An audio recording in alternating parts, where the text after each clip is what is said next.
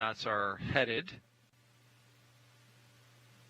Now we have an opportunity to take some social questions that we just talked about. So, are you ready, Zena? Oh, yeah. Excellent.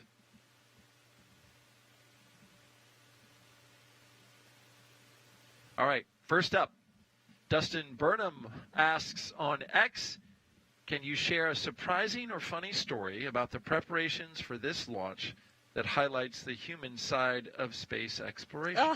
Oh, that's a great question. Oh, man. As crew members training together for 18 months, we have a lot of opportunities to not only work together, but also travel together, and you get to see each other in many different circumstances. I can attest that Nick Hague is quite good at karaoke. You don't say. I do. Yeah, so that's what he can really sing. Oh, well, I would say he's very enthusiastic. Oh, okay. Absolutely. Oh, I see. Is he the guy that, he's always trying to get to the karaoke bar to sing? Or does he kind of push it a little bit? I think it's an especially nice tradition, for example, when we are training in a place like Japan, where this is one of our international partners, and what better place to do karaoke than in Japan? No doubt. So we're looking outside the operations and checkout building at T-minus 3 hours, 38 minutes, and counting. This is where family, friends, loved ones have gathered to say goodbye to their astronaut. And let me tell you, the license plate is ready for it, as is the SpaceX Teslas that will head out to the pad.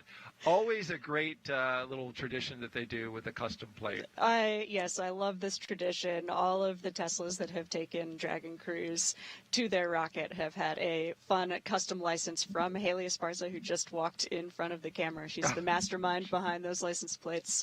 I suspect this one is a Taylor Swift reference. Ah, I'm glad you got that. Uh-huh. Well, you see the 3 Teslas that are going out there, Teslas 1 and 2. Of course, with just 2 crew members today, they'll be in one Tesla together. That's right. It would be a lonely ride separate, so I'm glad they'll be together and listening to Pump It Up playlist on their way there. Well, you can see this is now the hallway back inside the astronaut crew quarters, and some really fantastic artwork that you can see lines the hall there. This has been a recent addition to the hallway. It's just some beautiful stuff there. Yeah, I absolutely love this addition to such a historic place. And those doors, my goodness, it's amazing thinking how many crews, all of the people who have walked through those doors on their way to orbit. All the way back to Gemini in the 60s. It has been a long time as we zip over. And, well, there's Rajachari, one of our astronauts, former crew members. Yeah. Is out there helping out. That's right. Rajachari, a classmate of mine, Turtle classmate, and the commander of Crew 3. And he is here as a family escort for Nick Hague.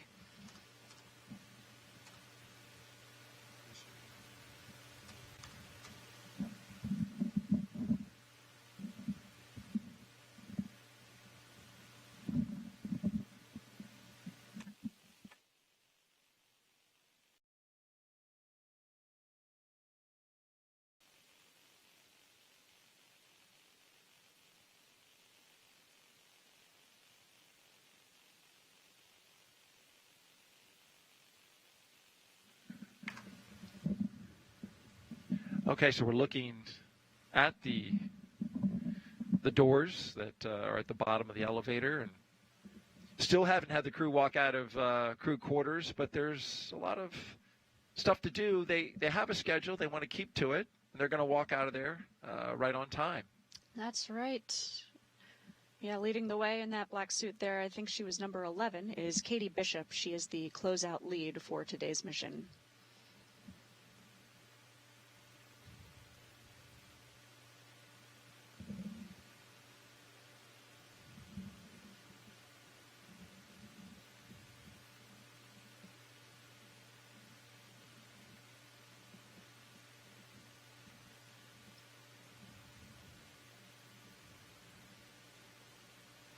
crew quarters is a pretty big place as you look into the hallway there. Talking about 26,000 square feet, and it takes up the entire third floor. Yeah. And the West Wing. That is true. That's true. Yeah, not all of that is used as crew quarters specifically. It also includes a lot of other goings on. Oh, here we see the crew coming down the hallway. Oh my goodness. Here they come. Crew-9 leaving the suit-up room and now on the move inside astronaut crew quarters. This is a big moment, and there's so many people who have supported them in quarantine who are lined up in these hallways, wishing them well on their journey. You can see them waving goodbye as they get in these elevators. Yeah, Alexander Gorbanov on the right, Nick Hague on the left, stepping into the elevator with Shannon Walker. That's right, and that poster that you see lining the walls of the elevator are signed by so many of the people who have supported this mission here at KSC. It's really humbling to see those posters as you step into those elevators. A very nice touch and a thumbs up as the elevator doors close. Now they're headed down to the first floor, and as they do so, since we're talking pre-launch traditions, and we had a few of them, here's another one. Both Nick and Alexander signing their mission patch inside crew quarters.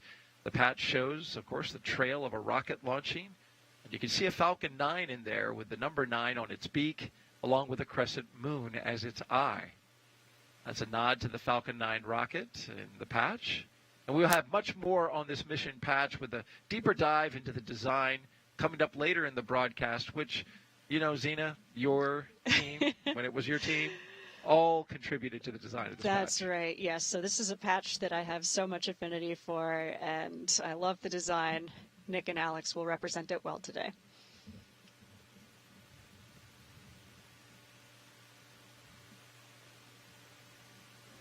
And we'll have one astronaut and one cosmonaut. They will soon walk out of the doors here at the Neil A. Armstrong Operations and Checkout Building. So we are focused on the doors. There's Haley, I believe, right? That's right. That's Haley, number 34, walking out. You see the patches that the stickers that line the doors, a great tradition there. Yes. One of Crew many members. reminders of all the history of this building. It's a moment of big anticipation. See in the blue suit on the right, Raja Chari. They're supporting Nick Hague's family. And Administrator Bill Nelson is here, NASA Administrator, of course. Yeah, that's right. Right there I saw in the him bottom corner on in the the far blue right. shirt.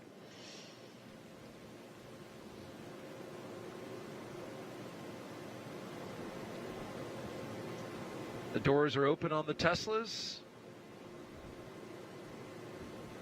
They've allotted about 25 minutes to the pad with a security escort that will lead the way.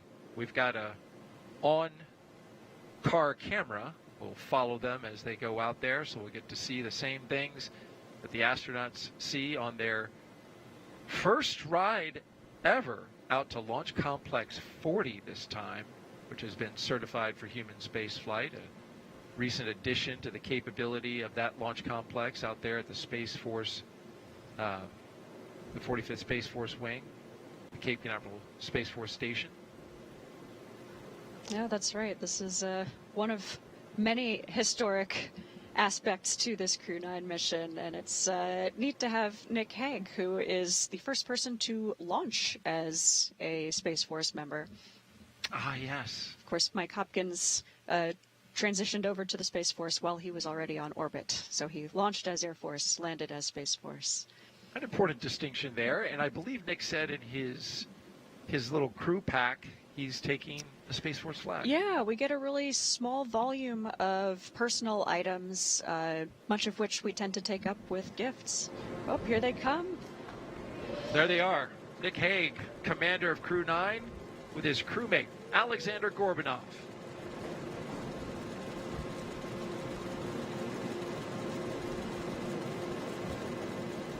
It's a big moment. Family and friends seeing their crew members This way in to their space. suit. Yeah. Yeah, so they'll have a chance here to say a few words with those who are closest to them. standing at a distance, of course, because the astronauts are quarantined for 2 weeks right, yeah. prior to liftoff. And their closest members of the family have been quarantining with them, but as we are actually getting ready to get on the rocket, we are taking all of the precautions possible. What's this like for you, Zena, seeing your former crewmates in this moment? Oh, gosh, at the same time, it is absolutely joyful, and it is also surreal. It's really fun seeing people I know so well in their suits, ready to go. I know firsthand how well prepared they are. They've been doing not only all of the normal training for a mission like this, but additionally working really hard to make that final transition into these roles that they weren't originally planned for. I know that they're ready, and gosh, it's amazing. I know how many people have put a ton of work into this. I'm ready to see them get to the International Space Station and get going on a long expedition.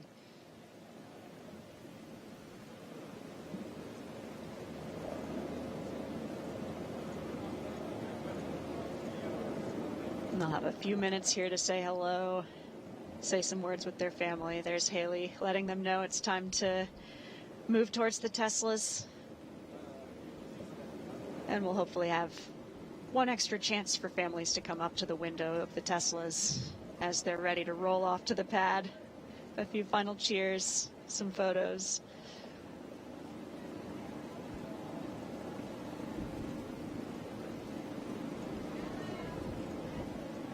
And now they are getting into the Tesla. And as Zena said, the doors will close, the windows will open, and they'll have a few more moments with their That's family right. and loved ones. You can see them hooking back up to that cooling umbilical connected to their little personal briefcases. Get them some air on their way to the launch pad. Switching from the handheld to the in-car system, right? The handheld system is actually in the back behind their seats. So it's all part of it. Okay. Yeah, but they ditch the little cooling suitcase as they walk out, just less to carry. Gotcha.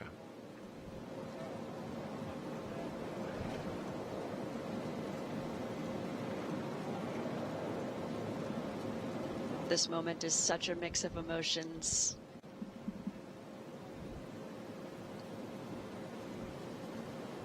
I know families are all at once so proud of their loved one. It's also incredibly difficult to know that it's going to be a long time before you see them again. Of course, we have a lot of great communications assets. It's really easy to stay in touch, but it is nevertheless really challenging to be a family member on the other side of this. And as a crew member, you are feeling so excited for this launch that's about to happen. You're so ready for it, as this license plate says. They are ready for it indeed. And you've been down there on the ground as an astronaut support person with these crew members as they've been getting ready to. You were there for Crew 4, That's right. Yeah, I was the support person for Crew 4. I was a backup crew member for Crew 4 as well. I've been on most sides of this this barrier here. I've been there as a support person, riding in the Teslas with the crew to the pad. I've been a family escort. I've been there as effectively the family member for a crew member. So I've seen it from a lot of different sides. It's really, each one is challenging and humbling. So I know firsthand all the work that goes into something like this. And they are off on their way to Space Launch Complex 40 at Cape Canaveral Space Force Station. You can see the crew driving away from the Neil A. Armstrong Operations and Checkout Building, and this will begin a roughly 20-minute drive with a full security escort across NASA's Kennedy Space Center, including the Vehicle Assembly Building. And there they are, the onboard camera. I just want to follow up on a note that you said. You've seen this from so many sides that by the time you get to space, you will probably be the most highly trained astronaut to ever do a crew launch. Well, I don't know about that, but I will be ready for it as well, that's for sure. All right. Well, while we've got the astronaut and cosmonaut in their vehicles headed to the pad, let's hear from them now. And let's start with Commander Nick Hague, who spent 5 months in Iraq in 2004 in support of Operation Iraqi Freedom. Let's listen more from the test pilot from Kansas.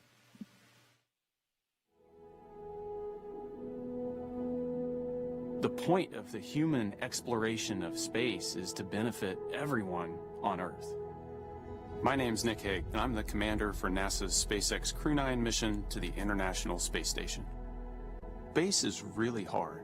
It's dynamic, it's unpredictable, and we've seen that play out over the last several months. But that's no different than the way it's always been. And so it's phenomenal to be part of a team that you see them respond to that and throw themselves at these new challenges and figure out ways to make it happen. It just makes you really proud to be part of the NASA team. I grew up on a farm out in western Kansas, looking up at the night sky, staring at the stars, dreaming about exploring space. At some point when you're growing up, the childhood dream of going to space transitions to a professional ambition. And for me, that time was at the test pilot school at Edwards Air Force Base. I've been to the space station before. My first launch was not quite successful, and we aborted about 2 minutes into the flight. So what was supposed to be a 200-day mission ended up being a 20-minute mission. I was able to try again 5 months later and complete the job that I was asked to do, which was go to the space station and spend 6 months on board. So I was part of Expeditions 59 and 60. Our mission hasn't changed. It's to get to the space station, conduct research, and come home. How we're going to do that is going to look a little bit different. This time, we're going to launch with just 2 crew. We're going to have 2 empty seats for Butch and Sonny, so that at the end of our mission, we're going to be able to bring them home. But one of the most exciting and challenging aspects of what lie ahead is how Alex and I are going to integrate into their crew. You know, they've been on the station for several months already, and it's going to be thrilling to be able to join them and get to work, doing that mission of discovery, conducting science, performing upgrades on the station, figuring out how to live and work not just in low Earth orbit, but how we're going to do that when we go to the moon and on to Mars. Safety culture at NASA is so critical. We manage risk every day. Just being able to watch the agency navigate those decisions over the last several months and balance the risk and the safety of the crew and the well-being of the crew and the vehicle and the mission has been phenomenal. What is crystal clear in that entire process is the commitment to making sure that when we launch crews, we're going to bring them home safe.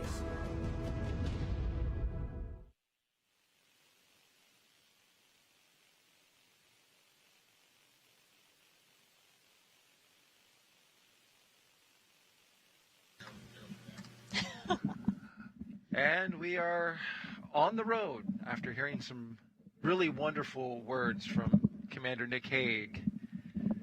I like the part about him looking up at the sky and dreaming about space and translating that to a professional ambition. And here he goes. We also want to invite you to jump in to the conversation we're having right here on air. Send us your questions with the hashtag AskNASA on the platforms Facebook, X, YouTube, and Twitch. Astronaut Zena Cardman is here, and she is answering your questions and doing a great job of it.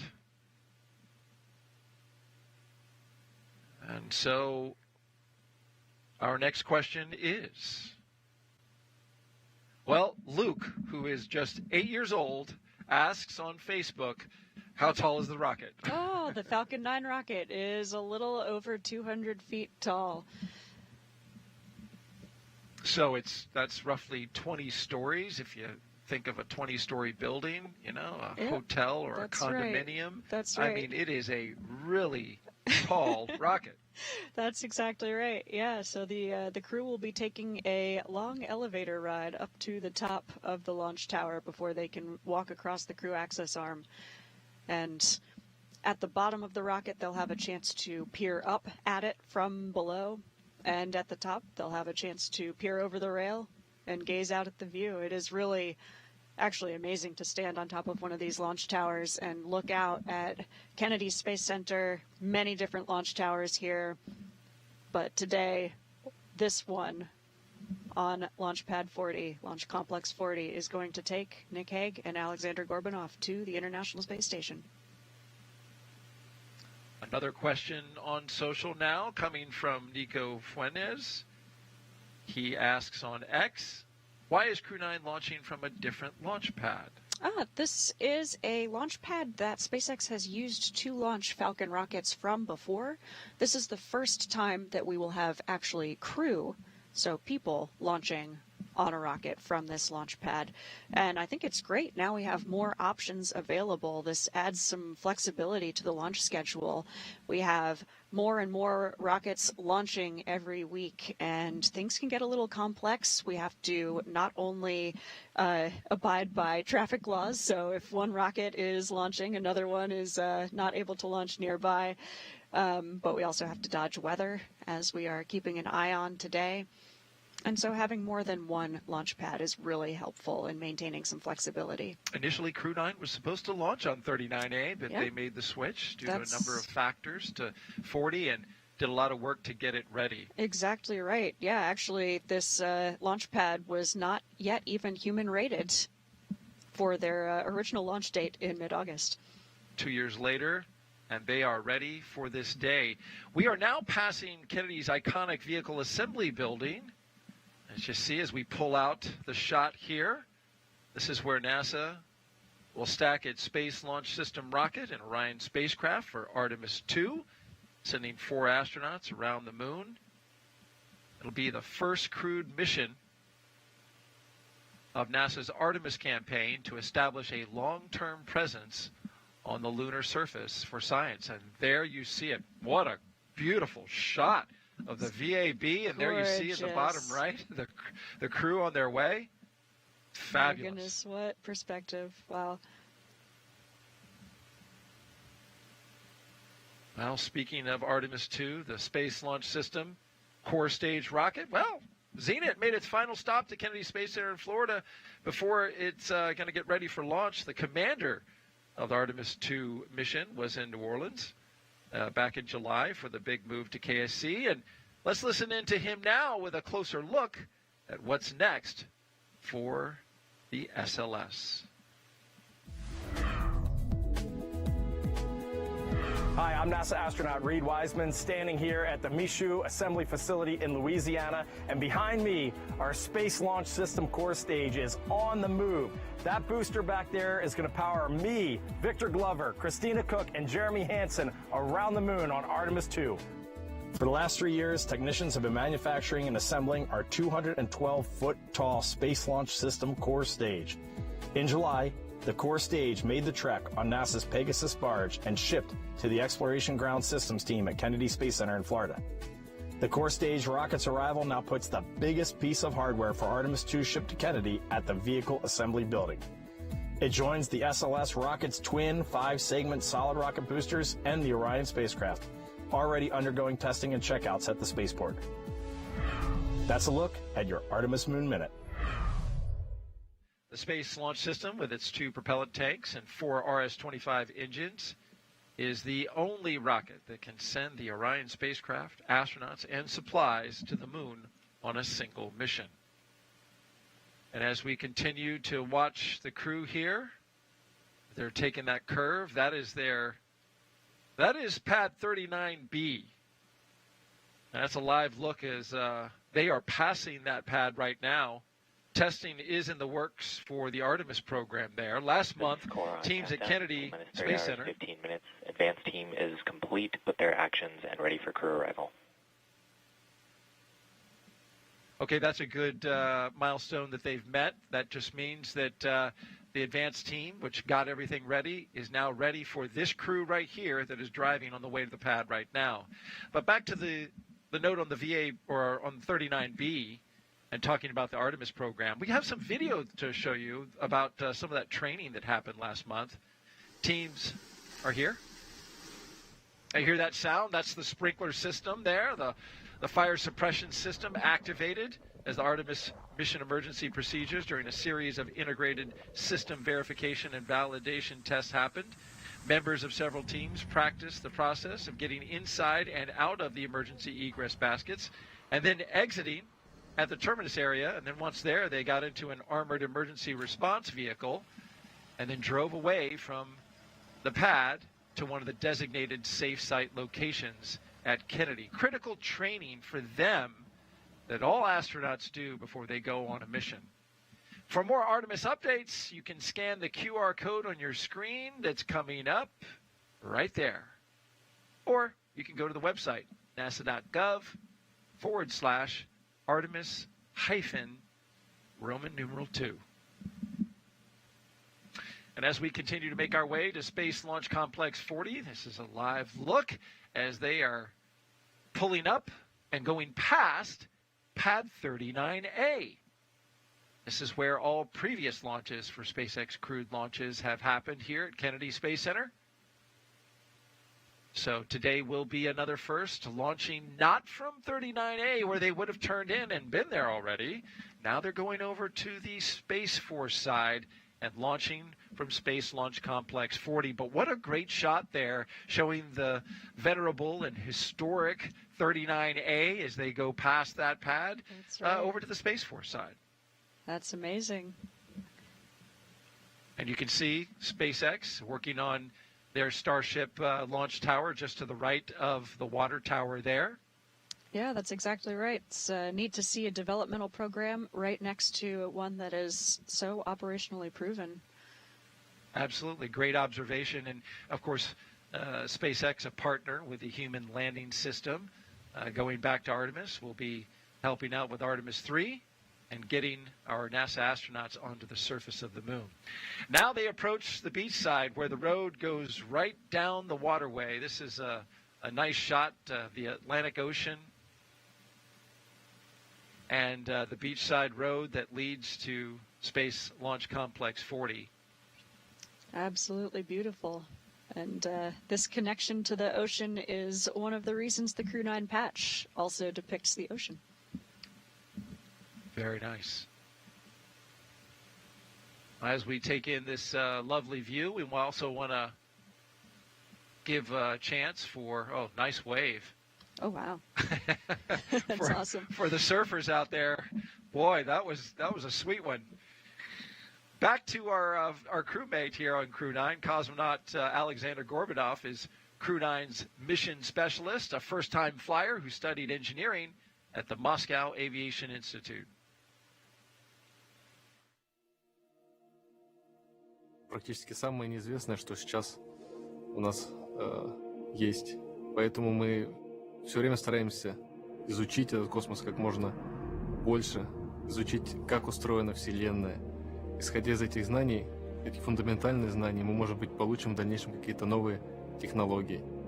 My name is Alexander Gorbanov, and I'm the mission specialist for NASA's SpaceX Crew-9 mission to the International Space Station.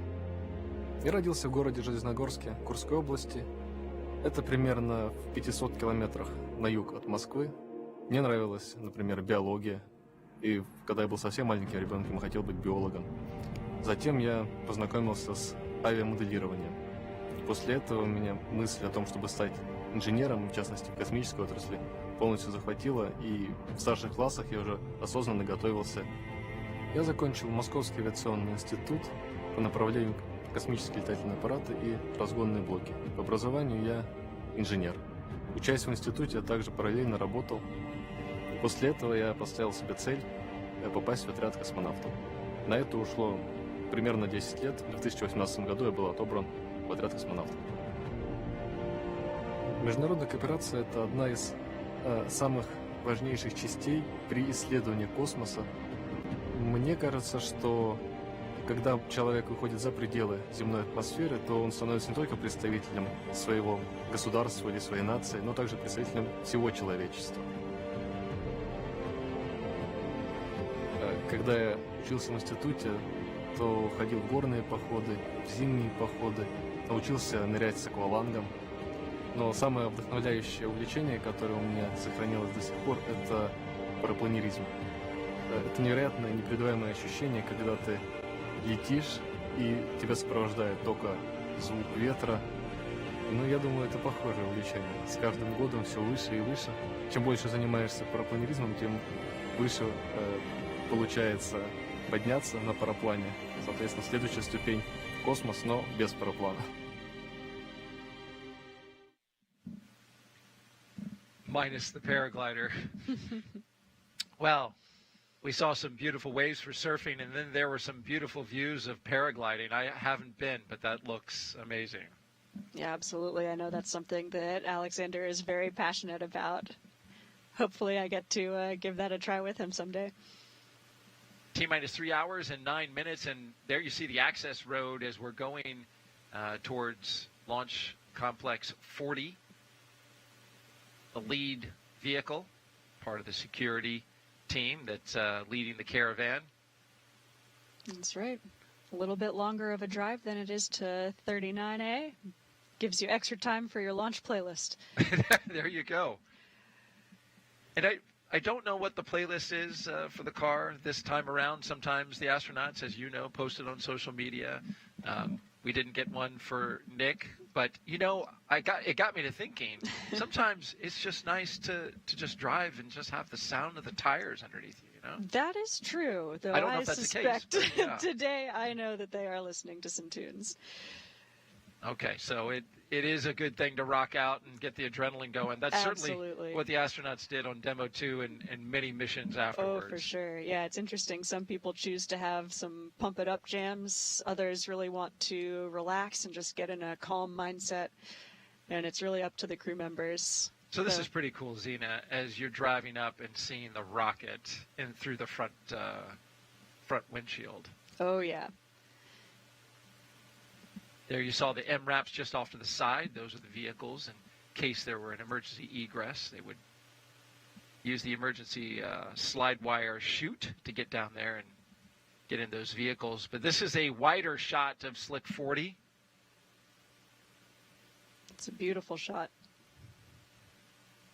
It is a smaller footprint than 39A. Of course, 39A, a very large NASA facility that has a very long flame trench. This one, a little shorter, a little smaller footprint, about the third of the total footprint. But all the hardware is there that's necessary for a successful spaceflight. And today, the first time that we'll have a crew launch from this launch pad. And a lot of work, about 2 years worth of work, went into getting this pad configured and outfitted with hardware that can support a crewed launch. And you need a tower, you need an access arm. So I want to give you a little closer look at what we're dealing with. You can see there's the entire complex. And if you look to the right of the screen, that's the launch tower. You see the elevators. Astronauts will be going into those elevator doors. They'll then go up to the top and pop out right here at the top of not the very top, but the launch tower level that leads them to the spacecraft. They'll walk in the direction of those chevrons into this crew access arm, where you see a couple of the advanced team members from SpaceX looking out the window, and what incredible views they have there as well. And then that crew access arm leads to the spacecraft Freedom. It is a larger white room than we are accustomed to seeing over at Pad 39A, but it is very capable with numerous improvements to the current system. And there it is, a look from the outside. Outside the crew access arm and the Crew Dragon that is atop the Falcon 9 rocket. A little wider look, and you can see all around the Space Coast as we have a beautiful day forming up.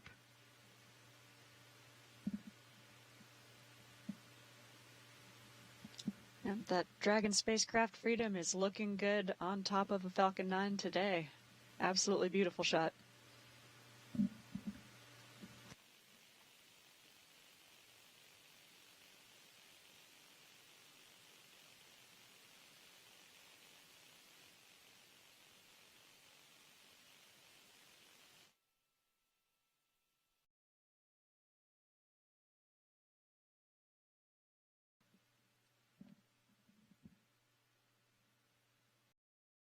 T-minus 3 hours and 4 minutes and counting.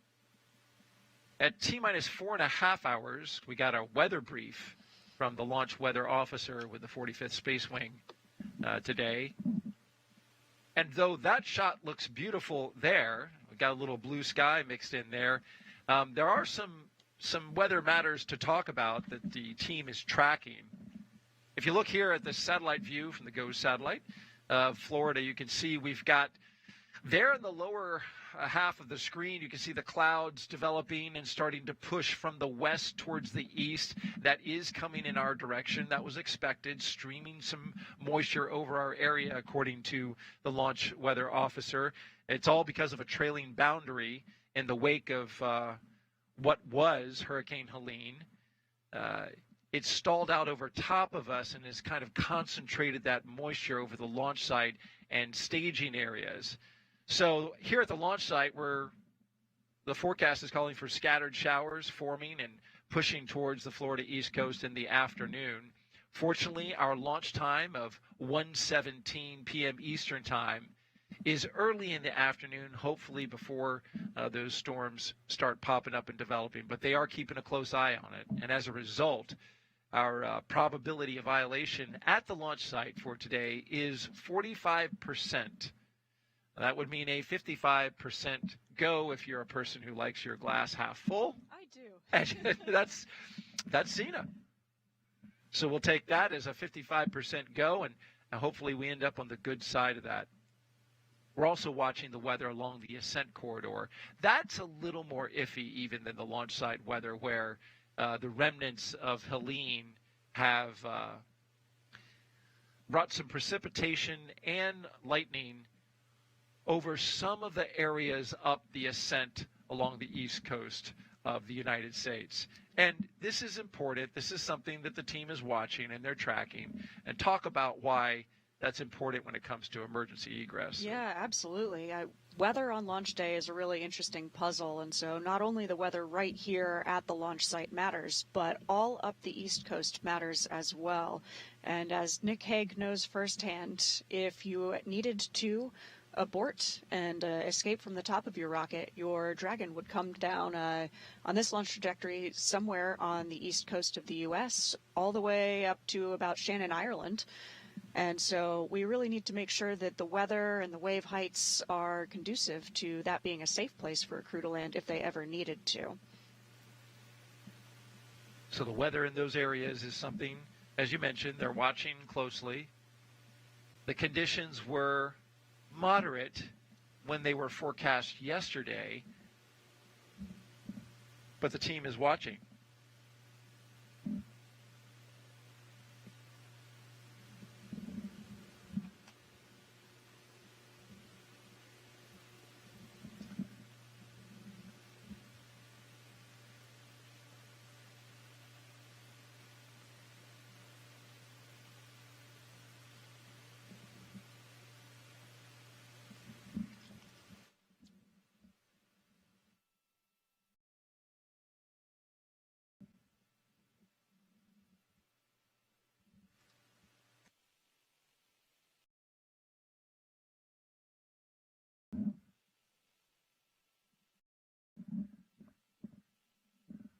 A quick note, Zena and I are listening into the weather brief that's happening right now. We're going to update you once that's complete.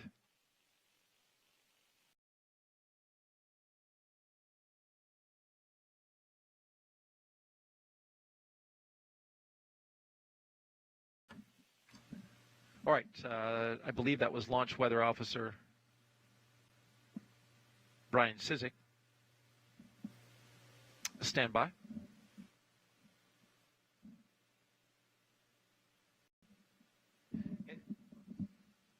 In the meantime, while discussing the weather, our crew, or Crew-9, is headed towards that elevator at the base of the launch tower.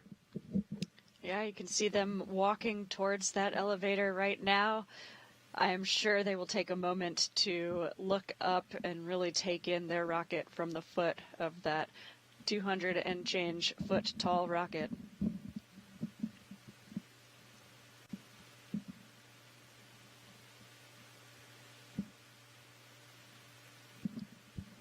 You can see them doing the quintessential SpaceX flight suit lean back. There it is. The suit is designed to be most comfortable when you're in the seated position, so that Not staring up at a 200-foot exactly, tall rocket. yes, This not, is core not exactly on countdown. ergonomic for T-minus these 3 hours. Crew have operations, arrived at but the pad on I time. can't imagine standing at the foot of your own rocket and not stopping to take a look at it. Isn't that something? What a view that we just saw there as they No were kidding. craning backwards. We call it the rocket recline. The rocket recline, I love that. And Should into be the a dance elevator move. they go.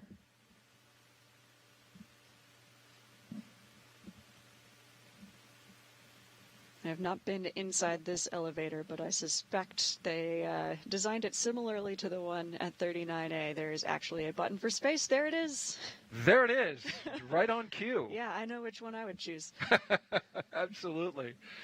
Well, it's, why go to the 230-foot level when you can go to space? Send it. Send it, indeed. And there's the top, and that's where they'll pop out. And the crew, as we showed you in our little mini tour, will follow those chevrons on the ground, which are also there in white, high contrast with the black paint, so they can be seen in the case of an emergency egress. Yep, that's exactly right.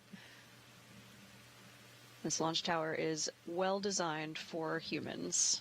It's part of the long process to get it rated for these crew members, Nick and Alex, today. And there's Luke Delaney, number 43. You can tell by his red name tag, a little bit different than the SpaceX ninjas. Yeah. And there's some important differences between this crew tower. This elevator takes the crew all the way up to the level of the crew access arm, as opposed to at 39A, they have to actually go up a few flight of stairs. That's exactly right, which is no easy feat when you're in a suit like this. So quite nice to just go all the way direct in your elevator. Yeah. Direct flight. Mm-hmm. And the crew access arm at 39A actually, I understand, has an incline. So there's a little kind of coming up. Yeah, that's right. It's a little bit different than 39A. And here they come. Commander Nick Hague and mission specialist Alexander Gorbunov walking the crew access arm towards their Dragon Freedom capsule. They are all smiles, and I can understand why. With phenomenal views to either side of them, walking confidently and certainly anticipating these next few moments where they'll get into the spacecraft and get seated and strapped in. There's Katie Bishop, who is in charge of today's operations here at the Cape as the closeout lead for the SpaceX team. She handed a Sharpie to Alexander This is Gorbunov. core on countdown. T-minus 2 hours, 56 minutes. Another Crew one have of those arrived many at the White Room. spaceflight traditions, signing the wall of the White Room before you get in your Dragon capsule. And these will be the first signatures on the wall, unlike 39A, Yeah, which is here actually we go. full They of get signatures. to be the first. Isn't that something? Choose a good spot, Alex. Yeah. No pressure. Oh, yeah. Very nice. Good. Boy, yeah. He went big, too. There's only two of them. They can take up twice as much space as they would. That's right. Nick is a lefty, apparently. That's true. Strangely, the astronaut office has, I think, a higher percentage of lefties than most of the U.S. population. How about that? Wonder why Random that fact. is. I don't know. Who knows? I Don tried to Haddock. make some kind of observation of left hand, right brain, but Yeah. I don't know if that would work. Well, look at this. What a Taking in that view. Yeah, absolutely. I love nighttime launches. Looks really spectacular as the rocket lifts off, but getting to see this view, taking in some final scenes of my favorite planet before getting in your rocket. That's a great point. You walk down that crew access arm at night, and it's just black, but during a day launch like we have today, I get beautiful vistas the entire way. Absolutely. But night is fun for people who watch launches. Yes, And yes. it lights up the sky. Yep. We've got a split screen now showing you the crew access arm, exactly where those astronauts are inside, and then our look inside it on the right-hand side. Nick Hague and Alexander Gorbanov having a little chat there about their final instructions to ingress, which means just get inside of the capsule. And their signatures, the first two signatures on this wall that no doubt will be filled with signatures over the coming years as crews continue to launch from this now human-certified launch pad. That's right, the first two of many. And we've got one already in the seat.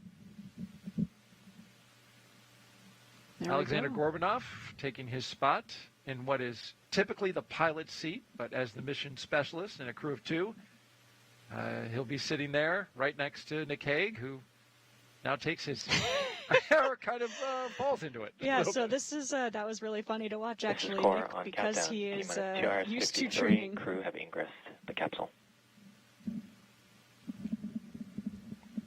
Used to training in seat number 3, so the seat that Alex is sitting in. You saw Nick lean to the right. He's used to dodging location 8, where the displays are, to the right to get around it. It's one of the many human aspects of training for something like this. Yes.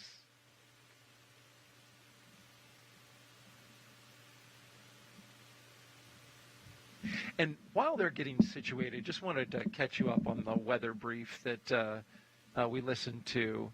The launch weather officer, Brian Sizik, in this case, was observing a line of storms that are headed our way over Florida right now. They're coming up from the southwest, and that's what's contributing to our launch day forecast. Our winds are 10 miles per hour out of the south-southwest.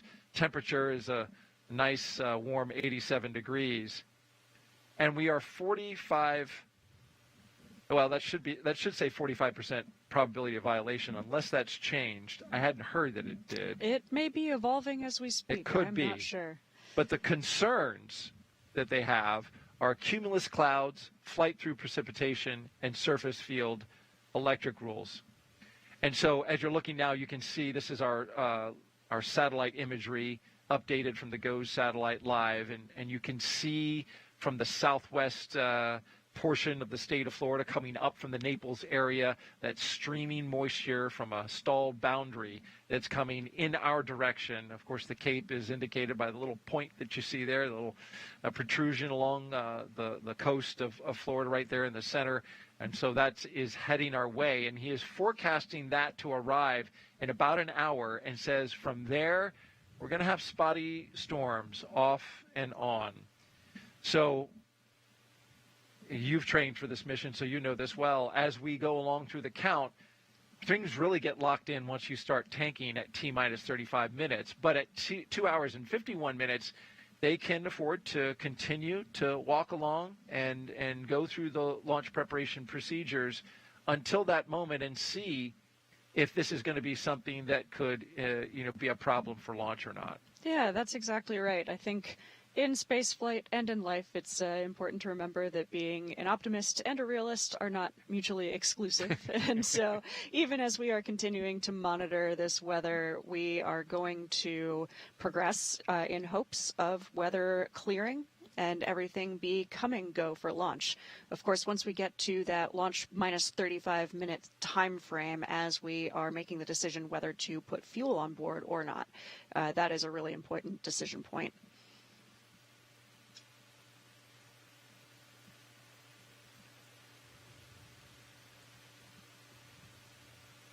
And so our crew are now getting settled into their seats. It looks like Alexander has his 5-point harness on already and moving through his procedures there. That's right. Yeah, it's really nice to have some help from these suit techs strapping us in on the ground. The seats are in a slightly more upright configuration than they will be for launch, and so that helps you with ingress, with getting in your seats. But it is still difficult to strap yourself in. You can see Nick is taking care of his shoulder harness straps right now, plug it into the center point where all 5 points of that harness attach. It certainly is cozy and comfy, isn't it? I mean, they're elbow to elbow. Absolutely, yeah. It's pretty roomy inside as spacecraft go. It's a really nice cabin interior.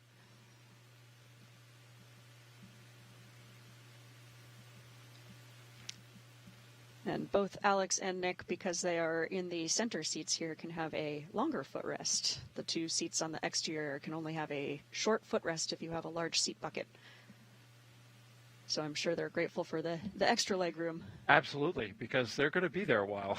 We got a 28-hour transit to the International Space Station once they lift off, and we've got another just a little under 3 hours in this position now. So absolutely, yeah. And of course, once they get on orbit, they can get out of their seats and out of their suits as well. But they've got a few more hours to go. And here, where you are not weightless, it's important to be not only safe, but also comfortable. And I did double check the probability of violation. We still are at 45% probability of violation, so 55% go with the weather, and that hasn't changed. Though, just to briefly recap, there are a line of storms heading this direction set to arrive in about an hour. And launch weather officer says they'll be off and on as they pass over the spaceport. But I have seen, it's rare, I think actually I only saw it one time, 80% no-go. And as long as it's clear right at T0, you got a hole in the clouds. That's and right. it's clear enough away. 10 one mile window. Yeah, that's all you need.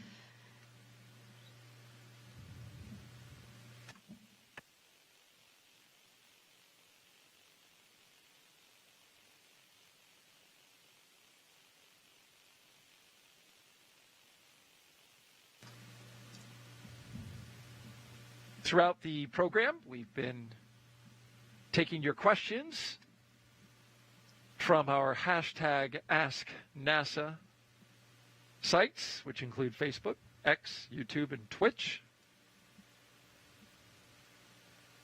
Zena Cardman, NASA astronaut, has been taking those questions and enlightening those who are curious enough to ask, and we appreciate you sending those questions in. And next up, Zena, Craggy Williams asks, where was your favorite place to train? Oh, my goodness. You know, I love that we have so many different training centers. A lot of the training that we do is for the International Space Station. And we train all over the world, in Japan, in Star City, Russia, and at the European Space Agency in Germany. Most of my training happens at Johnson Space Center in Houston, Texas, and same for Nick Hague, my crewmate there. I love the facilities that we have at JSC. One of my favorites maybe would be the Neutral Buoyancy Laboratory, NASA's NBL. This is an amazing million-gallon swimming pool where there is a 1-to-1 scale mock-up of the exterior of the space station, and this is where we train for spacewalks in the EMU, the Extravehicular Mobility Unit. So that's a spacesuit, but different than the spacesuits that you see the crew wearing today. You can't understate the size of that pool. You mentioned 1 million gallons. This is like a gigantic indoor lake. It's humongous. It's about 40 feet deep, but it's such clear water. You can see all the way to the bottom. It's really hard to judge the scale of it. But I still remember the first time that I was submerged underwater in the NBL. You look down and your hands are in spacesuit gloves. And that was one of the first moments where things felt really real. As a newly hired astronaut. Right. Another one of my favorite places. Did you pinch yourself like in that moment? Absolutely, yes. Absolutely surreal. But yeah, what an amazing place to train. Sorry, you were going to say? Oh, my other favorite places to train include also the Dragon Training Center in Hawthorne, California, near Los Angeles. This is where SpaceX headquarters is and where actually Mission Control Hawthorne is, so the Dragon operators on the ground, in addition to our Houston Mission Control Center operators. And there in Hawthorne, they have a capsule simulator that is a perfect mock-up of this Dragon spacecraft. It's so real that I've heard crews say they are convinced that the side hatch is going to open, and their lead trainer, in this case, a person named Paul Weiss was our lead trainer for Crew-9. We're just convinced that Paul is going to pop his head through and say, okay, good job on the sim today. I have heard other astronauts say the same thing. Absolutely. When they get in, this moment we're seeing right now with Nick Hague and Alexander Gorbanov is so familiar because of all that training. Absolutely. That the day, even the day of launch, that familiarity just takes over and says, oh, this is just the way we train. Absolutely. It's so important to train in as high fidelity an environment as possible. And of course, there are some aspects of space, for example, the weightlessness, that are very challenging to simulate on the ground. But this capsule, it's really amazing to be able to train in a capsule that's such high fidelity and has exactly the same avionics and software, so that on launch day, you have been through this 100 times and the training takes over, you know exactly what to do. That's the confidence you want to have when going to space, which, as we all know, many of us who worked in this industry for a while, it is a business that is not without risk. Our next question is coming from Kyla Ramsey. Kyla Ramsey Garza, I should say. She asks on X, my 6-year-old wants to know, what will Expedition 72 do for their research at the ISS? What kind of science? Oh, there's so many different experiments that are on board or going to be on board. One of my favorites, I think, is actually ourselves, the human subjects. A lot of the research that we do on the space station is understanding what happens to people when you're in space for a long time. And that's because we're getting ready to go farther afield to places like the moon and eventually to Mars, where we will be spending longer and longer duration. That our body experience in space are very similar to populations on Earth.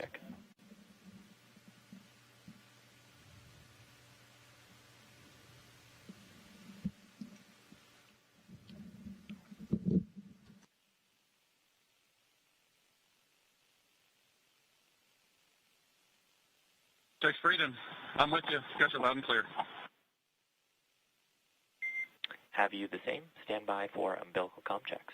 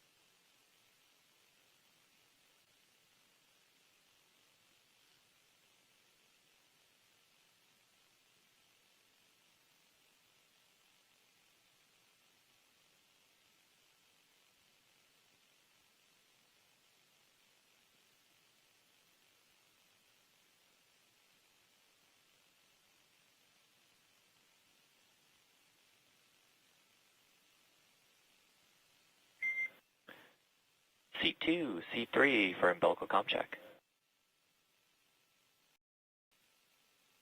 Seat 2's got you loud and clear. We got you loud and clear.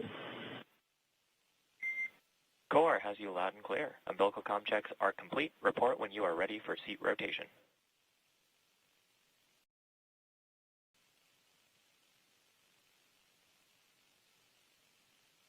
Freedom's ready for seat rotation.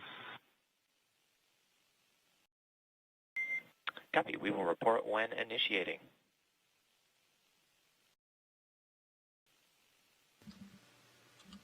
Starting off with some comm checks there, which is a routine part of this procedure. That's right. That was the core. His name's Shiva in Hawthorne, California, talking to the crew just before seat rotation here. Shiva is a former SpaceX broadcaster. Yes, Dragon, we yes. are initiating seat rotation. A good communicator. Yeah, good to hear his Ready. voice.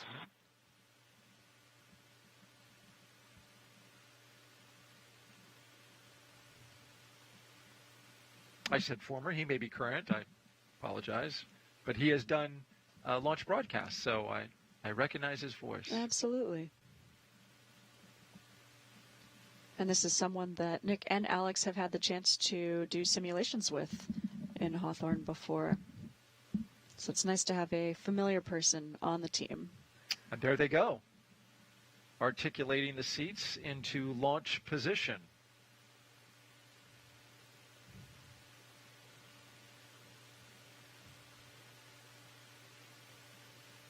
Boots up. And now this gives them a vantage point to work those heads-up displays a lot better. Yeah, that's right. With the seats in the reclined position, it's a lot easier to see and access those displays. Freedom, seats are in the launch position. Copies.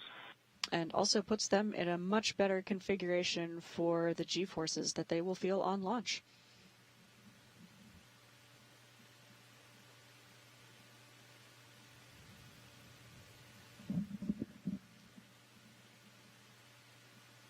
If you just joined us, welcome to our coverage of NASA's and SpaceX's Crew-9 mission, launching from Launch Complex 40.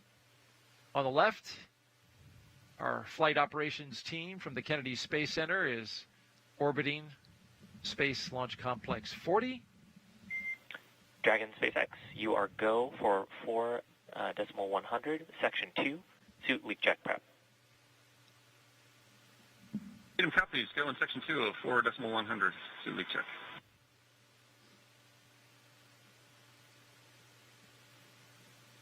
And we are currently here in a split screen. With the left, you see the rocket, and on the right are our crew. One astronaut, one cosmonaut, getting ready for the second of 2 leak checks so far today. Exactly. They did the first in the suit-up room at the operations and checkout building before they walked out and saw their families. This second one is because they have actually had a chance to open up the zippers of their suit. And we are now also zipped back up and connected to all of the systems of the Dragon. So their actual umbilicals connecting to the Dragon vehicle itself is one place where you might have a leak. So in the suit-up room, we've eliminated the variable of the suits themselves, and now we're just making sure that Our tear complete, ready for leak checks. all of those interfaces with the vehicle itself are going to be good to go.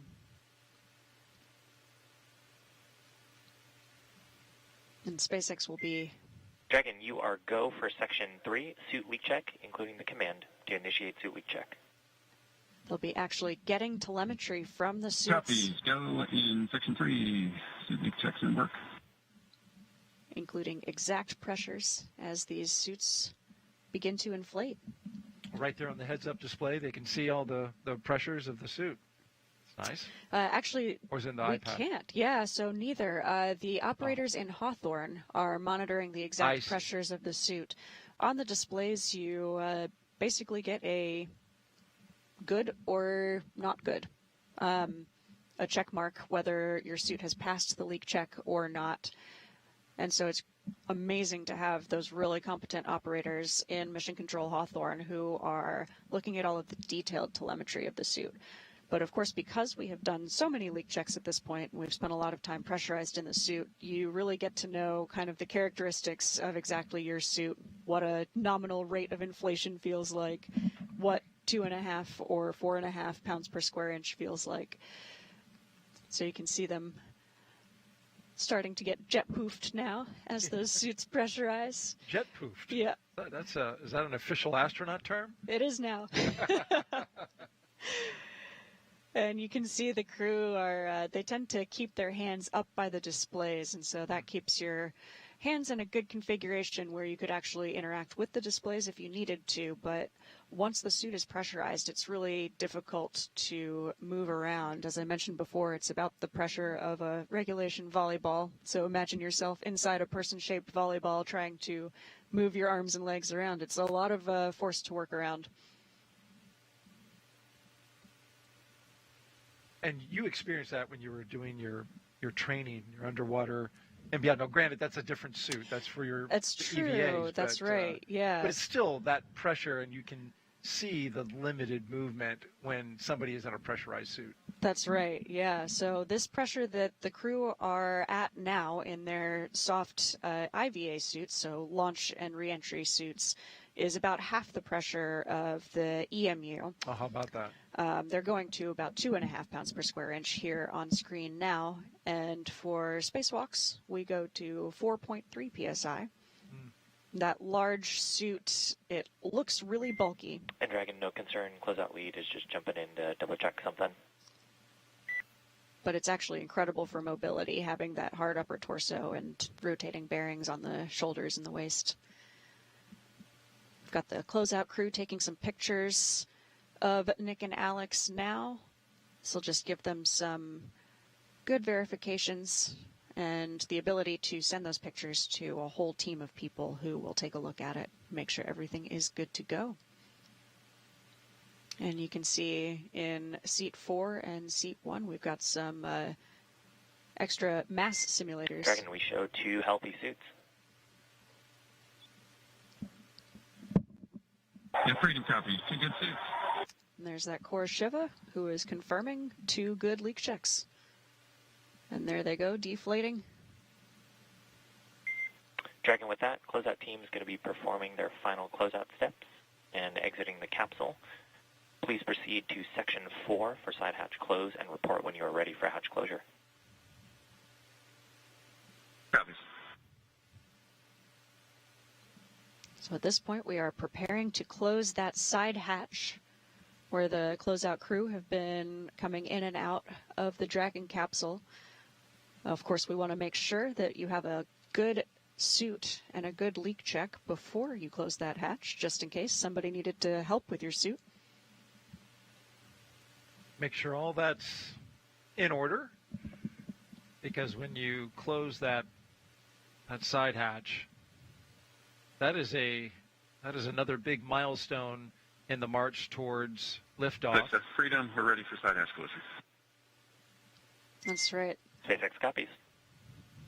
Currently scheduled an instantaneous window at 1:17 and 21 seconds Eastern Time. About 2.5 hours from now, we are making great progress. And there's a bit of buffer built into this timeline, especially for side hatch closure, because something even as small as a human hair can actually cause a slight leak when you do a pressure check on that hatch seal. And so we really want to take our time and get it right. But if we do see anything, there is still the chance to open the hatch back up, inspect it, remove whatever tiny thing might have been in the way, reclose it, do another leak check, and still launch on time. And we've had that happen. Exactly. That's exactly right. Yeah. Yep. You want a really good seal between you and space. Yes, indeed. Yes.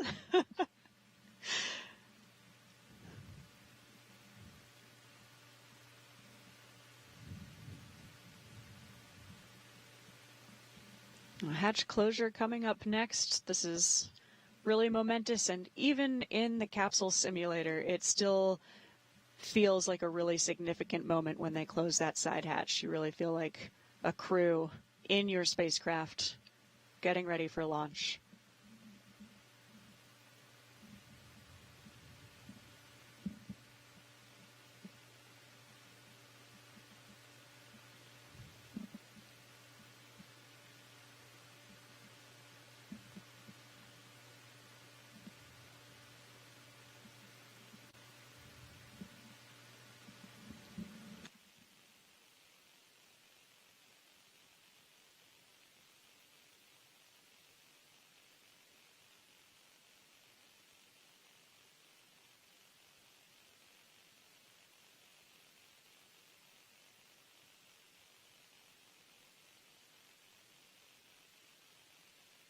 Dragon SpaceX for a Tetris comm check.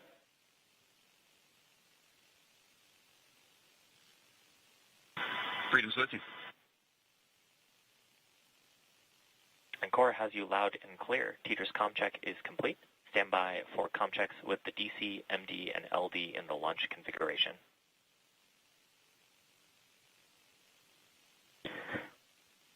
SpaceX Freedom, DC on countdown 1, comm check.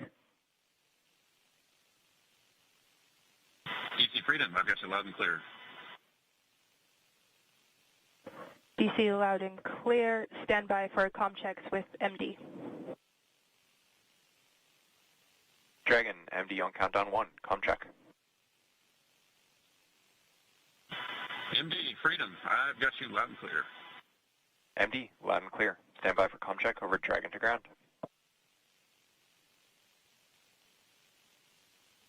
Dragon, MD on Dragon to ground, comm check. MD Freedom, I've got you loud and clear, Dragon ground. MD, loud and clear. Stand by for comm checks with LD. And Freedom's LD on countdown 1 with a comm check. LD Freedom, loud and clear. And LD, I have you loud and clear. Stand by for comm check over Dragon to ground.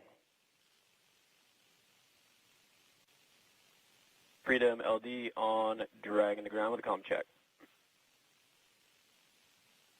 LD Freedom, loud and clear on Dragon to ground. I have you the same, Freedom. Let's keep that storm salsa coming. I'm with you. And Freedom, with that, launch configuration comm checks are complete.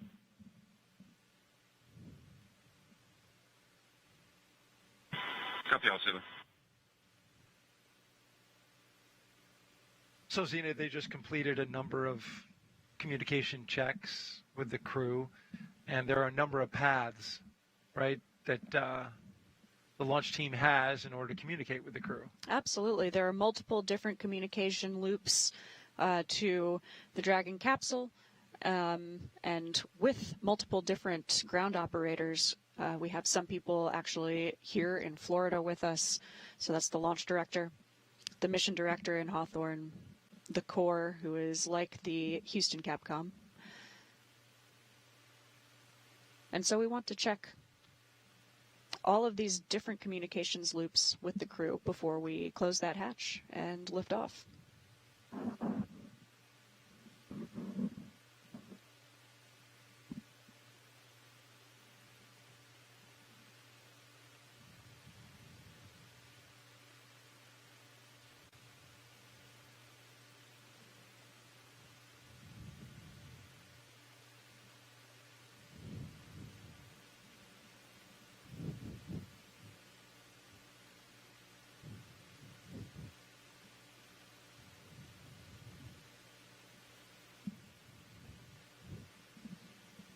And just another quick update on the weather.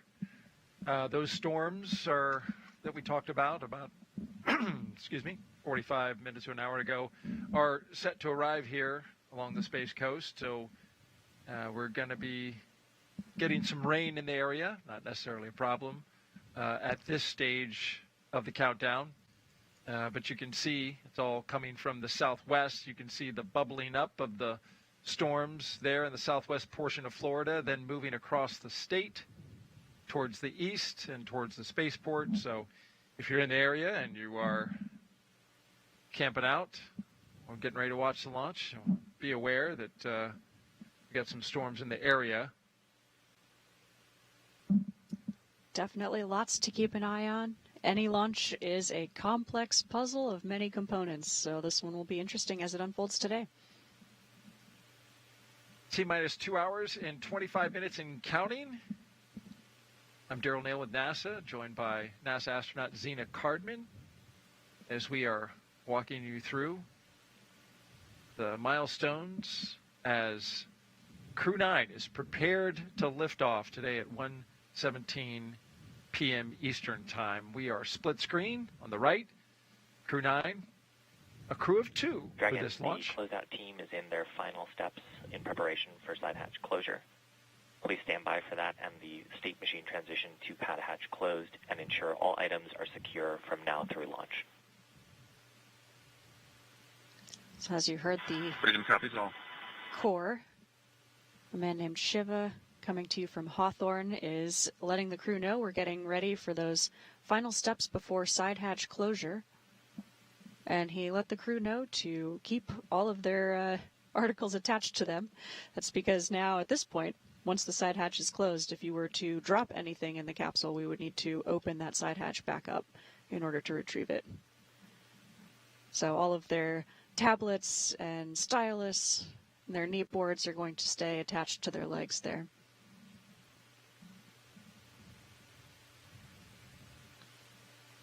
On the left, you can see the closeout crew removing some of the final pieces of protective material that you have over the side hatch seals as the crew ingress the capsule. You would not want to damage the seal or anything related to the hatch on your way in. And we remove that just before side hatch closure. The closeout team is now taking photos, all per procedure, so that we have something to reference in case the leak check is even slightly different than expected. And we saw just earlier on the left-hand side of the screen the flashlight, bright light, shining, taking That's a close right. look at that seal. Exactly. Doing some really thorough inspections here and photo documenting as we go.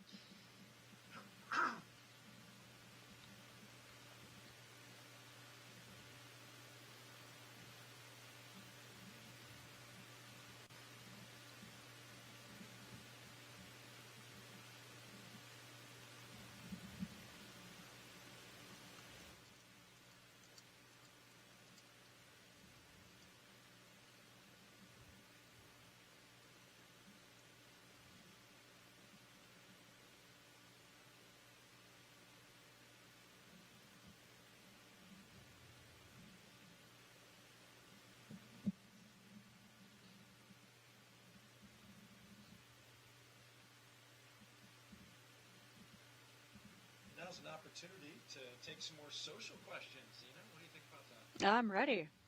All right. Of course, if you want to submit a question, we are taking your questions throughout the broadcast. Just punch in hashtag AskNASA to following platforms, Facebook.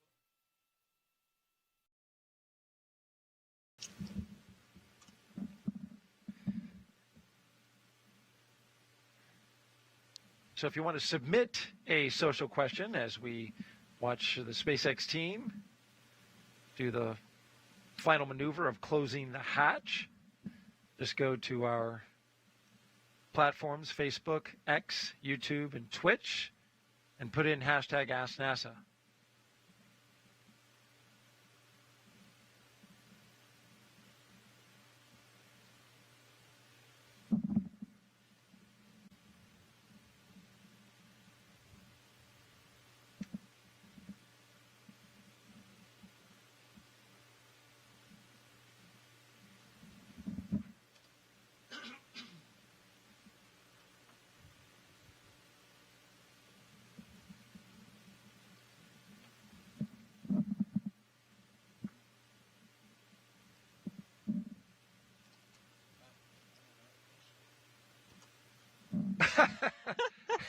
This question coming in from SpaceX's Haley Esparza. Zena, why are you so cool? Oh my goodness, probably because I have such cool friends. Like well SpaceX done. Ninja number 34. Is she out? She's not out there, is she? Not today. She's not She on was- the launch tower, yeah. although she has certainly been there in the past. So she's She wrote somewhere with her cell phone sending in a question. exactly. We appreciate that, Haley. Thank you very much. That's right. Yeah, she sent the crew off in the Teslas. So you know Haley pretty well. I know Haley really well. She has been an amazing support person for all of the crewed launches on the SpaceX Dragon capsule. really from the very start. I actually first met her at Bob and Doug's Launch 4 Demo 2. Yes. Back in 2000, the first flight of NASA astronauts on a SpaceX Falcon 9 and Dragon. Yeah. And it was the return, of course, of the ability for NASA to fly to the International Space Station from American soil. Absolutely. Historic first in 2020. Doesn't feel like that long ago, but so much has happened since then when it comes to crew launches from Florida. When you count Demo 2, 9 total at roughly 2 a year. 9 NASA missions, and SpaceX has also launched multiple non-NASA missions.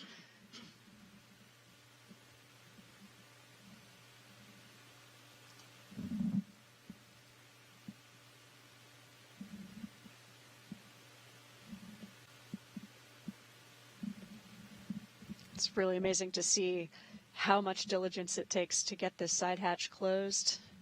A really meticulous process, but that is a very important piece of equipment, so we want to get it right.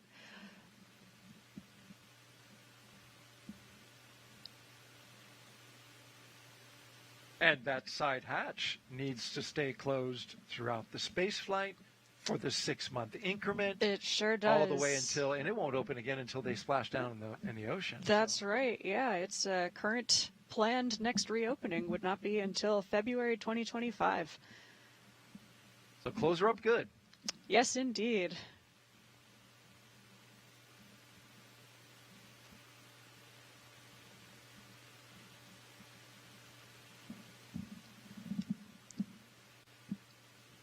Number 11 there again is the closeout lead, Katie Bishop, who is keeping us on schedule. She's got a play-by-play of every minute of this launch countdown.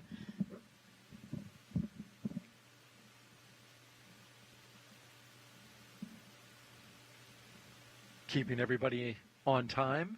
Yes, indeed. Integrating many teams who are working together to make this launch happen today, including the crew inside the Dragon capsule, the closeout team in the white room there, as well as teams on the ground.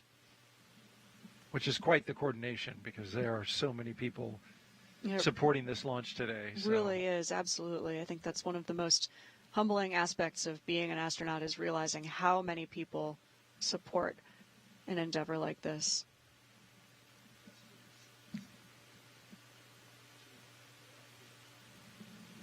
As we watched the side hatch getting closed, note that we are at T-minus 2 hours and 16 minutes and counting from liftoff of the Falcon 9 from Space Launch Complex 40 at the Cape Canaveral Space Force Station. To bring you up to speed, if you're just joining us, Crew-9 is currently inside Dragon Freedom. It's a crew of 2 today. Commander Nick Hague. It's his second flight to the International Space Station. And we also have a first-time flyer on this mission, Mission Specialist Alexander Gorbanov. So far, they have completed their comm checks and making sure they can communicate with the teams here on the ground. You see the technicians on the outside on the left screen working to close the hatch, but they got to make sure that seal is clean first and documented. And on the right-hand side, we see our 2 crew members. Their seats have rotated from upright to their reclined launch position, which allows them to see and access their display panels. They have also completed their suit leak checks to make sure their spacesuits are working properly, and we got a good confirmation of that. The closeout lead verified the cabin environment was good, and they all exited or I should say egressed the spacecraft and began their procedures to close the side hatch of the Dragon spacecraft.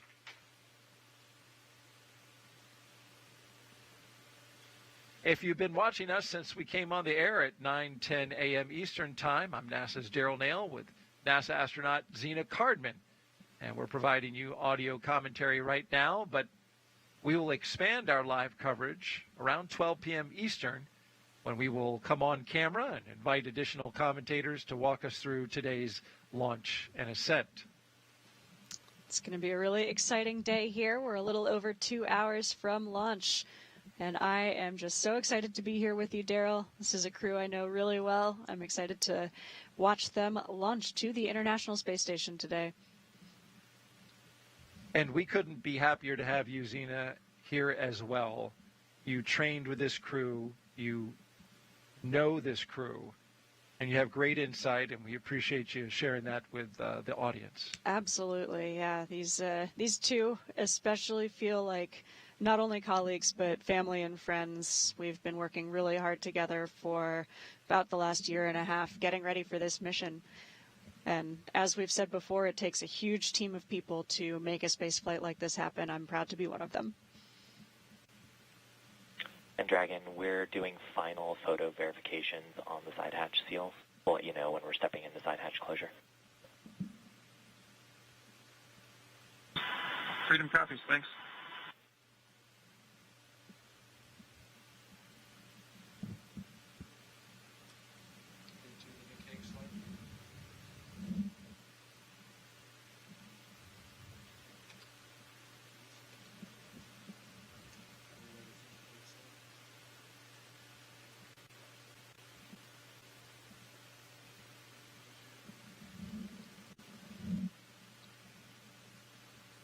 I think one of the hardest parts for crew at this point in the countdown to launch is just waiting. Yep.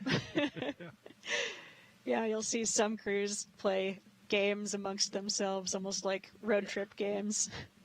Thomas Pesquet, he was, I remember it during his launch, and the number escapes me, but they were playing some games. I remember training with Crew 4 and playing some word games with them. Where you,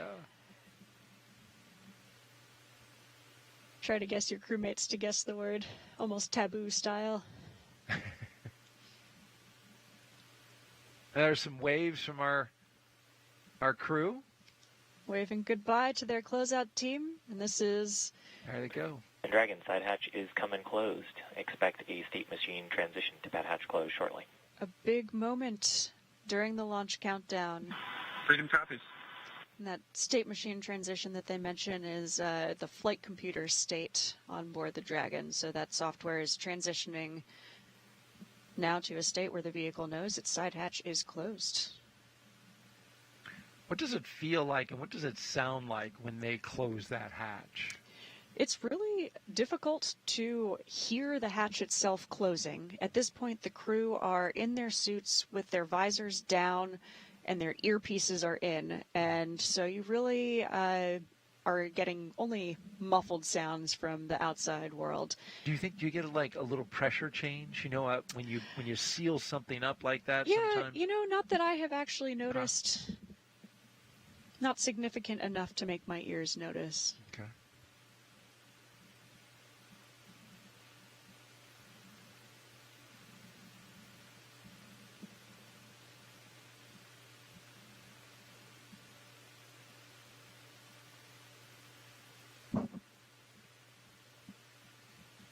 As they're working to secure that hatch,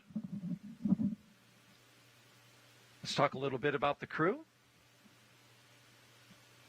And we'll start with Nick Hague. He's a U.S. Space Force colonel, and he is the Crew-9 commander today. He was selected by NASA as an astronaut in 2013. This will be his second space flight to the International Space Station.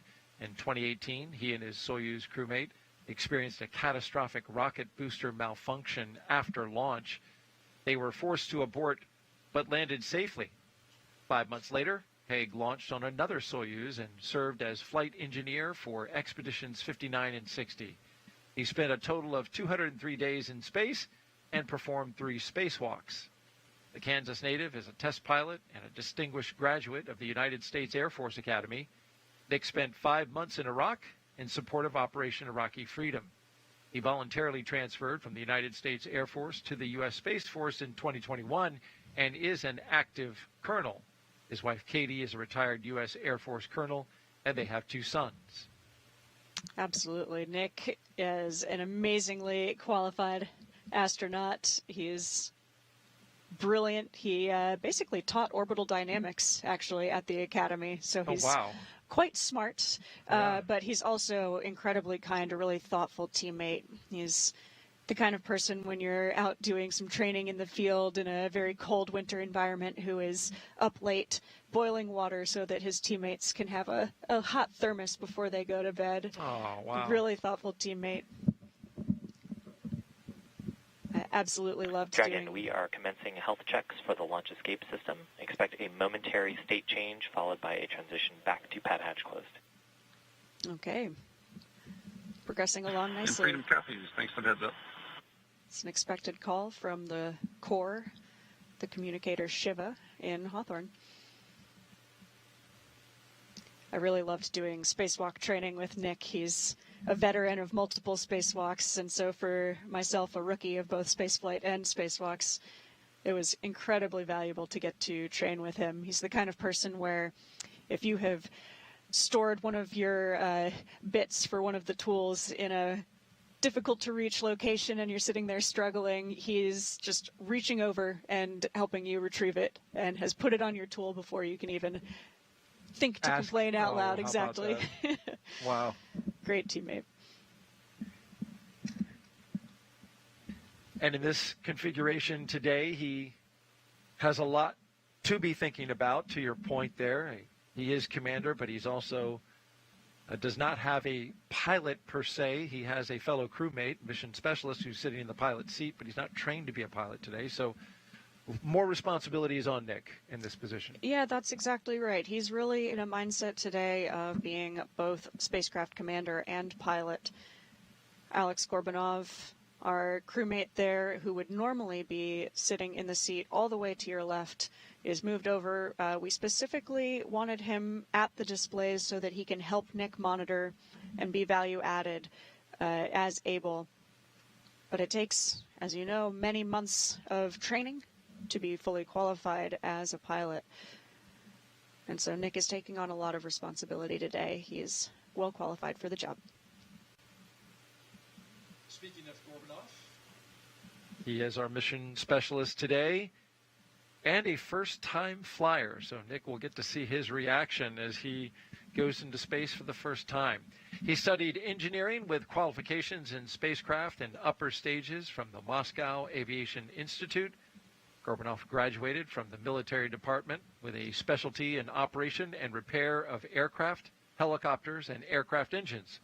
Before his cosmonaut selection in 2018, he worked as an engineer for a Rocket Space Corporation and helped support cargo spacecraft launches from the Baikonur Cosmodrome.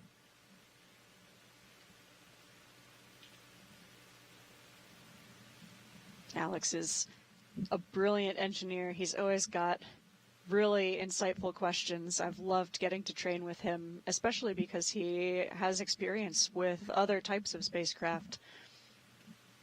And knows a lot about it. Absolutely. Yes, he was trained in the mission specialist role. He was always very engaged, asking thoughtful questions, keeping track of procedures. One note on that storm that we were telling you about that is now here. You can see it on your screen there, and the raindrops hitting the lens. So it is raining at the launch site right now. It's some classic Florida weather for you. It certainly is. Nice and sunny before. Here we are. That's right. And we're expected to bounce back and forth between rain and calm conditions, according to the launch weather officer. So this was not unexpected. It was part of the probability of violation. You can even see the raindrops falling past the crew access arm. So the pad's getting a nice dousing, a nice soaking out there, but not to worry about any of the hardware out there. The rain itself is not an issue. So far, there haven't been any lightning strikes detected in this cell that is currently over top of us, so that's good. But it is moving. It's moving about 20 knots to the northeast. It passed over Florida on its way to us. And we've heard the SpaceX launch director communicating with our launch weather officer for today, Brian Cizik, about this storm. So they've been tracking it the whole way.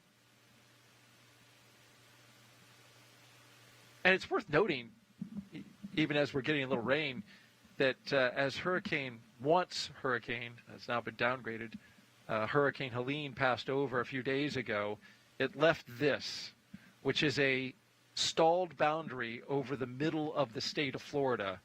And you can see there, it's really bubbling up to the southwest and then funneling over top of us. We're expecting spotty showers off and on through the rest of this countdown. But what is really going to matter is, excuse me, what the weather is at just before T-minus 35 minutes, so around the T-minus 50 to 45 mark, where they'll look at this weather and be able to predict whether or not there will be storms at T0. At this point, it's a little tough to call. But here's a wider view of the weather out here at the Cape. Yeah, with really patchy weather like this, it can be hard to predict exactly what's going to be right over your rocket at T0. So we will keep our fingers crossed for today, but of course our goal is to launch when it is safe to launch. So we will be keeping an eye on this weather as we get closer to T0 just over 2 hours from now.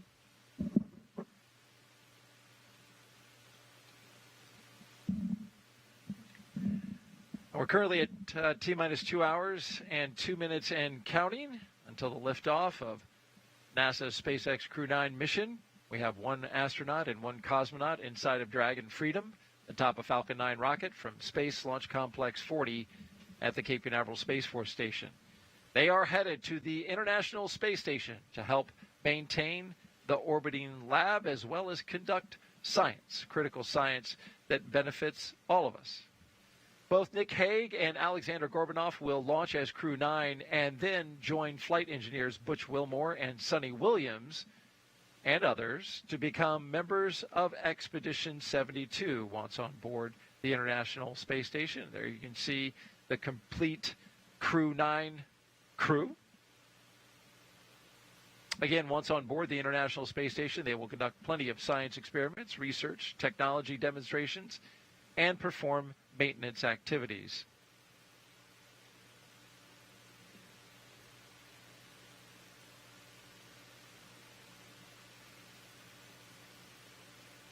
We kicked things off here at a little after 9 a.m. Eastern Time, just a couple hours ago. And we've had a real smooth countdown so far. The astronauts woke up. They were treated to a light breakfast. And they got their weather brief, understood the conditions. We're 45% probability of violation for liftoff. Moderate conditions along the ascent corridor. After the weather brief, they proceeded to get suited up. And then they jumped into their Teslas, drove out to the pad, ascended the launch tower. SpaceX, we had a good side hatch leak check. Climbed into their capsule, climbed into Dragon Freedom. Copies, good side hatch leak check. Good news on that leak check. And just shut the door. That's right. So another big milestone complete. Things going really smoothly. Up next at T-minus 1 hour and 54 minutes, just about 6 minutes from now, they'll reset the crew arm, GSE, for launch. GSE. Ground support equipment. And so the crew access arm, you can see it on the left-hand side of the screen there, is kind of the breezeway going from the launch tower to the Dragon capsule, which is how the crew get inside. And before launch, of course, that crew access arm will need to be retracted so that the rocket can depart the ground. And we'll get to see that first time that crew access arm will pull away from a Dragon with 2 astronauts on board at this launch complex. The first time ever. First time launching humans from Complex 40. It's an exciting day.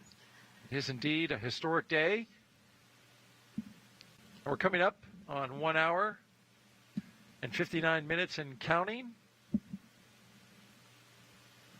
Definitely see some clouds rolling through on the left-hand side there, but it's definitely worth giving it a try, just in case we get that Dragon launch. SpaceX for post-ingress briefing. Good window of weather at launch time 0. Freedom's with you. Dragon, so good news is we've got a healthy pad, Dragon is healthy, and Falcon is looking good. The story remains weather, as previously briefed. We're watching radar data in real time. Currently, we'd be no-go to launch, but we think there's a real shot of getting a clearing in the weather around T-0, and the ascent weather continues to look good, so we've got a chance of going to space today. We'll check in as we have more updates. How copy? Freedom copies. Good pad, good vehicle, and you're saying there's a chance with the weather. Outstanding.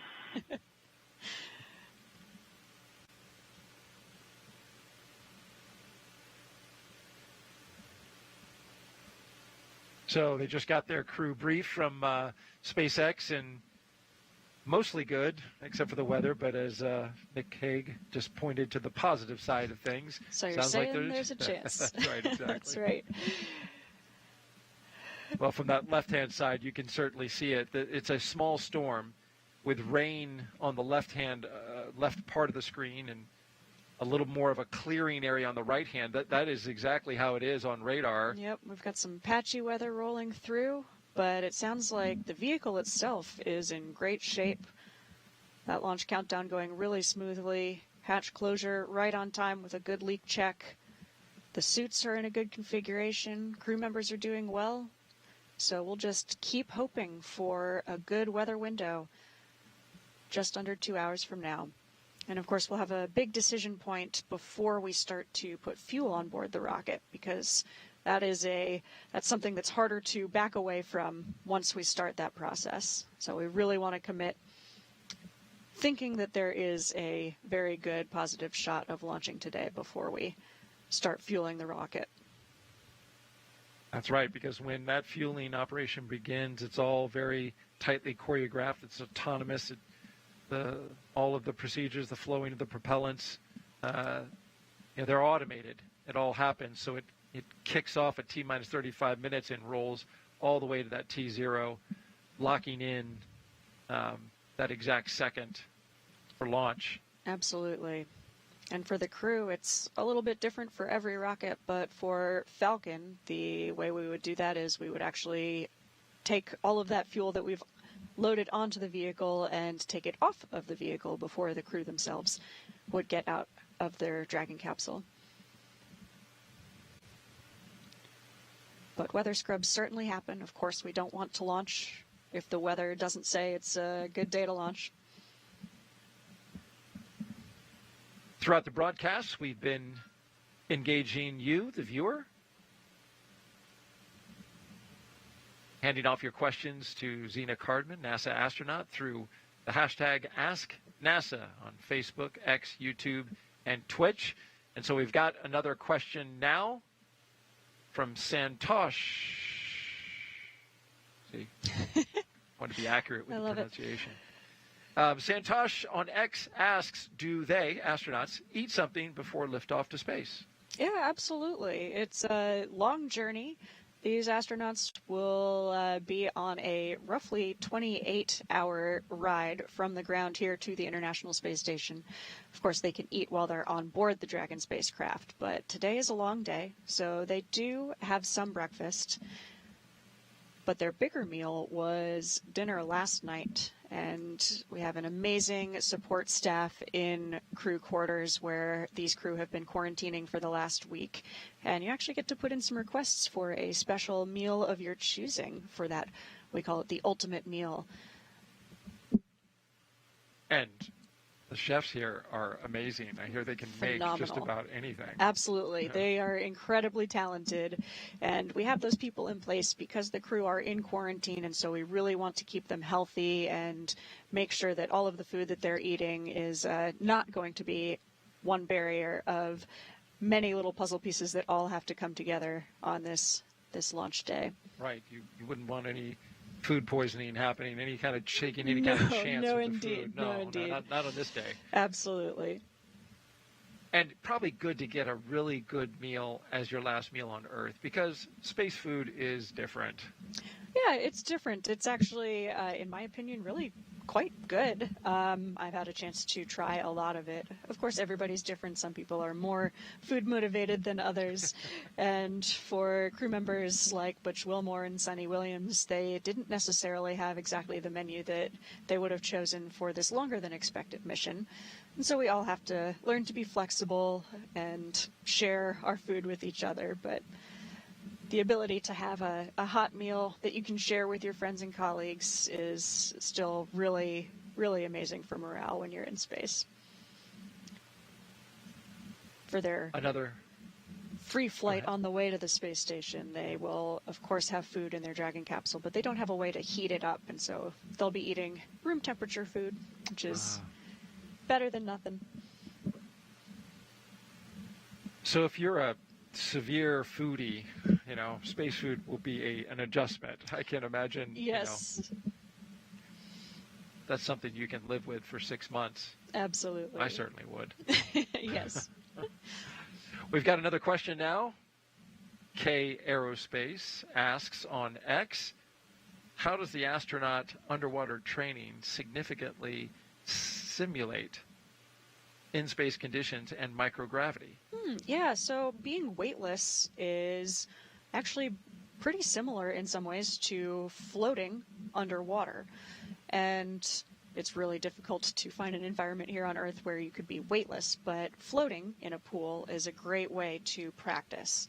One difference is that, unlike in space, underwater in a swimming pool, you experience water drag. And so that can be both a blessing and a curse. In the swimming pool, it is really difficult to get moving, but it's pretty easy to slow down. Whereas if you're doing a spacewalk on the International Space Station, it's pretty easy to get going, but it can be harder to stop. So you have to really think ahead and remember to decelerate yourself. The spacesuits that we use for doing spacewalks, unlike these launch and landing suits that you see Nick and Alexander wearing today, they weigh about 350 pounds. So, and of course that's on Earth. They're weightless in space, but they still have mass, and so they still have inertia. So it's really, really valuable to get to train for those spacewalks here on Earth. Getting to know all of the procedures, all of the equipment, and how to move in a spacesuit that doesn't necessarily move exactly like your body does. And there's an extra spacesuit going up on board this Crew-9 Dragon today, and that is the SpaceX spacesuit for Butch Wilmore. That's right. Yeah, there is one already on board that Sonny has tried on, and we're sending up an additional one for Butch Wilmore, and that is so that when they come back home on this Crew-9 Dragon capsule, they will, just like Alexander and Nick, have a way to connect to the communications and the life support systems of the Dragon capsule. All right, T-minus 1 hour and 50 minutes and counting. Let's take you inside Mission Control in Houston now, where flight controllers are constantly monitoring the International Space Station and the people living on board. We welcome in NASA's Nilofer Ramji, who is live there at Johnson Space Center. Nilofer, good afternoon. Hey, good afternoon, Daryl. Thanks so much. This is Mission Control Houston here in the International Space Station's Flight Control Room here at NASA's Johnson Space Center. The team continues to prepare for launch, and it's led by Flight Director Nicole McElroy. Assuming weather is acceptable for launch, we will be launching the 9th rotational crew mission to the International Space Station under the agency's Commercial Crew Program. So about 3 weeks ago, the port where Crew-9 will dock was vacated by Boeing Starliner as part of the agency's crew flight test. Teams safely returned the uncrewed Starliner to Earth following a landing on September 6th at the White Sands Space Harbor in New Mexico. The spacecraft concluded its 3-month flight test to the International Space Station. Now, with the arrival of Crew-9, Dragon Freedom will be Butch and Sunny's ride home in February, as you said. Right now, the Crew-8 Dragon has been reconfigured so that Butch and Sunny have 2 seats available for them in the event of an emergency aboard station. The arrival of NASA astronaut Don Pettit and Roscosmos cosmonauts Alexei Ovchinin and Ivan Wagner earlier this month, and the departure of the Soyuz MS-25 on Monday with NASA astronaut Tracy Dyson coming home marks the commencement of Expedition 72, led by the new commander, Sunny Williams. So we currently have 9 people living and working aboard the space station, and that number will be bumped up to 11 for just about a week. During that time, Haig and Gorbanov will go over handover procedures with Crew-8, which includes a safety briefing and orientation. Then they're going to jump right in and help advance scientific knowledge and demonstrate new technologies supporting our efforts preparing for human missions to the moon. Following the week-long handover, the Crew-8 members, which include NASA astronauts Commander Matthew Dominic, pilot Michael Barrett, and mission specialists Jeanette Epps, alongside Roscosmos cosmonaut Alexander Grabenkin, will prepare for their undocking no earlier than October 7th. Direct handovers between crews allow for continuity of the activities and helps to ensure a continuous U.S. presence on the space station at 23 years and counting. And now, with under 2 hours before launch, we're going to send it back to you, Daryl, at Kennedy. Thank you very much, Nilofer. A great look inside Mission Control in Houston as they get ready for the arrival of Crew-9, Commander Nick Haig, and cosmonaut Alexander Gorbanov.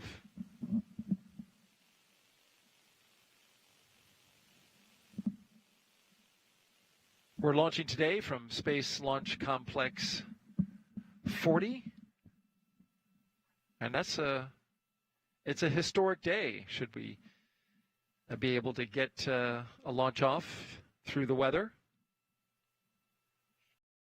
Slick 40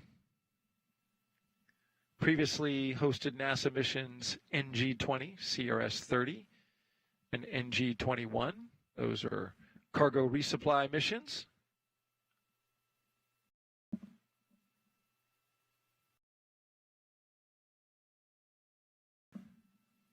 SpaceX did work for almost about 2 years to get this pad upgraded for human spaceflight. It's a long process, one that NASA walked alongside of SpaceX through those years of building out the infrastructure and making the necessary upgrades, not the least of which was the crew access arm, what you see there on your screen. Made some upgrades to that crew access arm that has 3 hydraulic motors instead of a linkage. The arm is 7 feet longer than the one at pad 39A. It's got a larger white room. It's built different, stiffened plate construction instead of truss.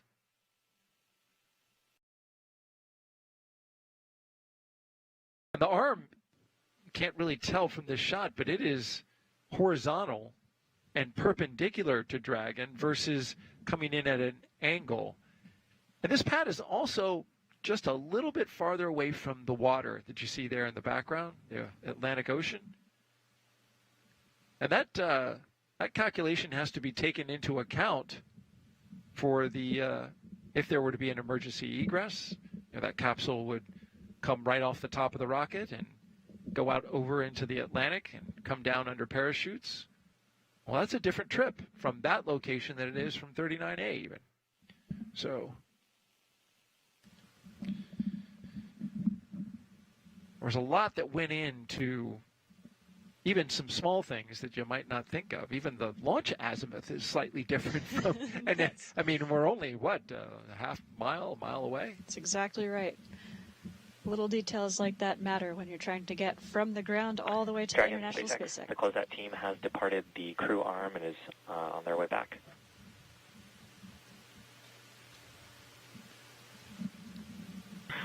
Freedom copies, and if they're listening, thank you guys. Some kind words there. We'll relay to him. Nick Hague to the closeout crew who have strapped them in to their Dragon Freedom, closed the side hatch, and now leaving these two as the only one who will be on the pad for launch.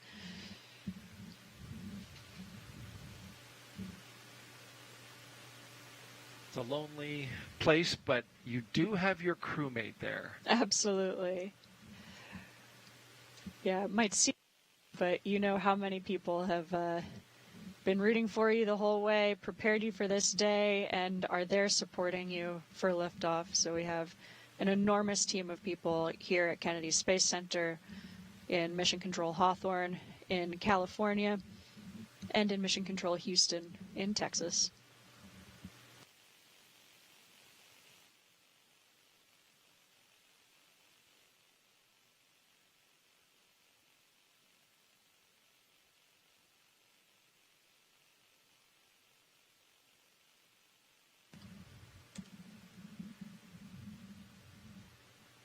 Let's talk a little bit about the patch. We mentioned that at the top of the broadcast.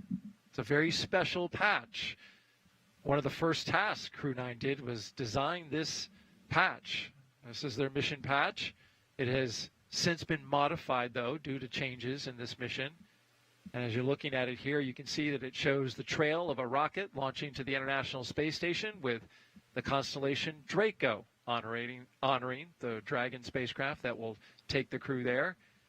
Below everything are what you mentioned earlier, coastal waves representing our blue planet, the global ocean linking all continents. You also see a Falcon with a number 9 on its beak and a crescent moon as its eye, a nod to the Falcon 9 rocket. And the Delta symbol at the bottom there, used since 1961, signifies historic connections to the earliest days of space ventures. And you had a hand, you and your team, when you were part of this crew of designing it. Absolutely. One of the traditions I love in human spaceflight are these patches that represent the crew and the teams who prepare us for the mission, prepare us for flight.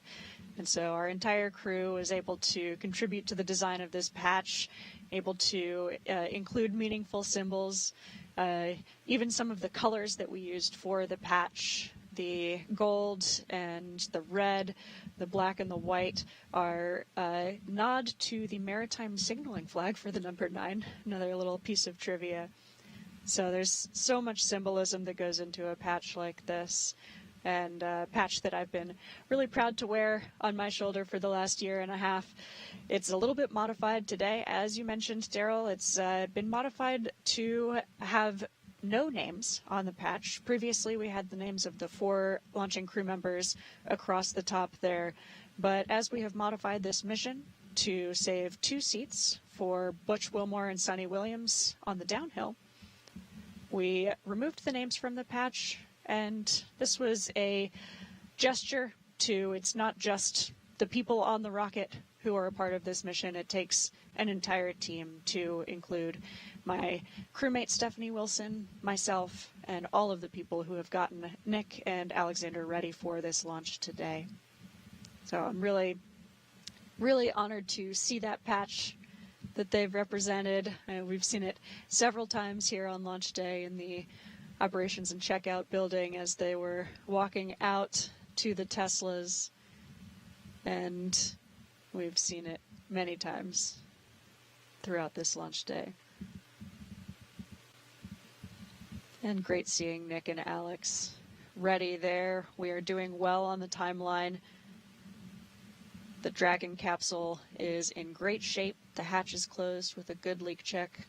Their suits are closed with a good leak check.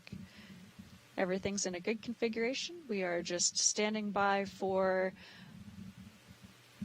monitoring the weather as we continue to progress towards T0 in an hour and 40 minutes from now.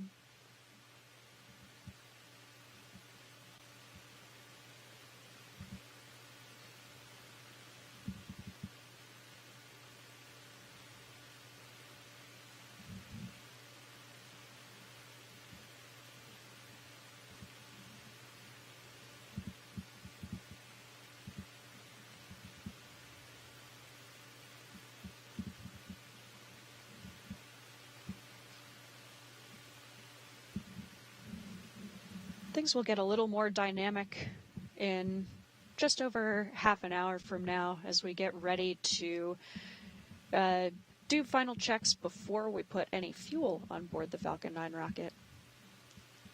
But for now, because we have some extra buffer built into the timeline for things like the side hatch leak check, we're in great shape. And the number one job of the crew right now is to just be mellow and be ready. You might see them wiggling their toes a little bit in their boots, keeping their legs from falling asleep as they're in this position. It's a long time to be lying on your back.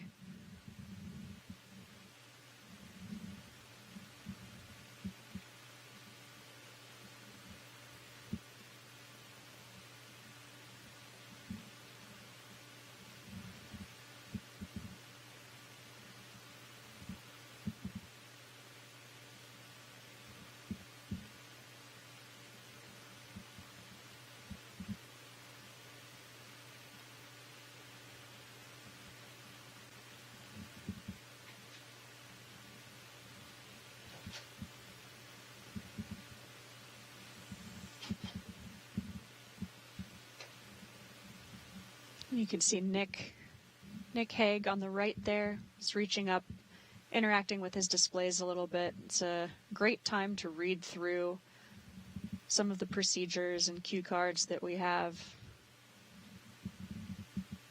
These are all procedures that the crew have rehearsed many, many times before. But since they've got some extra bandwidth in the timeline right now, it's a great time to review all that material, so that when things get a little busier, they are fully ready to go. We've seen in the past some astronauts so relaxed in this moment that get a little shut-eye. This is true, yeah. We have certainly seen more than one crew member take a little bit of a snooze on the launch pad.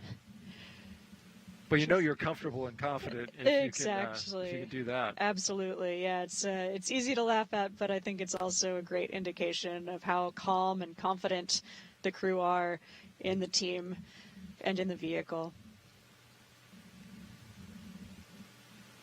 They will definitely wake up when it's time to go. But doesn't look like any shut-eye for Nick or Alex today. No. Yeah, nothing like a launch to get the blood flowing. Absolutely, yep.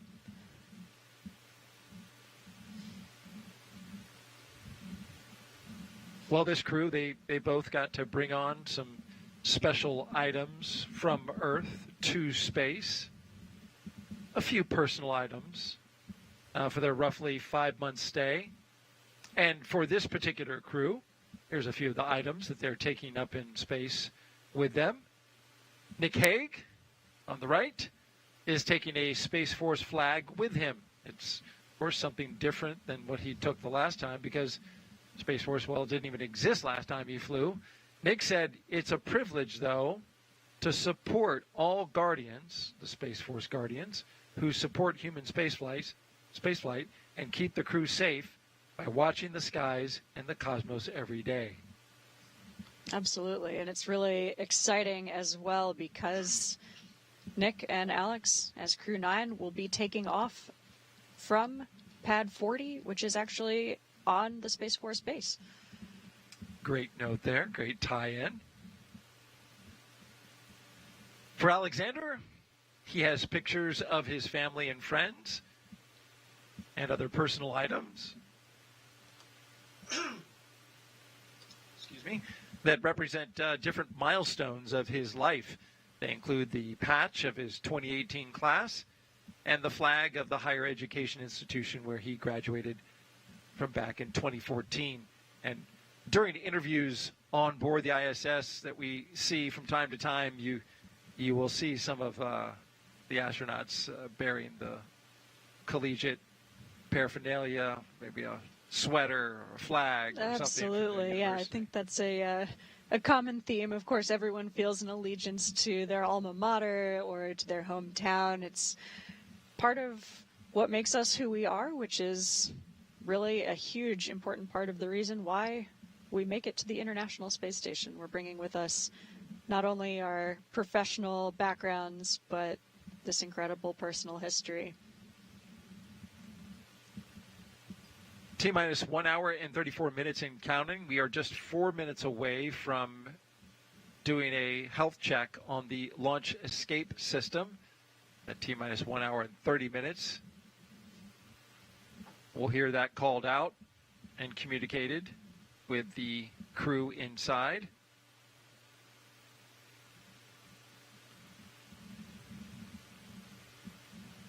As Crew-9 launches today, we get a launch. That only means that Crew-8, it will be their turn to come home. That's exactly right. I know there's a picture of Crew-8. Yeah, this is them as they walked out. NASA, many months ago. Yeah. Matt Dominic, Michael Barrett, Jeanette Epps, and Roscosmos cosmonaut Alexander Grebenkin. There you see them launching from the Space Center, and then, of course, they've been living and working on the space station now for 6 months. Once Crew-9 arrives, there will be what's called a handover for about 5 to 7 days, and then Crew-8 will undock. Yeah, absolutely. That handover period is really, really useful. I mean, you can train for months and in most cases years to live and work on the International Space Station, but it's really hard to know exactly what it's like until you get there.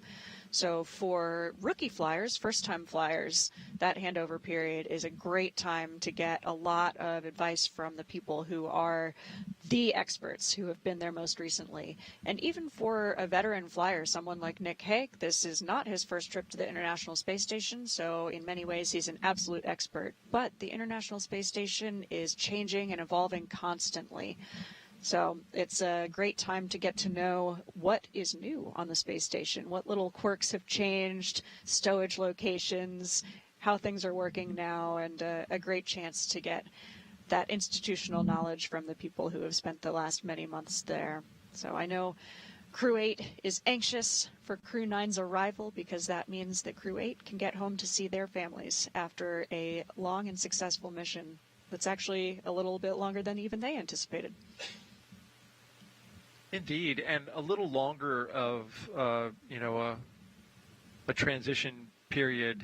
One of the first things we're going to do is get the Dragons deconfigured from what they were, where Crew-8 was configured in order to bring Butch and Sunny home in the case of an emergency. That's right, yeah. And deconfigure that, right, and then get Crew-9 configured? Absolutely, yeah. So that is one of the most important things that we do during handover is configure the Dragon capsule to be a lifeboat in case you needed to leave the space station quickly. And so that's something we do for every mission. It's one of the most important pieces of handover that we do. So Nick is going to get that handover from Matt Dominic, who was the previous Dragons commander. But in this case, it's a little bit extra special because they've been configured to bring Butch and Sunny home for the last couple weeks. And so that would have meant 6 people coming home in a Dragon, but there are not, as you will notice, 6 seats. And so this required a lot of extra special engineering that a great team in Hawthorne especially led with the help of a lot of NASA personnel, NASA flight surgeons, and engineers, making sure that that would be a safe enough option. But the better option would be bringing Butch and Sunny home in suits that interface with seats so that they have all of the life support systems and communications that you normally would in a spacecraft.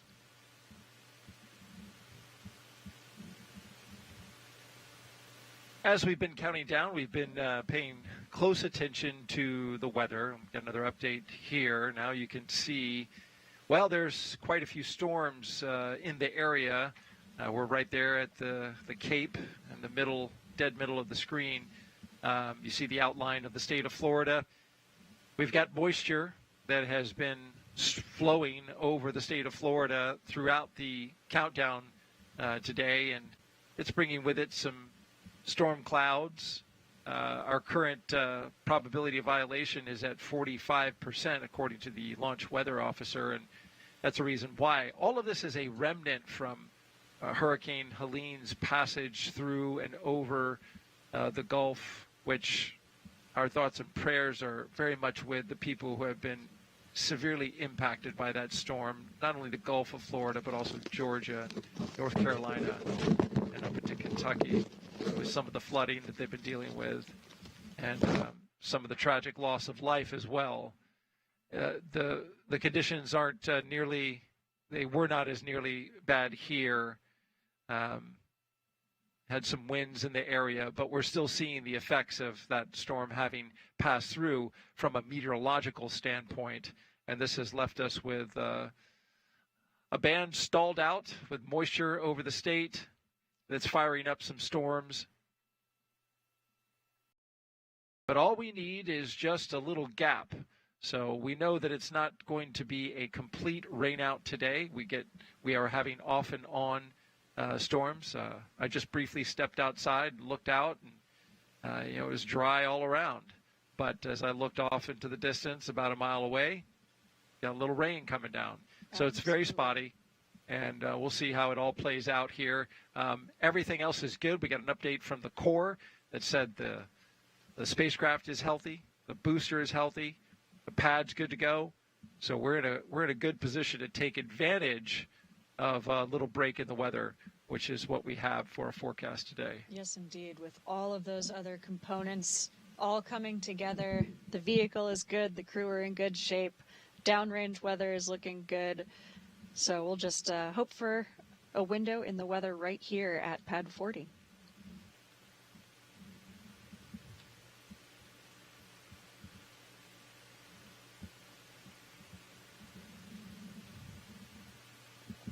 You're looking inside the Dragon Freedom.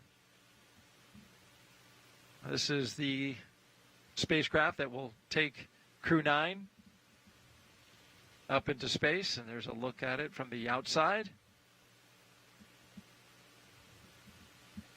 It is the capsule's fourth space flight. Freedom's first flight was Crew-4 and also supported private missions Axiom 2 and 3. Freedom was given its name by that man right there, Commander Kjell Lindgren, who said the name celebrates a fundamental human right and the industry and innovation that arises from the unencumbered human spirit. So far, Freedom has totaled 201 days in space. It will, of course, add to that number once it launches with Crew-9 on board and docks to the International Space Station. One of my favorite things about a reusable capsule and reusable rockets like this is that you get to enjoy some of the history of that vehicle. A lot of the spaceships that we fly now are named after previous spaceships, which were named after research vessels. But this one is new and unique. What an amazing vehicle to get to fly in. This is actually the only Dragon that I have ever been in. But I've been in it twice, once for Crew-4 launch and once at CEIT, which is kind of a test drive where we get inside the flight vehicle for Crew-9. And do they have some of their stickers up from previous flights? They do. You may notice that behind Alex Gorbanov's head, just off to the left of the screen there. I see it. Not necessarily something we are supposed to do.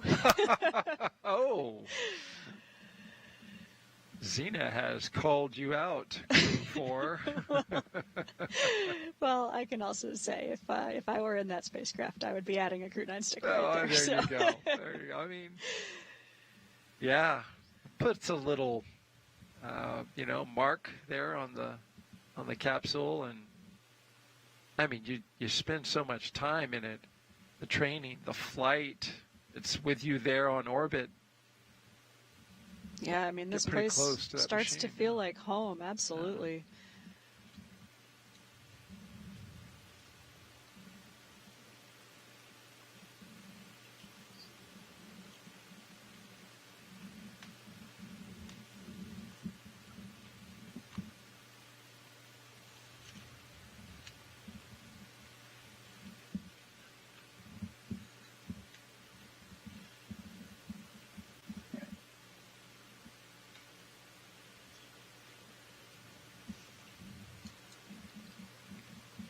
We're still about 40 minutes away from the go, no-go for propellant loading on the vehicle, which will be a big decision point for us today as we continue to watch this weather window here at the pad. Yeah, that's the big one. The storm, if you look on the screen to the left, is now out at sea. It had dumped a little rain here at the space complex, but it is now almost completely offshore. There's more behind it, but we've got a nice little gap between the storms that just passed and the ones that are coming along the way. We can see them coming. They're about halfway past the state. Halfway, I guess, passing over the state. Yes, indeed. It's actually really amazing to see the sun is starting to come out. You can see that on the left screen there, but you can actually also see it hitting Alex Gorbanov's right knee as it's coming through the Dragoncraft window. Great reminder that they are, for now, still on Earth.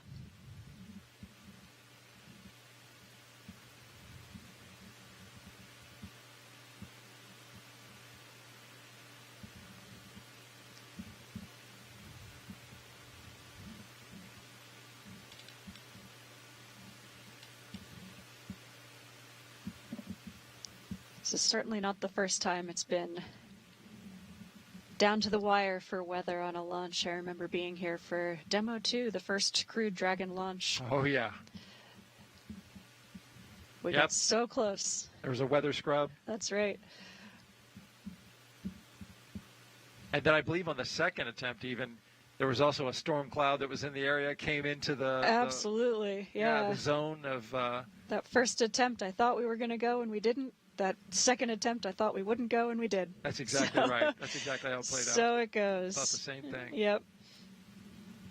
Well, we just got a few minutes before we welcome in our teams from our broadcast teams from SpaceX in California and Johnson Space Center in Houston, Texas. And before that happens, though, how about we take another social question?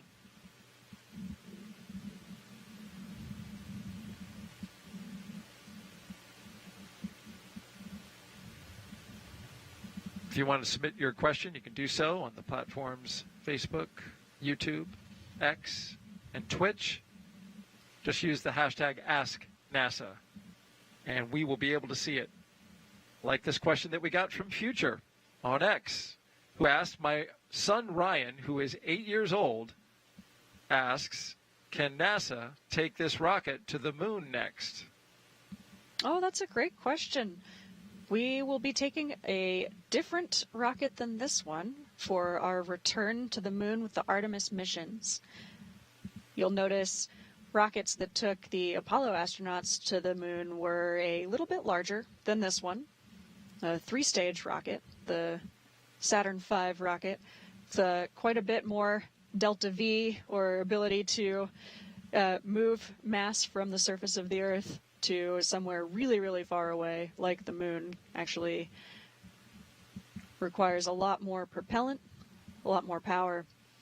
So we won't be taking the Falcon 9, but SpaceX is certainly involved in developing their own heavy lift rocket, the Starship, which will be part of the infrastructure of the Artemis missions. So the current ConOps, or the current way we're going to do this, is that Crew, the astronauts, are going to take off from Earth on a NASA rocket in an Orion capsule, and then a different rocket, the Starship, will rendezvous with those NASA crew members and then take them to the lunar surface.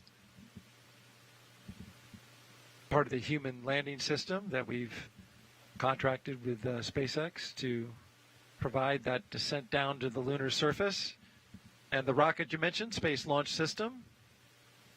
We currently have the segments for that rocket here at the Kennedy Space Center in our complex around the VAB, or Vehicle Assembly Building. It's all part of the Artemis program, NASA's program to return to the moon, put the first woman and person of color on the surface of the moon.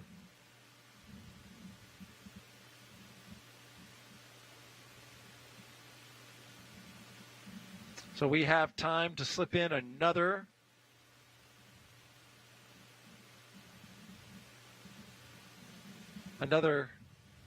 comment from Zena, I was going to say.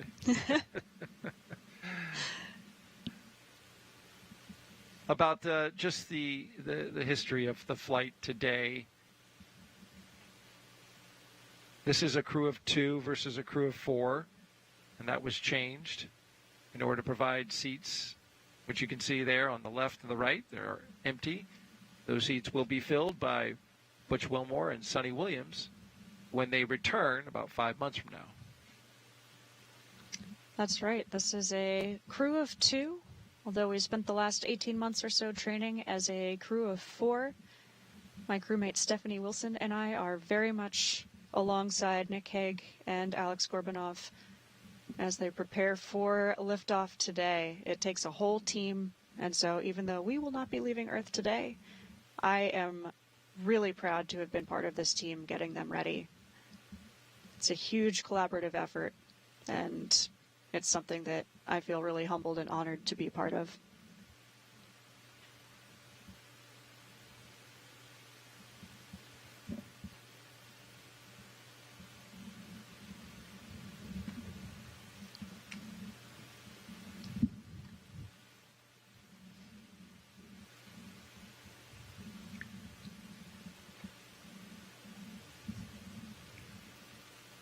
Just a few seconds away now from our joint coverage with SpaceX.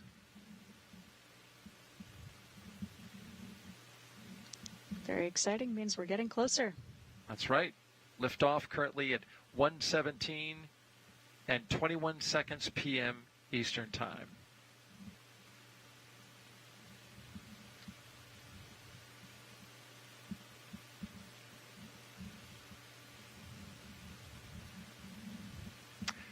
Good afternoon. I'm NASA's Daryl Nail, and I'm joining you here from the Kennedy Space Center, and this is NASA astronaut Zena Cardman, who has been gracious to spend the last 3 hours with us as we count down to the launch of Dragon spacecraft Freedom, sitting on top of a SpaceX Falcon 9 rocket. Liftoff time is still holding for 1:17 p.m. Eastern Time. You're watching live launch coverage of NASA and SpaceX's 9th rotational flight to the International Space Station. NASA astronaut Nick Hague and cosmonaut Alexander Gorbanov will be launching from Space Launch Complex 40 at the Cape Canaveral Space Force Station right here in Florida in a little over an hour. Once both of them get to station, they will join flight engineers Butch Wilmore and Sonny Williams as part of Expedition 72 and other crew members already on station. Butch and Sonny arrived to the International Space Station on a Starliner test flight back in June. But after experiencing some technical issues with Starliner, NASA extended Butch and Sonny's stay to about 8 months after prioritizing safety by including them in Crew-9 and bringing them back on a Dragon capsule. As you can imagine, they are awaiting both Nick and Alexander to join them on station. You trained with this crew. You were at one time the commander of this crew, but it had to change due to the decision made to prioritize the safety of Butch and Sonny. What are your thoughts about just that change? What was your reaction when you heard about it, and how have you been carrying yourself forward in that moment? Yeah, Daryl, it's complex, but so is spaceflight. Butch and Sonny are both test pilots, and they were on a test mission for that Starliner spacecraft. And so I think it's actually really valuable experience that we've gotten and a lot of great data, but we always prioritize the safety of the crew. And so even though we were all grateful to see that spacecraft land safely without crew on board, I personally think it's a good decision to always prioritize safety of the crew members. And Butch and Sonny are professionals who are well prepared. They are previous space flyers who have spent time on the space station before. So they're doing great work on board the space station now. And you're quite the professional as well, Zena, caring not only about your team and supporting them as they've continued to make these changes, but also being here with us to walk us through the milestones as we get ready for launch. Yeah, Let's it's take my you pleasure. Yes, absolutely. Let's take you through Crew-9's launch day preparations so far this morning. After waking up and having a bite to eat, SpaceX helped Nick and Alexander into their suits inside historic crew quarters suit-up room. They also played a card game, a tradition, to beat the commander, to use up all his bad luck before the flight.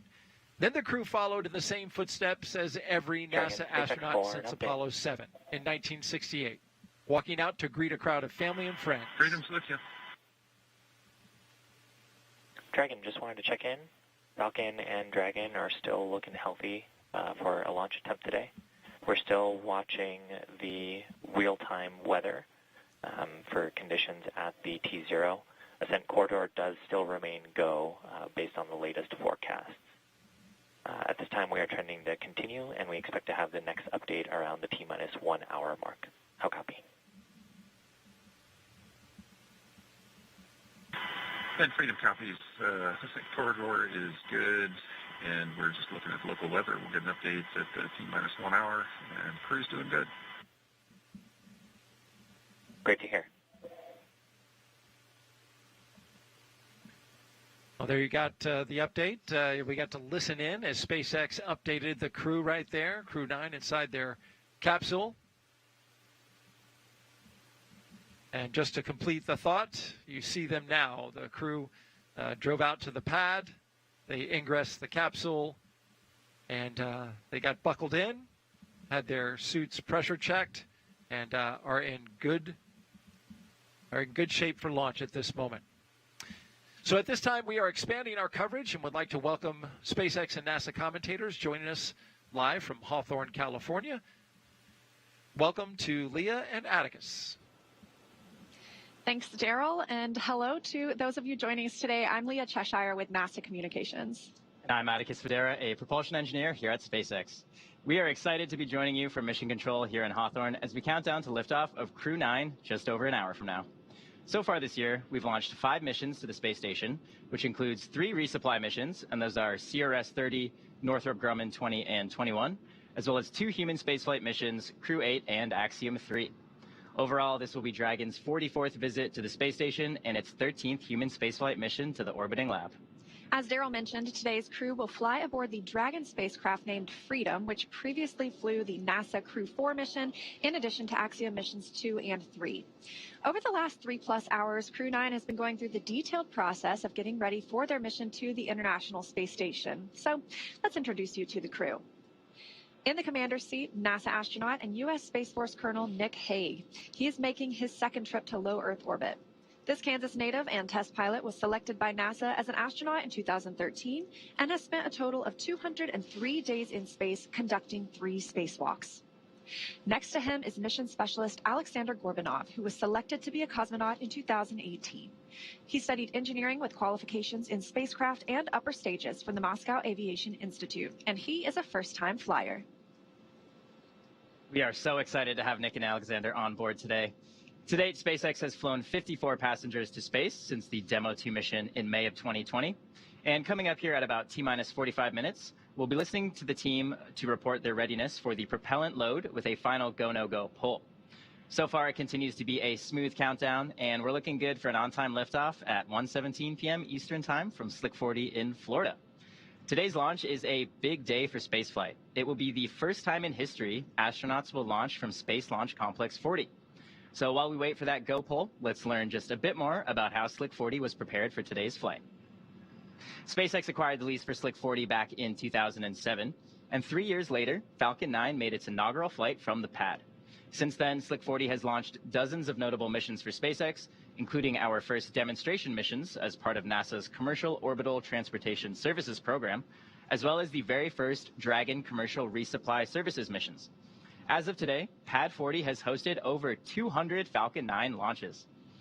In 2023, in order to accommodate for the growing Dragon manifest, we added a tower and access arm to support human spaceflight missions. So we now have the flexibility to launch Dragon missions at either Launch Complex 39A or at Slick 40.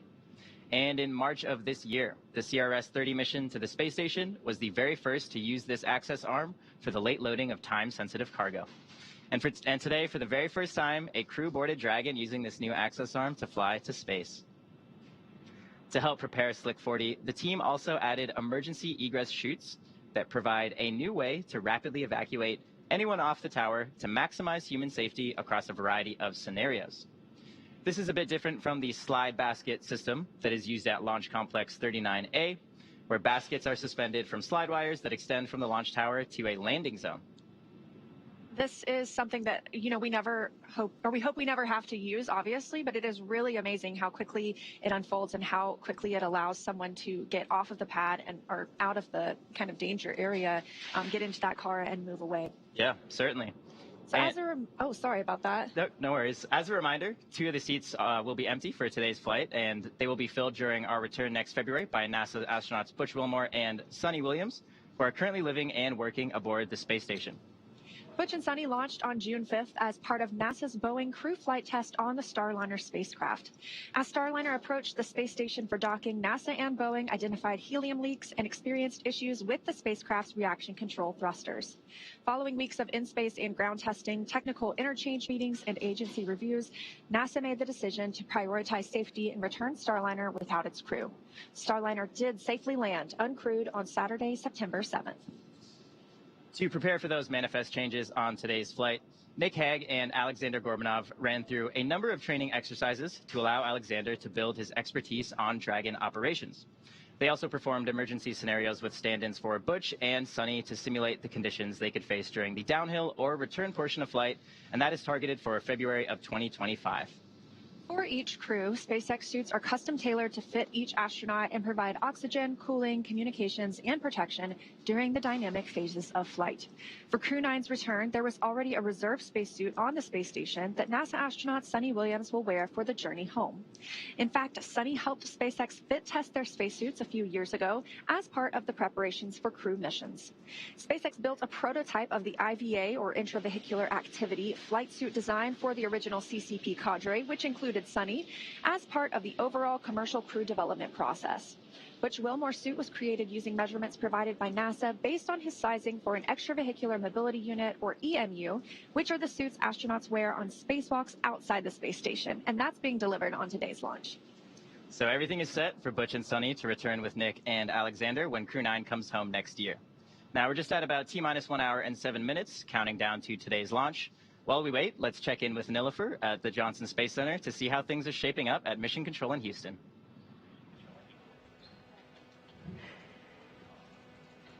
Yes, and thank you so much, Atticus. Welcome back to Mission Control here at Johnson Space Center in Houston, Texas. We are here in the hub of human spaceflight at NASA. The team has pulled go for launch. The International Space Station is ready for the crew to lift off as they begin their journey to the orbiting laboratory. In the home of Rendezvous Tomorrow, NASA and SpaceX flight controllers will enter into integrated operations. This means that both flight control teams will conduct a series of go and no-go polls for Dragon Freedom's docking to the space station. Rotation missions like Crew-9 help NASA to continue to maximize the important research and technology demonstrations made possible only in the International Space Station's unique microgravity environment. The space station is critical for NASA to prepare for future commercial low Earth orbit destinations and to understand and overcome the challenges of long-duration spaceflight necessary for a long-term presence on the Moon and crewed missions deeper into our solar system, including Mars. So now let's take a closer look at the mission and what Crew-9 will have to look forward to during their 5-month stay aboard the International Space Station. Dragon, heads up that we are going to be cycling The mission hasn't changed in 25 years. It's to get to the space station, conduct research, and come home. How we're going to do that is going to look a little bit different. Alex and myself are going to launch with 2 empty seats, so we've got room for Butch and Sunny to join us once we get there.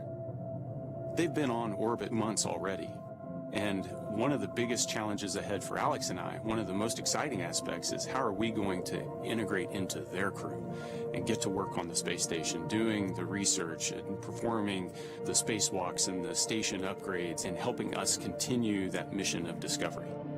The International Space Station is this unique place that we have built over the course of a decade with 100 launches and 100 spacewalks to assemble it on orbit, it lets us remove gravity from all of our science experiments. You've all seen video of balls of water floating around and morphing it, and we can do that with other materials and see what properties we aren't able to see when gravity just squashes everything flat.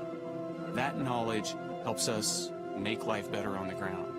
I've had the privilege of spending more than 200 days on the International Space Station, and what is crystal clear to me is how important the international is in the International Space Station. Together we accomplish more than we could by ourselves. Together we tackle all the problems that dynamic nature of space throws at us. The more we explore, the more we try to overcome all those challenges of living in weightlessness, in a high radiation environment, and how to counteract those things, the more we learn about how the human body works. But a long-duration mission is something really to cherish because it's a unique opportunity to let your body fully adapt, and then at some point you reach this kind of steady state where you are working and living in space, and that's your normal. Spaceflight is hard. It's dynamic, it's unpredictable, but that's no different than the way it's always been. And just being able to watch the agency navigate those decisions over the last several months and balance the risk and the safety of the crew has been phenomenal. And what is crystal clear in that entire process is the commitment to making sure that when we launch crews, we're going to bring them home safe. I'm excited to get back to the space station. I'm excited to be part of Expedition 72 so we can get to work, because that's what this is all about. It's about exploration, exploring the human body, exploring Earth, exploring the universe. It's about discovery. It's about learning. It's about how do we imagine the impossible and make it possible.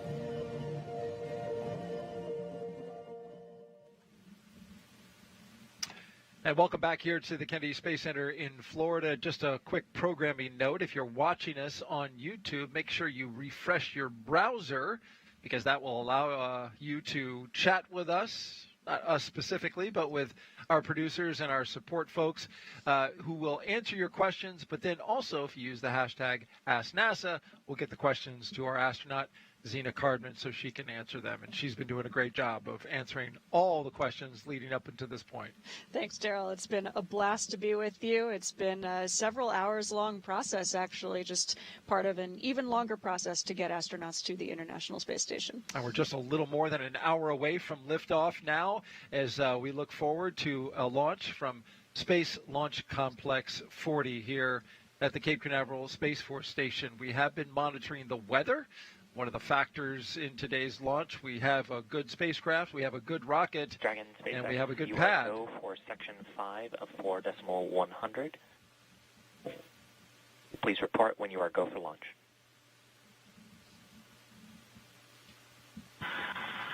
And Freedom copies. We're go for section 5 and 4.100.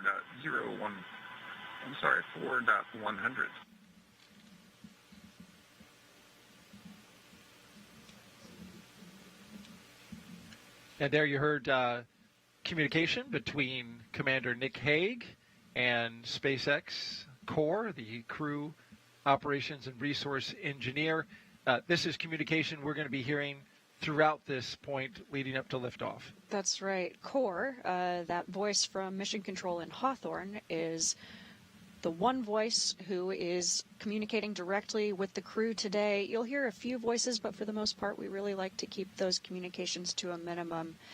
But our core, whose name is Shiva, just told the crew that we are continuing to progress towards launch. The next big milestone coming up will be the go, no-go decision to start loading propellant onto the Falcon 9 rocket.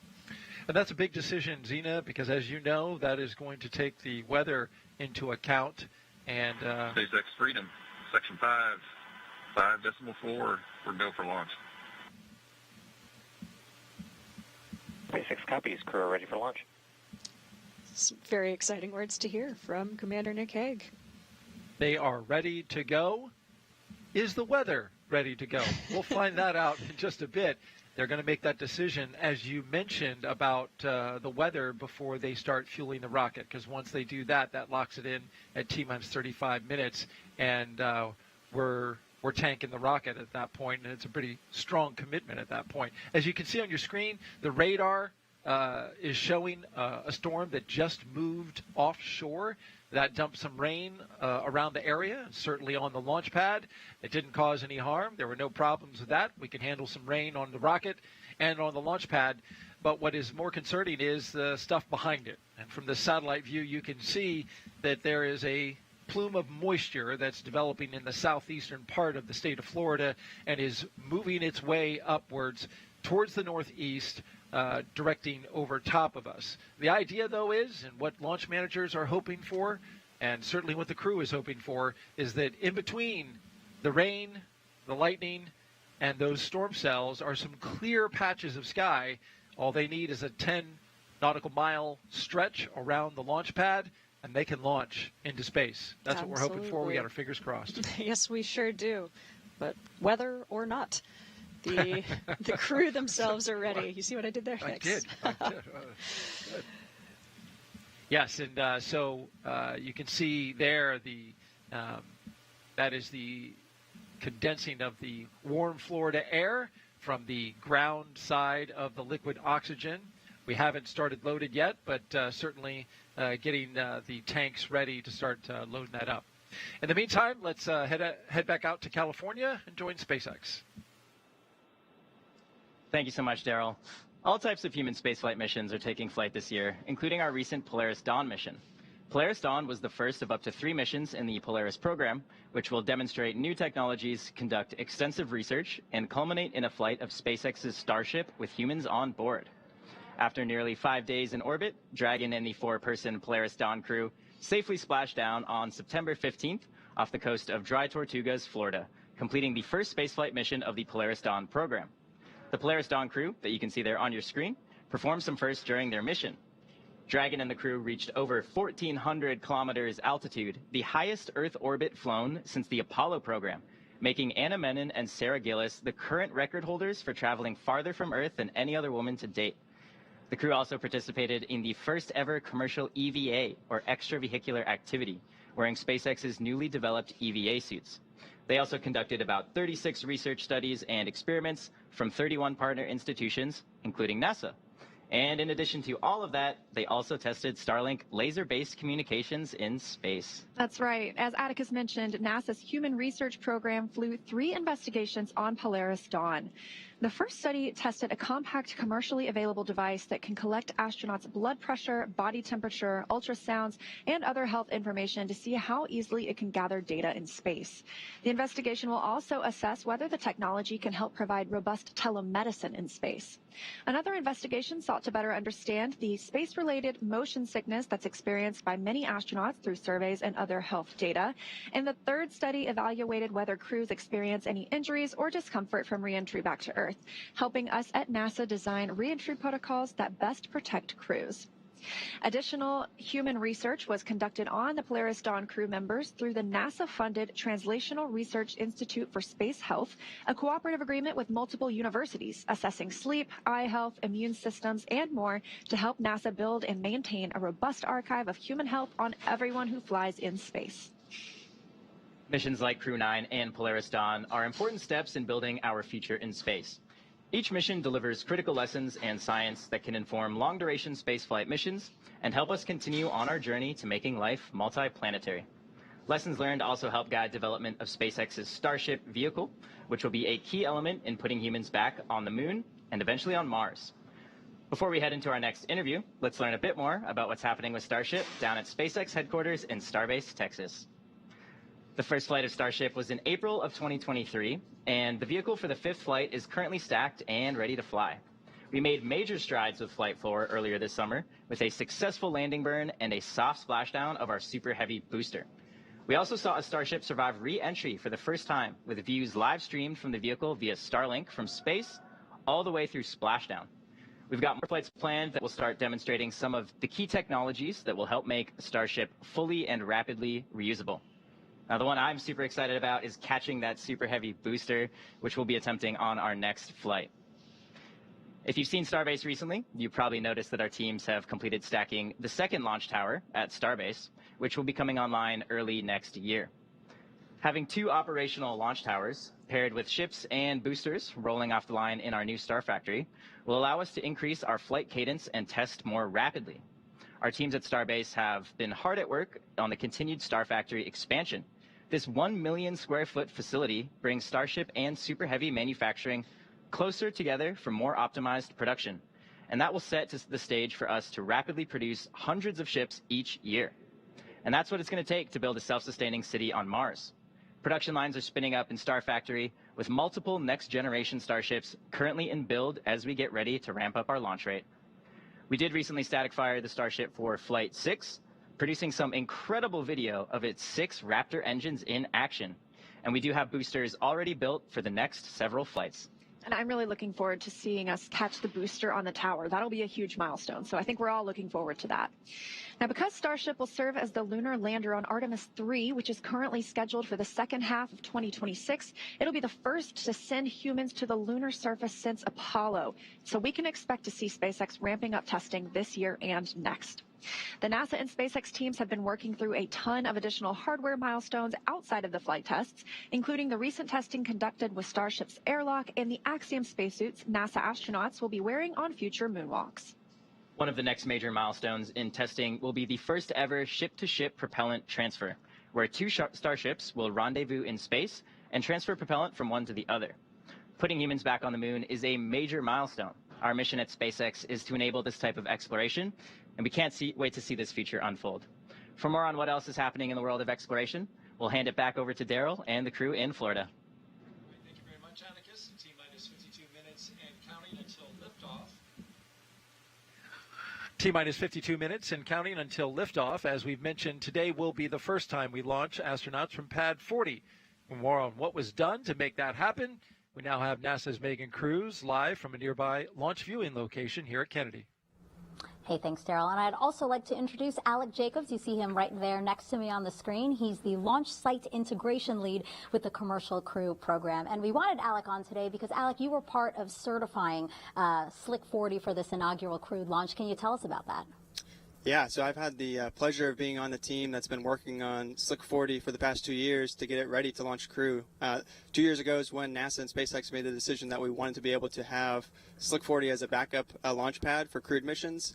So since then, the teams have been hard at work implementing all the crew systems. We've implemented the crew tower, crew access arm, emergency egress systems, and all the Dragon systems needed to fuel and get ready the Dragon spacecraft for launching crewed from this pad. So it's been a great work over the last 2 years, and things have really come together in the last 6 weeks as we've focused our effort on Slick 40. Yeah, and you guys had to pivot to Slick 40, right? Because Crew-9 was supposed to launch on 39A, but as we know, it's really busy here on the Space Coast. Yes, it is really busy on the Space Coast, like you said. So a lot of launches going on from both 39A and 40 across the Space Coast. One of the ones we were looking at closely was NASA's Europa Clipper, which is actually planned to go off of 39A in October timeframe. So because of that and because of the move to the Crew-9 launch date, we were able to move to Slick 40 because of the crew capability we've been working on for the last 2 years. So really glad we put all that effort into that backup capability at Slick 40, and now it's all coming together today as we hope to launch here in just a little bit. Yeah, so it sounds like agility, flexibility, that was really key to getting us to launch day today.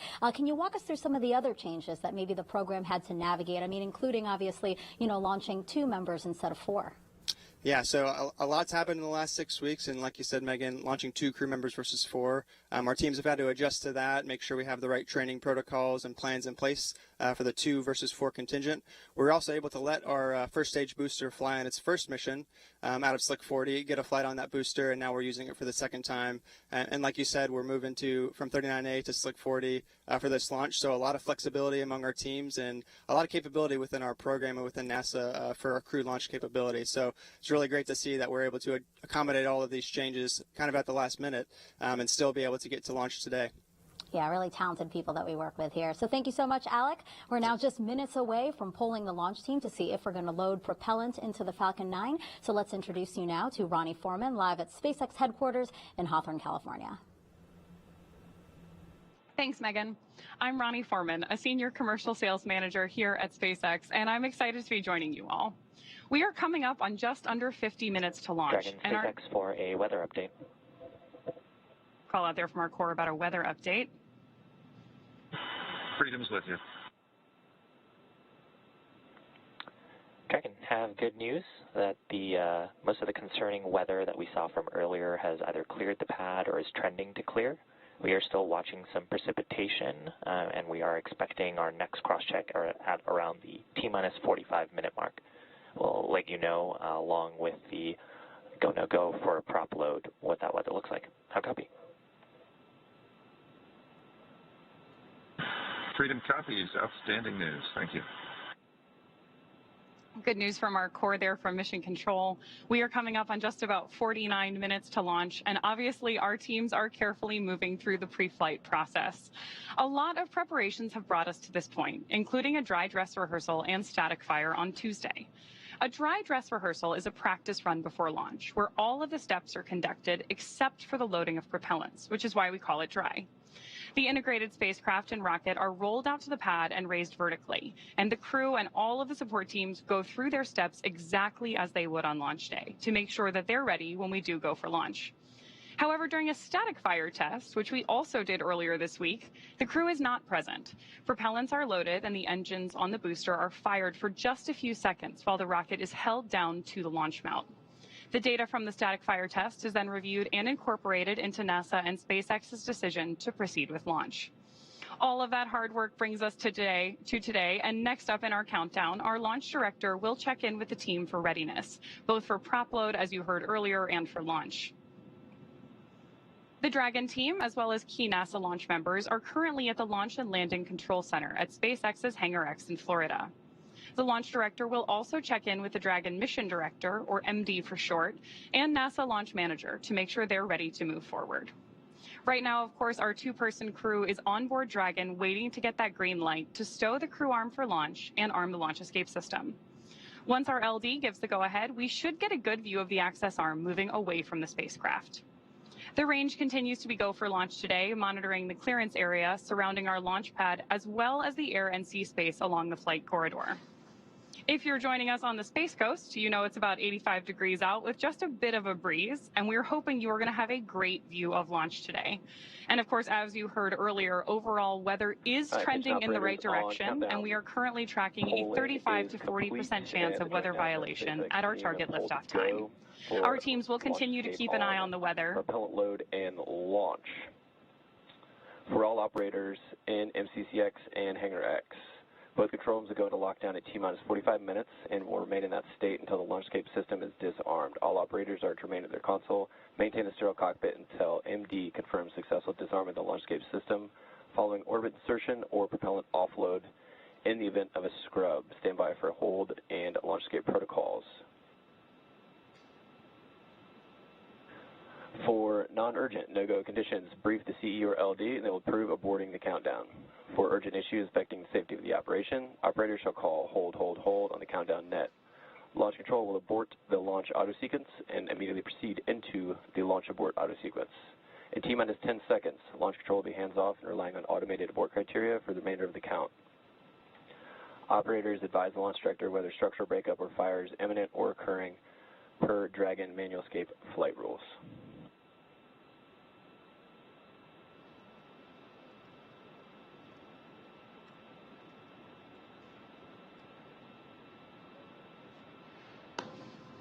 So with those instructions to our team, obviously we are moving forward, and as Shiva mentioned earlier, we are tracking that T-minus 45 pre-fueling weather briefing. Our biggest watch item, as Daryl mentioned earlier, is a few lingering rain and storm systems, but we do think we're going to have a good shot at launch today. Our teams, of course, will be staffed around the clock in mission control, which you've got a great view of on your screen there, to monitor Dragon not just today, but throughout the entire mission, from liftoff to Crew-9's arrival at the space station, all the way through splashdown when the astronauts return home early next year. On console and mission control, there are 6 key positions. The mission director, or MD, is in charge of the room and tasked with making real-time decisions to ensure mission success.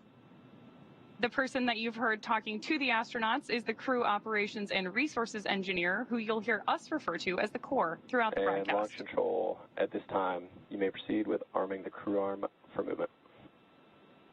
Launch control copies, arming now. Good news that we're about to get that view of the crew arm moving away from Dragon. And we are moving ever closer to launch with just under 45 minutes to go. Crew arm is armed for motion. The 4 additional team members focused on vehicle systems in mission control include avionics, navigation and control, software, propulsion, life support, and communications with ground support teams. Apart from mission control... Crew access arm retraction has started. Confirmation there. Oh, and a great view on your screen that crew access arm is moving away from Dragon on Slick 40 for the first time. Now, apart from mission control, our Falcon 9 team is currently located at the LLCC at Hangar X in Florida. With just about 44 minutes until our T0 today, all the teams are settling in for final checkouts, propellant loading, and for launch.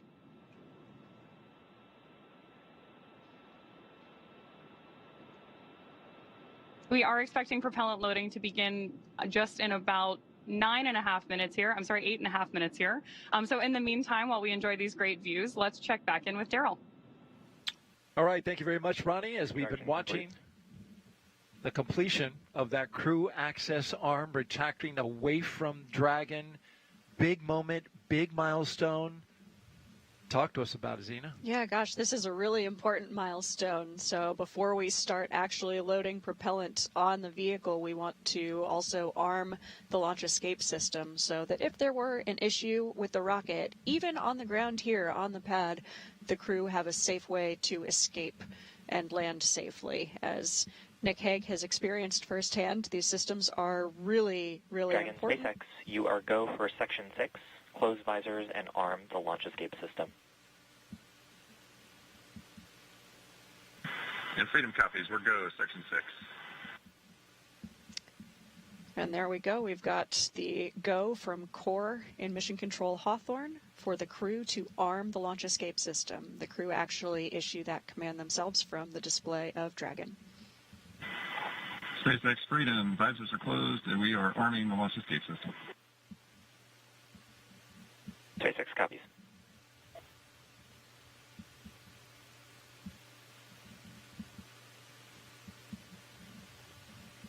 All of these milestones moving towards the big one, which is tanking Falcon 9 with propellants, which would kick off at T-minus 35 minutes.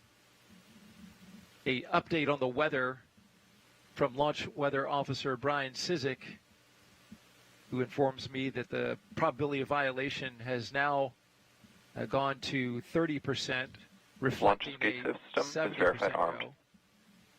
The launch escape system is now verified armed, which means that the astronauts would, in the case of an emergency, exit off the top of the rocket through the launch escape system carrying Dragon out to the Atlantic Ocean. But again, the weather is something that they are watching, but has been improving. We had some storm cells pass over the launch pad earlier, dumping a fair amount of rain on the area. But as you can see now, the sun, somewhat diffused through clouds, is shining brightly on Crew Dragon Freedom on top of a Falcon 9 rocket. And there's a lovely shot as well. We're getting some sunlight poking through the clouds. There is a storm system, another group of clouds and storms that's tracking on its way here. But according to Brian Cizik, it is not going to arrive before T0. And that's a great update and a great improvement in the weather scenario. That's exactly right. Things are trending in a positive direction. I'm feeling optimistic. And of course, we want to make sure we have a good weather window before we give the final go to launch, but things are looking positive today. That launch escape system, of course, there for an emergency.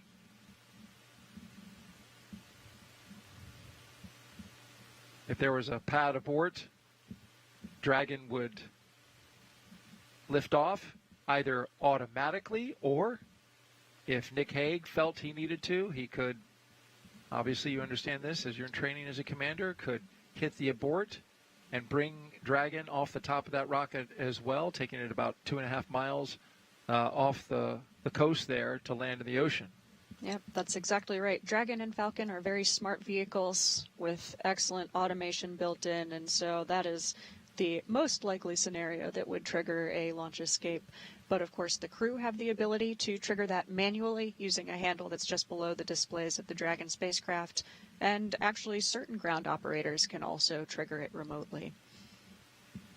The launch escape system is powered by Super Draco engines capable of moving Dragon 1/2 mile in only 7.5 seconds, which is equivalent to a peak velocity of 436 miles per hour, something the astronauts would certainly feel. Yes, absolutely. So you could expect in the case of a launch escape to experience some really high G loads.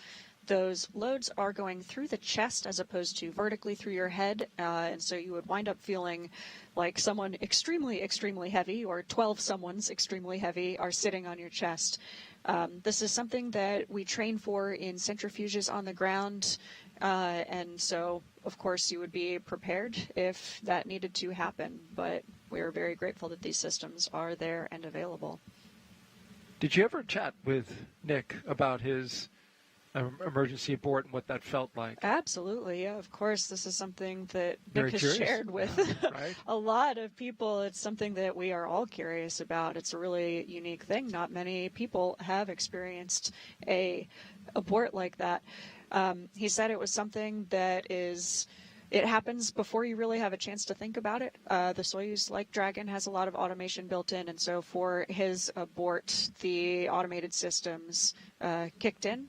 But he said also your training really kicks in, and that's something that they train for in Soyuz as well. And so he felt well prepared to respond to that.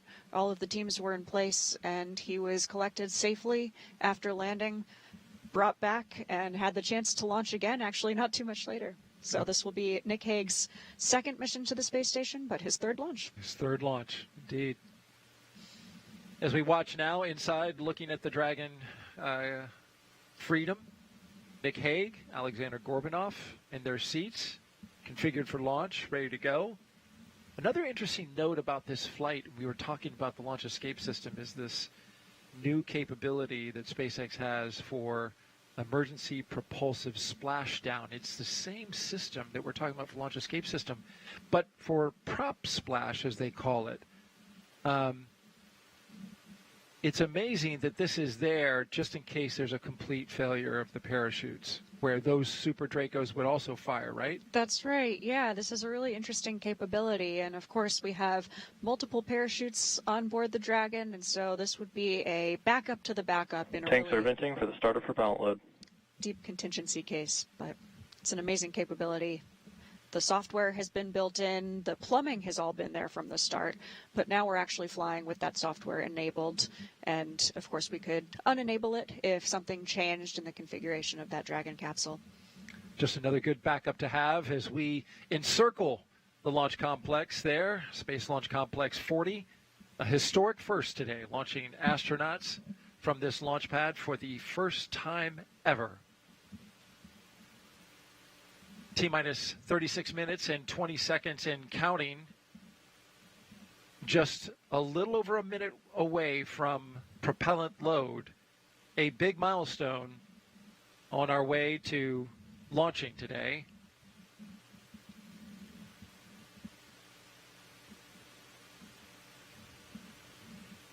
T0 is 1:17 and 21 seconds p.m. Eastern Time. It is an instantaneous window. We have to go at that second or we don't go at all. And that's all because of the timing necessary to catch up to the International Space Station. It's the most efficient time of this day to launch there, using the least amount of propellant that you would have to otherwise. And propellant is needed for a lot of things. Get the astronauts up, and of course we're bringing this booster back as well. Absolutely. Although we would like to think we are in charge, it's actually physics is the boss today. Absolutely. Let's listen in now as they start up propellant load.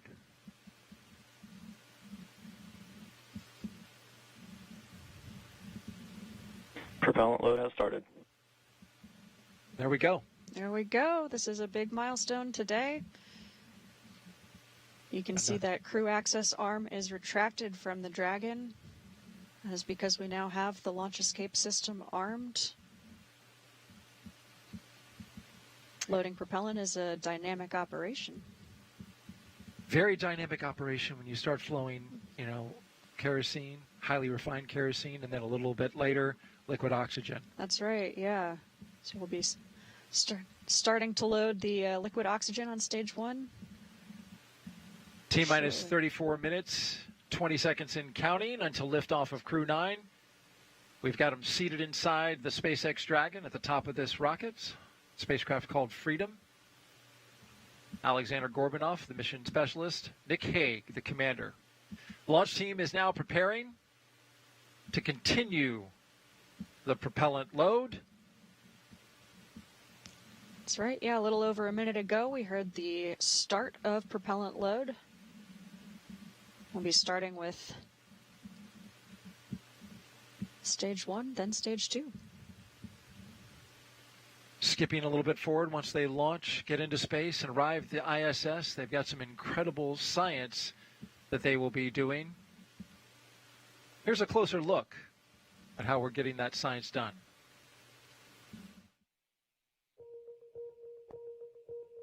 The International Space Station isn't just a symbol. It's a powerhouse of cutting-edge science, constantly revealing secrets that defy Earth's limitations and drive us farther into the cosmos. Our mission is research and science. We have experiments mounted on the outside of the station that are looking at Earth. We study our own bodies and how they react to space, to weightlessness, to radiation. And that helps not only us go on further in future missions, but also helps for medical research back home. And then we study lots of different things as well, like materials, combustion, all sorts of things that help us understand life back on Earth. Yeah. Microgravity doesn't play by the rules. It flips them upside down, transforming how liquids flow, how flames burn, and unraveling biological mysteries before our eyes. I saw some heart tissues beating in space, and it was incredible. Photon, we see that top one beating. Looks like happy heart cells.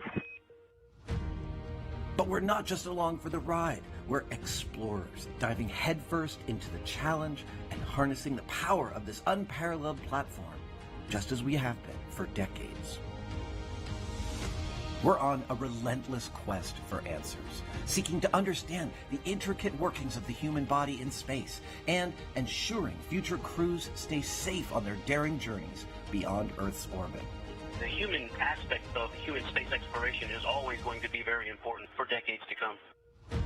And when it comes to technology, we're not waiting around. We're discovering new ways to grow crops in harsh environments and engineering innovations to tackle Earth's greatest challenges. We have amazing technology that allows us to recycle water and create water for us to drink. It's delicious.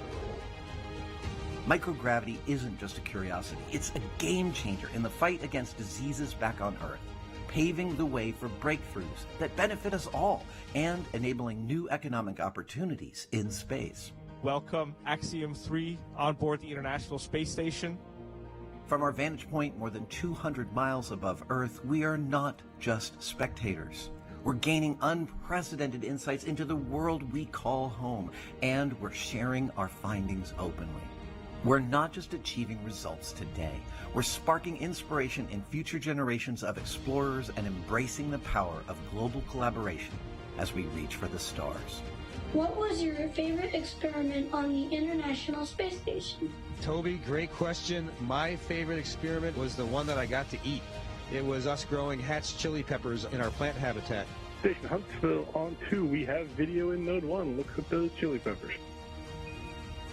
And as we soar through space at 17,500 miles per hour, each moment is a step closer to unlocking the mysteries of our Earth, our universe, and propelling our pioneering spirit even farther into space. So come along for the ride aboard the International Space Station. Well, you heard moving and saw a moving tribute to the science that's going on board the Start of Stage 1 craft, helium loading.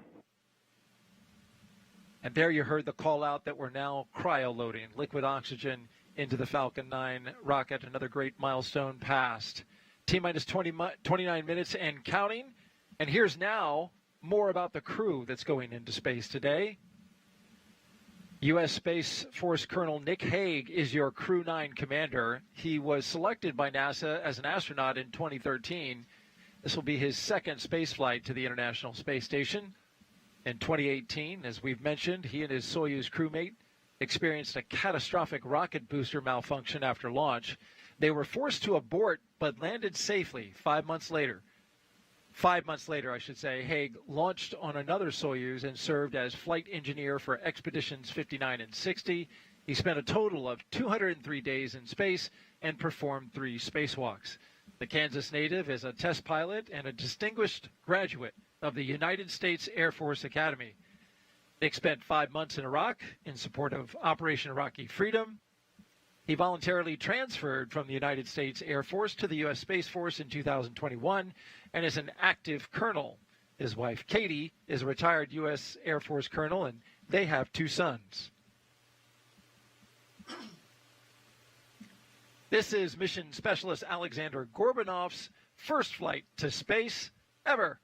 He studied engineering with qualifications in spacecraft in upper stages from the Moscow Aviation Institute.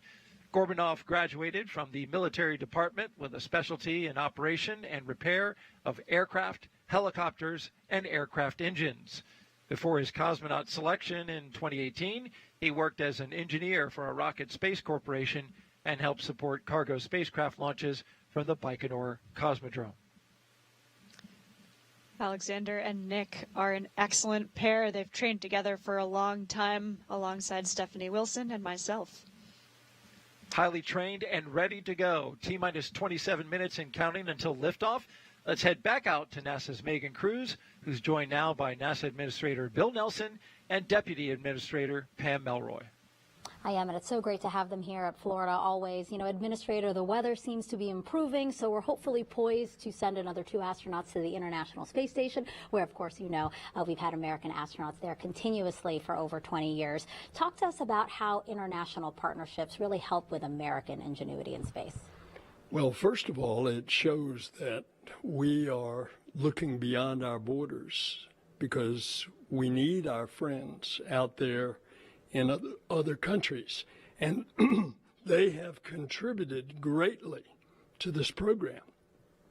So, for example, on the big rocket that's going to go to the moon, it has the European support module from the European Space Agency.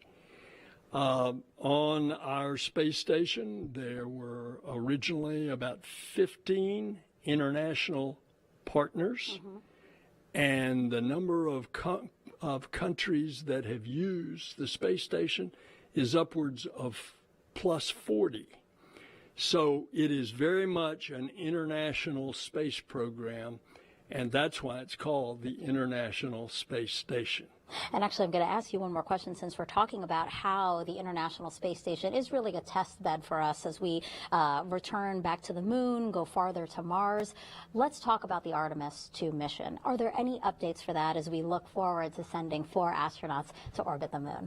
Well, we are looking forward to the next flight, Artemis II. The crew has been named. Reed Wiseman is the commander. They're going to do everything in preparation for the 3rd Artemis, which will be the one that will go into lunar orbit, hook up with a SpaceX lander, and we will have then the first woman and the next man will walk on the moon. Yeah, something exciting to look forward to. Now, Deputy Administrator, let's go back and talk about Crew-9 now. So, you know, we're launching with 2 empty seats. That's so NASA astronauts Butch Wilmore and Sunny Williams can return with Nick and Alexander early next year. What have Butch and Sunny been able to accomplish on the ISS since they got there in June? Well, the good news is having 2 extra sets of hands means more than 80 hours a week of extra work that can go into critical science, but also maintaining the station. So they have really contributed. Crew time is really precious on orbit. It feels like there's never enough. Yeah. But I would like to highlight a couple of experiments that they have been working on that I think are exciting, both because of how they impact future spaceflight, but also people here on Earth. So the water management experiment, which is testing different techniques for transporting water to plants. Now, in space, in microgravity, water doesn't flow the same way without gravity to take care of it. But what's interesting is not only will that help us when we go to the moon and we go on to Mars, the ability to grow our own plants, but it also affects hydroponic systems here on Earth. The other experiment that I think is really significant is looking at taking some tissue cultures of the bone marrow that creates platelets, right? Very important in our blood system. And they're going to grow them in cultures. And part of that is to look at blood clotting and how those cells develop and how it might work in space. Right. But it also is going to help us understand blood clots better here in gravity by being able to compare the two. I know, so they are great doing experiments. very significant science. Yeah, it's always so great to have veteran astronauts there as well. All right, so let's head back over now to our commentators in Hawthorne, California. Thank you both. Thank you, Megan. As we continue to count down, let's take a closer look at the vehicles that will be taking Crew-9 to the International Space Station today. Falcon 9 is a two-stage rocket developed and manufactured by SpaceX, known for its safe, reliable, and cost-effective access to space. It's also the first and currently the only orbital-class rocket capable of reflight. Sitting at the top of Falcon 9, Dragon and its trunk stand over 26 feet tall. There are 2 windows on the spacecraft, plus 1 under the nose cone. The nose cone opens shortly after launch to expose the forward bulkhead thrusters and docking mechanism that will connect to the space station. Dragon's trunk holds solar cells, which power Dragon while it's in free flight. The trunk can also carry unpressurized cargo. Dragon has 16 Draco thrusters that can be used in space to help navigate the spacecraft to its destination, each providing 90 pounds of force. That doesn't include the 8 Super Draco thrusters used for an abort, which are no longer active once the crew is in orbit. Dragon has played a significant role in advancing our future in space by safely transporting crew to and from the space station. There's currently 4 Dragon spacecraft supporting human spaceflight missions that have docked to the station, and those are Endeavour, Resilience, Endurance, and Freedom. Designed to be the safest spacecraft ever flown, Dragon is capable of carrying up to 7 passengers to and from Earth orbit and beyond. Crew-9 is SpaceX's 15th human spaceflight mission since 2020, when Dragon became the first private spacecraft to take humans to the International Space Station. Dragon has completed over 47 launches and flown 54 astronauts, representing 14 countries. Throughout all of those missions, Dragon has helped support more than 1,000 experiments. Altogether, the reusable Dragon spacecraft have completed 8 human spaceflight missions on behalf of NASA and visited the station 42 times under NASA's commercial resupply and commercial crew programs. And through all of that, Dragon has proven to be quite a versatile spacecraft. It can autonomously dock to the space station when outfitted with the ISS docking adapter, as it is for today's flight. When not going to the space station and in free flyer mode, the docking adapter can be swapped out for a cupola. Then, of course, you have our newest option, the Skywalker hardware, to support extravehicular activities, which the crew just used for the first time during Polaris Dawn. Continuing down the vehicle, we have the second stage. The second stage is powered by a single Merlin vacuum or MVAC engine, and this engine is optimized to perform in the vacuum of space. After stage separation, the MVAC will ignite and carry Dragon to its target orbit. The Falcon 9's first and second stages are connected by the black interstage, which houses the MVAC engine and the systems that decouple the 2 stages during stage separation. Below that, of course, is the first stage, which is powered by 9 Merlin engines. These 9 Merlin engines provide the initial thrust to lift Falcon 9 off the pad and clearing the tower through the lower, thicker parts of the Earth's atmosphere. Each of these 9 Merlin 1D engines delivers about 190,000 pounds of thrust at sea level, and that gives Falcon 9 a combined 1.7 million pounds of thrust. After stage separation, Stage 1 will return to Earth for recovery and reuse on a future mission using a combination of the Merlin sea-level engines and the 4 titanium grid fins located near the top of the booster, which will guide it during its reentry and landing. The Falcon 9 first stage is also equipped with 4 landing legs that deploy just before landing to allow for a vertical touchdown on either a drone ship or a landing pad. And today, we'll be attempting to land this booster at Landing Zone 1 back at Cape Canaveral Space Force Station.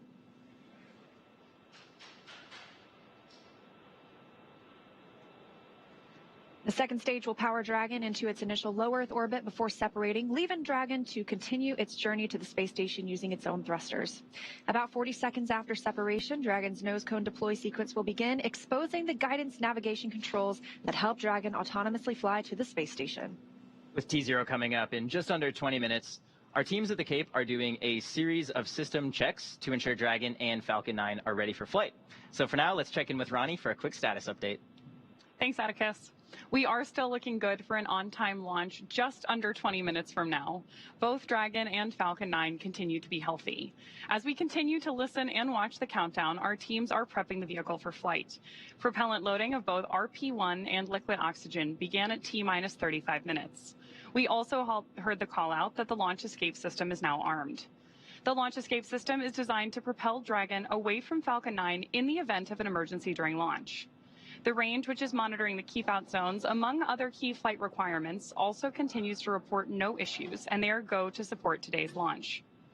As you heard earlier, weather is also looking good, and we are still tracking roughly a 30% chance of violation at our target liftoff time. But we are optimistic that we're going to have good conditions at that T0. Now, as a reminder, today we have an instantaneous launch window driven by our planned rendezvous point, the point at which Dragon and station will meet in orbit.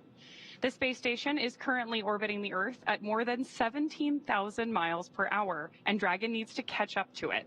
That means we have to deliver Dragon to the correct orbit by timing its trajectory relative to the orbiting laboratory so that they are in the same place in space at the same time. A precise liftoff time is crucial for hitting that rendezvous point. Of course, that means that at this point, if we hear a hold for any reason, we'll have to stand down and target our backup opportunity, which is tomorrow at 12:54 Eastern Time. Now, with all systems go, I'm going to turn it over to Nilofer for a status update from Houston. And thank you, Ronnie. Back here in the International Space Station Flight Control Room at NASA's Johnson Space Center in Houston, teams are continuing to work around the clock to monitor activities aboard the orbital outpost. Leading the team inside the room is Flight Director Nicole McElroy. The team in Mission Control Houston, the team in Hawthorne, and the astronauts aboard the space station will track the autonomous docking of Dragon Freedom on Sunday when they enter joint operations. This will happen when the spacecraft enters the approach ellipsoid, the invisible boundary that helps us monitor arriving and departing spacecraft. Once docked, Dragon Freedom's crew will perform a series of leak checks, then work to open the spacecraft's hatch before floating into the station to begin their 5-month stay. We anticipate that the hatch will be opened about an hour and a half after docking. When they enter the orbital outpost, Crew-9 will be greeted by the rest of their Expedition 72 crew and will come together for opening remarks. The anticipation for launch continues here in Mission Control. How's it looking on the Space Coast, Daryl? Well, we're looking pretty good, Nilofer, and thank you very much. Weather improving here at the Kennedy Space Center. If you're just joining us, we are 16 minutes and 37 seconds away from the launch of the 9th astronaut rotation mission to the International Space Station under NASA's commercial... Stage 2 LOX load has started. And there you heard, Stage 2 LOX load has begun, the final loading of propellants into the Falcon 9 rocket. Commander Nick Hague and Mission Specialist Alexander Gorbanoff are strapped into their seats inside Dragon Freedom. As you can see right there, the Falcon 9 rocket fueling operation well underway. The launch escape system is armed, and that means Dragon is prepared to launch itself away from the Falcon 9 in case of an emergency. So far, operations look and sound as expected, and we are counting down to liftoff at 1:17 and 21 seconds p.m. Eastern Time. And I want to welcome in a special guest here on set now. NASA astronaut Stephanie Wilson is here, joining us alongside Zena Cardman, both of you NASA astronauts. It is so good to have you both here. You both trained for Crew-9. This is where you probably expected to be on this day.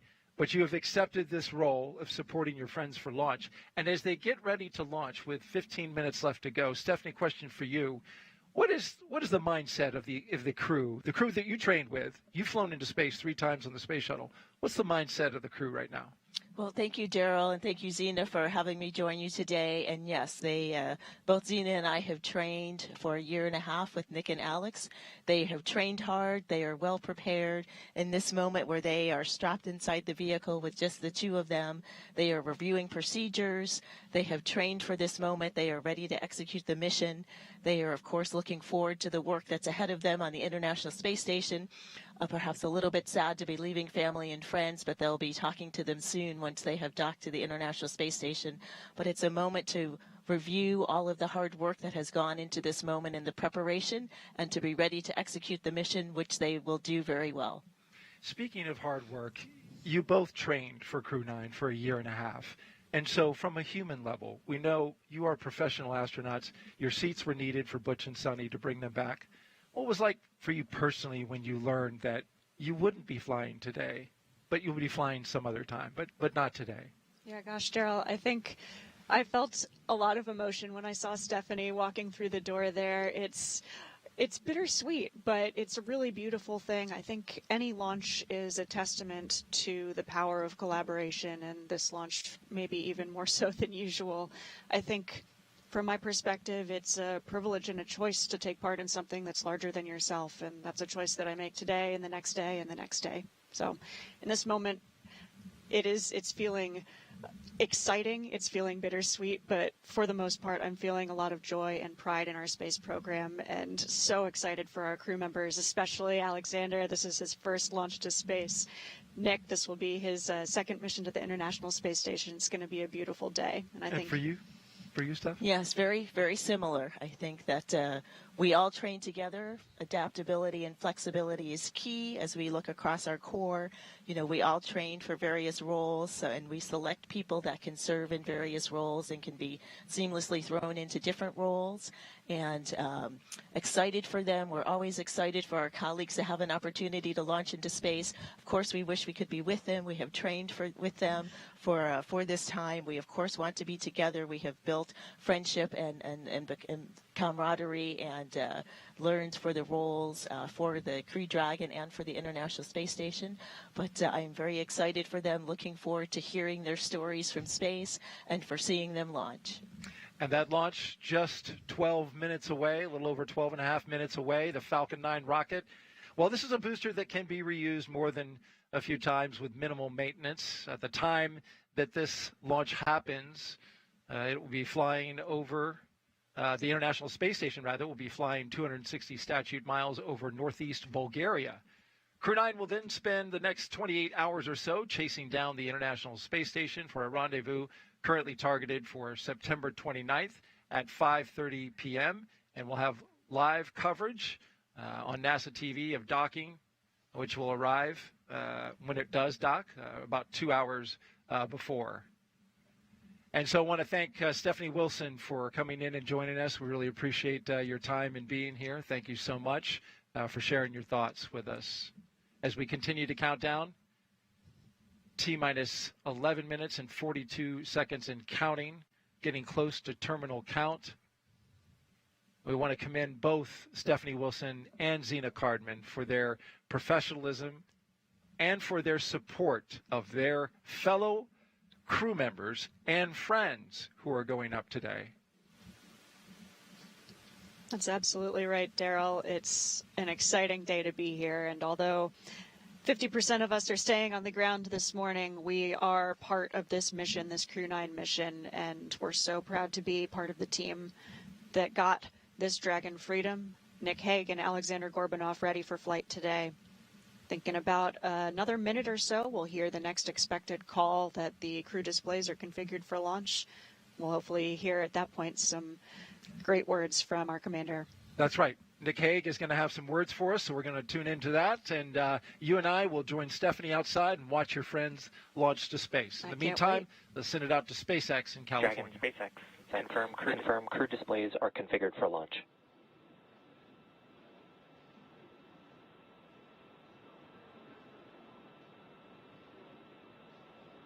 So good news there from Mission Control. And our next major countdown event will be around the... And SpaceX Freedom.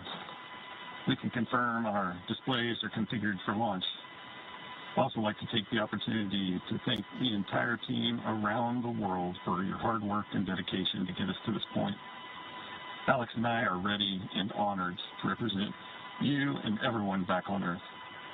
A huge thanks to our families and friends for your unwavering support, and to Crew-9, unbreakable. We go together.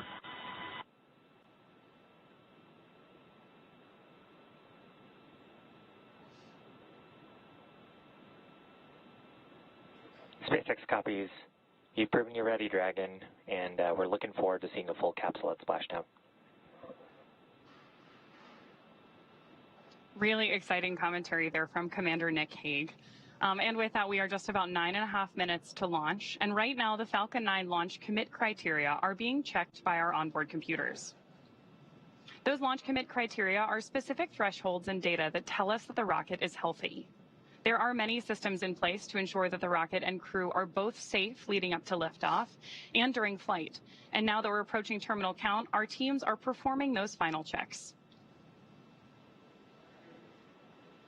Just coming up on 9 minutes before launch right now, we just heard from Commander Nick Hague. He and Alexander Gorbanov are suited. They are seated in Dragon Freedom there, as you can see on the screen. We have teams here at Mission Control Hawthorne monitoring the vehicle, both Dragon and Falcon 9. Meanwhile, in Houston, as we heard from Nilifer, some of those teams in console positions are keeping tabs on the space station, its reboost capabilities, making sure everything is looking good for Dragon's arrival tomorrow. We're looking at about a 9-minute ride to orbit today, and that's the point that the second stage will cut off. After that, Dragon and the second stage will continue to coast for another few minutes, and then they will separate. You'll be hearing some performance calls as we get into this final countdown, and then after liftoff. These are SpaceX flight controllers reporting on trajectory, speed, booster performance, and other key milestones. And there are also some other calls you'll hear the crew make after liftoff.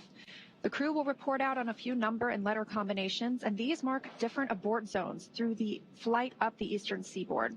The first two are 1A and 1B, and these are available when the first stage is firing. The next are 2A through 2E. Those will come into play once the second stage kicks in, but we will only hear the call for 2A. Diverting a little bit from the other naming system, you will also hear the call Shannon, and that refers to Shannon, Ireland. That means the crew could target off the coast of Ireland if they needed to abort later in the second stage burn. Again, you'll hear these calls throughout the flight uphill, along with the key performance callouts from the guidance, navigation, and control officer, as well as the propulsion lead. One of the next callouts we're listening for in our countdown is the announcement that Stage 1 engine chill has started, which is one of the key processes that prepares the engines on board our first stage for flight. Right now, propellant in the tanks is isolated from the engines, but at T-minus 7 minutes, we'll open the engine pre-valves and start passing just a trickle of liquid oxygen through the Merlin engine pumps, chilling those engines for the start sequence. Stage 1 engine chill has started. Confirmation there that engine chill has started. Now, we do this because the super chilled and densified liquid oxygen on board is really, really cold. So we use the process to bring that engine hardware down to a cooler temperature before flowing all of the LOX and propellant into it during flight. At liftoff, Falcon 9 is consuming 700 gallons of fuel per second. So engine chill helps us to prevent thermal shock and ensures nominal engine performance. The next thing we're listening in for is the confirmation that RP1 load has been completed on board Stage 1. RP1 is that densified kerosene or rocket fuel that propels the crew into orbit. All of that RP1 is we are waiting to hear that it is fully loaded onto the rocket, and the second stage loading was completed earlier. So we're still loading liquid oxygen as well on the first and second stages. Stage 1 fuel load is complete. Confirmation right on time that RP1, the densified kerosene loading, is now complete. Again, still loading liquid oxygen on the first and second stages. We need this to combine with the densified kerosene. That RP1 liquid propellant needs an oxidizer to combine with in order to ignite. Coming up next at the 5-minute mark, we'll hear the call for Dragon to configure for terminal count and then transition over to internal power. And then we'll hear the propellant tanks on Falcon 9 are getting ready to pressurize, which means they'll have some additional rigidity and structural support for the rocket as we get ready for the strong back to retract. The strong back provides access to Falcon 9's fueling lines and umbilicals for both prop load and the different gases being loaded on board. The clamp arms will open and it'll move just a couple of degrees at first, and then we will see it swing open completely at the moment of liftoff. We'll continue to check through a couple more fueling milestones, including one around the 2-minute mark before flight, where we'll hear liquid oxygen loading is complete on the second stage.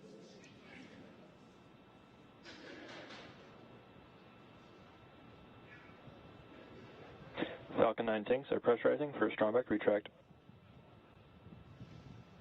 Dragon in configure for terminal count. Now under 5 minutes to launch, we are in terminal count, meaning the Dragon onboard computers take control of the spacecraft. Again, we are still watching first stage as its liquid oxygen loading continues. That'll be complete around 3 minutes, followed by completion of second stage liquid oxygen loading about 1 minute later. Strong back retract has started. Just heard that call out from Mission Control that strong back retract has started. And if we keep a close eye on the screen, there we go, just coming out of those clouds of liquid oxygen, we got to see those clamp arms opening up around stage 2. What's going to happen now is that our strong back will recline just about 2 degrees away from the vehicle. But the TE will throw back all the way to 45 degrees at liftoff, clearing the way for Falcon 9 to leave the pad. As Leah mentioned, that strong back does route the vehicle's fluid and telemetry lines all the way up to the rocket and our spacecraft today. Good views of the strong back moving away from Falcon 9 and Dragon there on the bottom right-hand side of your screen. With that, we are just about 30 seconds away from LOX load completion on board the first stage.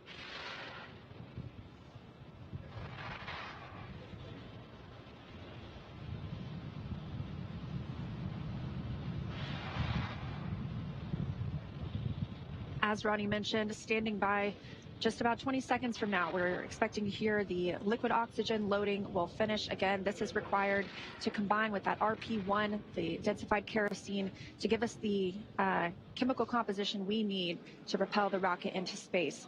All of these white clouds of vapor you see on your screen are normal. We will continue to see them build as we get closer to launch, and that's due to this liquid oxygen. It's super chilled, so some of that does boil off in the hot Florida air. Stage 1 LOX load is complete. There's confirmation right on time. Dragon in terminal count and on internal power.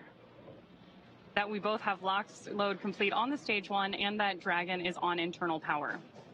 We are expecting LOX loading to last for just about another 30 seconds on board stage 2. And then we should see a vent down of the TE LOX lines. That's going to produce another one of those large white clouds moving away from the vehicle. Again, as Leah just mentioned, that is totally normal and happens when that cooler liquid oxygen that's venting off the surface of the tanks comes into contact with that humid Florida air along the Space Coast.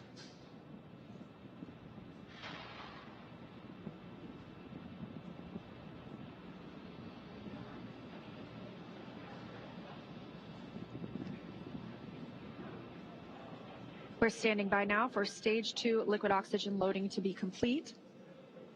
Stage 2 LOX load is complete. Dragon in auto idle. With confirmation of that liquid oxygen load complete, gas closeout has started. Expect loud venting. right on time. That gas closeout has begun. So we are now isolating all the feed lines for the different gas systems from the Falcon 9 rocket. Those will then get vented overboard through the umbilicals and the strong back itself. And you can actually hear that venting right now.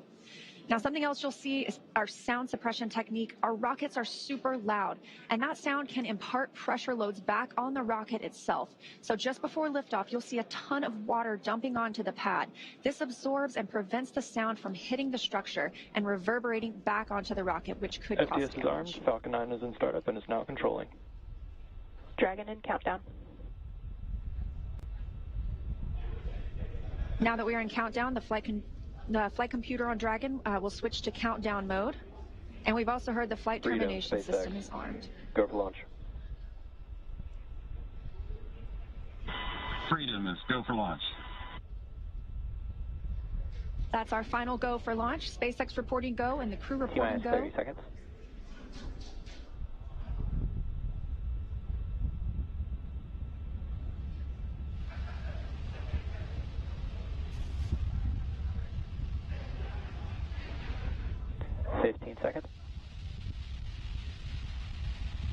Standing by for the first launch of 10, humans 9, from Space 8, Launch Complex 40. 7, 6, 5, 4, 3, 2, 1. Ignition. Ignition full power. And liftoff. Crew-9. Go SpaceX. Go Falcon. Go NASA. Liftoff of Crew-9 now soaring to the International Space Station. Stage 1 Alpha. Stage 1 propulsion is nominal. Copy 1 Alpha. Those 9 Merlin engines now providing 1.7 million pounds of thrust, propelling Falcon 9 and Crew-9 and continuing to get good calls from teams here on the ground.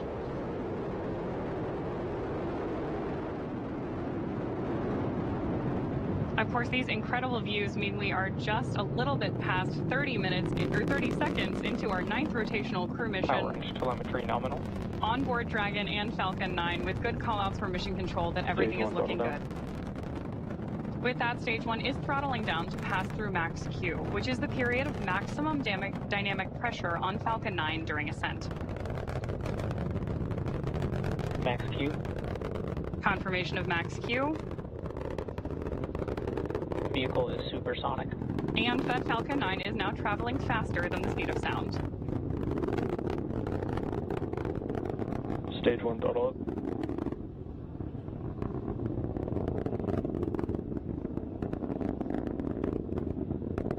Stage 1 Bravo. Copy 1 Bravo. That call out for 1 Bravo means we're in the second and final abort mode for the first stage and continuing to get good performance. And vac chill is underway. Crew is pulling just over 2 Gs at this point. Next up, we heard the engine chill on the second stage MVAC engine has begun, and then we will have MECO, or main engine cutoff, where the 9 engines on the first stage will cut off ahead of the first and the second stages, and then will separate from one another. Then that single Merlin vacuum engine on the second stage will ignite and continue to carry Crew-9 to orbit while the first stage begins its journey back to Earth.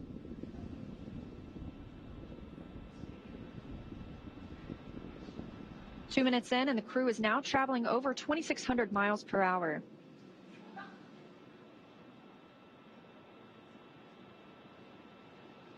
Stage 1 is throttling down.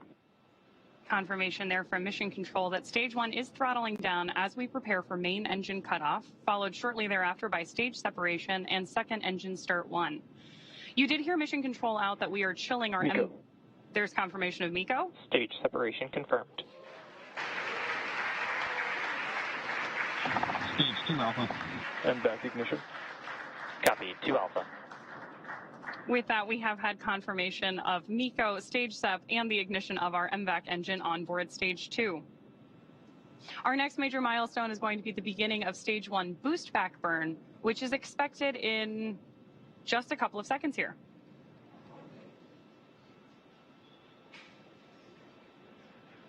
Of course, if you are just joining us, you've got views of our first stage on the left-hand side of your screen and of MVAC burning with our Crew-9 astronauts aboard up in space on the right-hand side of your screen. Now we are coming up on 3 minutes and 20 seconds since liftoff today, traveling over 4,000 miles per hour and 76 miles downrange.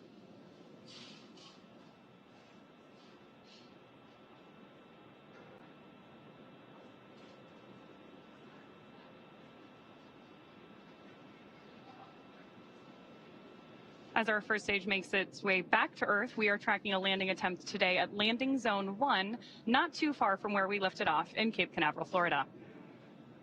Dragon, SpaceX, nominal trajectory. Confirmation there that both vehicles nominal trajectory. Are on nominal trajectories. Everything is looking good. And we're getting good performance on that single Merlin vacuum engine on the second stage. The crew's G-load dips right now. We are going to prepare to hit the separation event. Right now they're about 1 G, which is about what we're used to experiencing on Earth.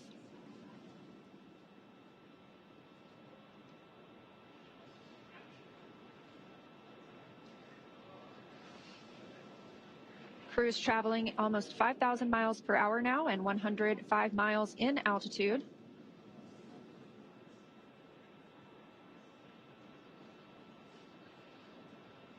As we await the entry burn for our first stage, you are getting great views of it on the left-hand side of your screen. You can also see 2 of our titanium grid fins, which are the primary mechanical structures. Dragon, SpaceX, nominal trajectory. Confirmation there from Mission Control that everything is still looking good. Freedom copies, nominal trajectory. Now, as I mentioned, those grid fins are the primary mechanical structures that we use to steer the booster back toward its landing zone, which today is LZ-1 at Cape Canaveral. Just as kind of a quick point of reference, those grid fins are about 4 by 5 feet, so roughly the size of a coffee table.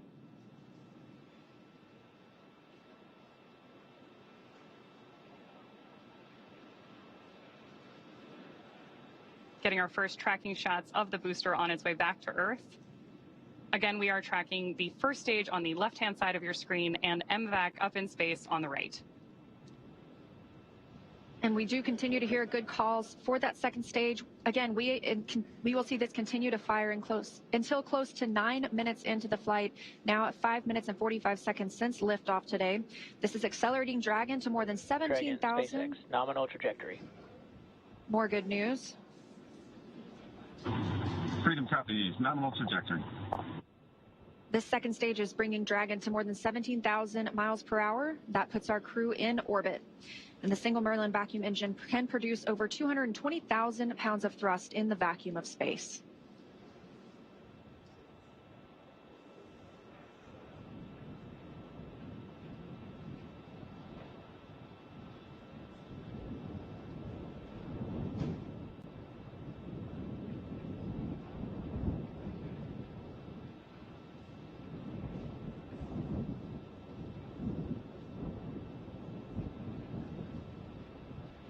Stage 1 does perform 3 burns on its way back to Earth. The first is the boost back burn, followed shortly thereafter by the entry burn.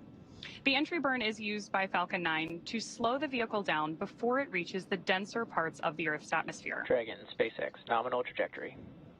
Nominal trajectories there from Mission Control. Freedom copies, nominal trajectory.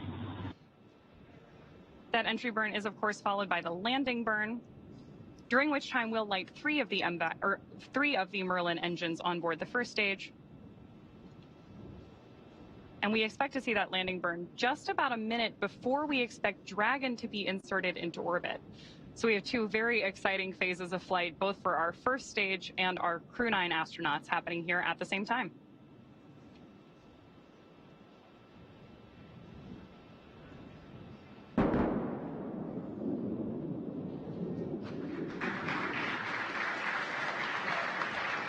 Stage 2, FTX has based.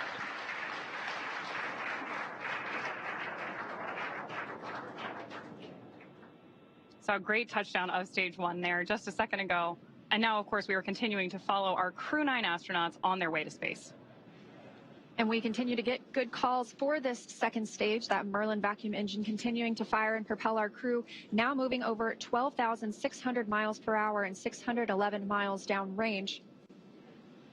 Just over 8 minutes since liftoff today, so we are expecting to see this continue to fire until just about the 9-minute mark, at which point this engine will cut off.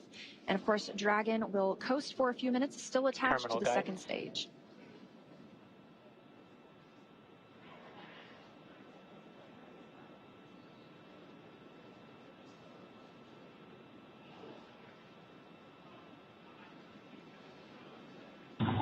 Shannon. That call. Copy, Shannon. That call is for Shannon, Ireland. That would be the abort zone if we were to abort at this point in the flight. However, we are continuing to hear good calls about Dragon's performance. MVAC shutdown. Confirmation of the Merlin vacuum engine shutting down. Dragon, SpaceX, nominal orbit insertion. Good news there from Freedom Mission, copies, nominal orbital insertion. from Mission Control and our crew that we have had nominal Dragon, orbit insertion. SpaceX, launch escape system disarmed. Freedom copies, LES disarmed. In 9 quick minutes, we now have 2 new crew members on their way to the International Space Station, having taken off from Space Launch Complex 40. The crew now being in a good or expected orbit. We'll continue to coast for these few minutes, and then we get our first views inside the capsule of our 2 crew members, Nick Hague and Alexander Gorbanov. They are just continuing to stay in their suits and in their seats during this dynamic portion of the flight. We're going to continue to coast for a few minutes after this second stage engine cutoff. This allows the rates and motion from that long burn to settle out. There are some small reaction thrusters on the upper stage the upper part of the second stage that can be used to counteract any residual motion. That basically makes sure we're in a stable coast before Dragon separates from Falcon, and that'll happen about 12 minutes into the flight. So about a minute and a half from now, we expect to see Dragon actually separating from the second stage. Again, we did hear the crew has been successfully inserted into a good orbit. And again, this is them now in microgravity, one of them, Alexander Gorbanov, for the very first time.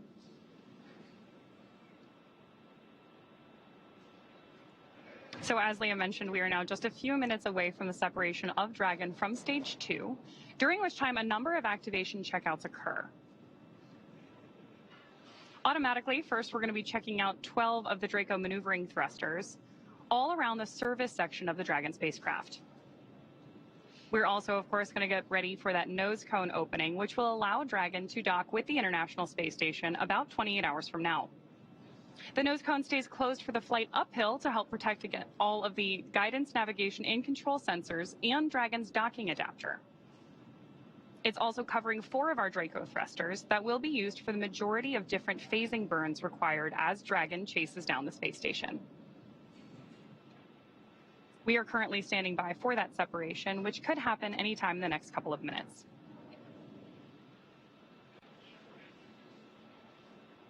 Currently, you can see the crew is just relaxing in their seats. They are definitely vigilant, though. They are able to monitor those crew displays in front of them, keep up with what's going on in the mission.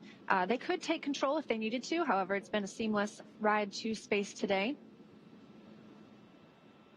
Good views there, looking up into Dragon's trunk, looking at the heat shield on the bottom of Dragon that Crew-9 will use when it returns home early next year.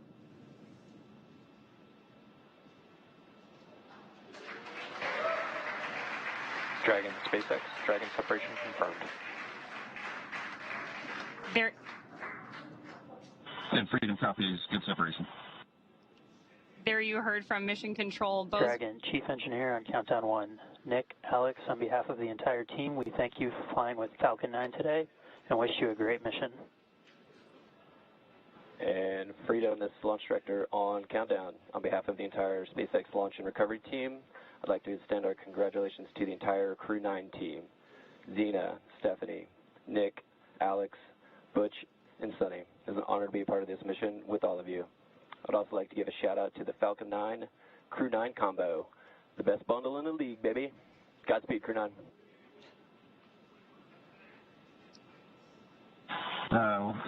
Couldn't say it any better. Thank you, guys. You know, we had the opportunity to meet so many people that were involved with the Falcon 9, and along the way was a sweet ride. I'm pretty sure my youngest son would say it was Sigma. Alex has got a few words to add as well. And all the entities that made this launch possible. Roscosmos, NASA, Big SpaceX. And thank you to my family and friends for their support. And also I'd like to express my gratitude to the hundreds of thousands of people around the world who are involved in the development of space technologies and to moving humanity forward. Today's launch is also their accomplishment. Хочу сказать спасибо Роскосмосу, НАСА совместно со SpaceX за успешный запуск человека на орбиту, за очередной успешный запуск, и также благодарить родных и близких за поддержку. Спасибо.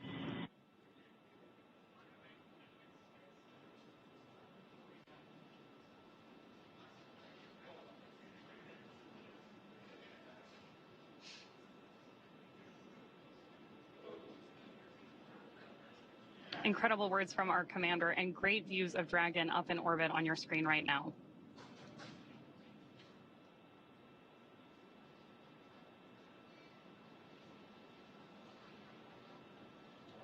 been about 14 minutes and 30 seconds since.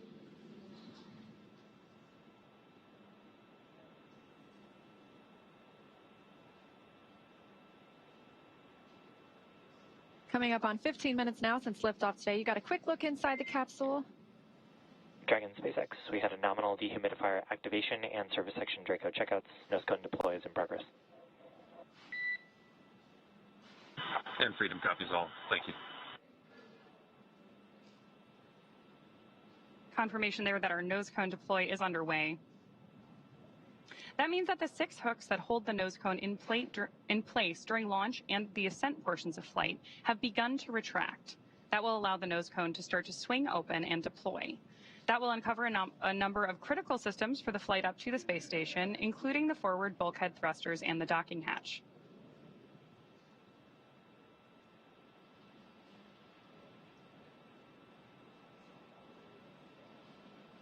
Incredible views from our crew up in space on your screen right now, but I'm sure it's nothing compared to the view out of Dragon's window as they make their way to the space station.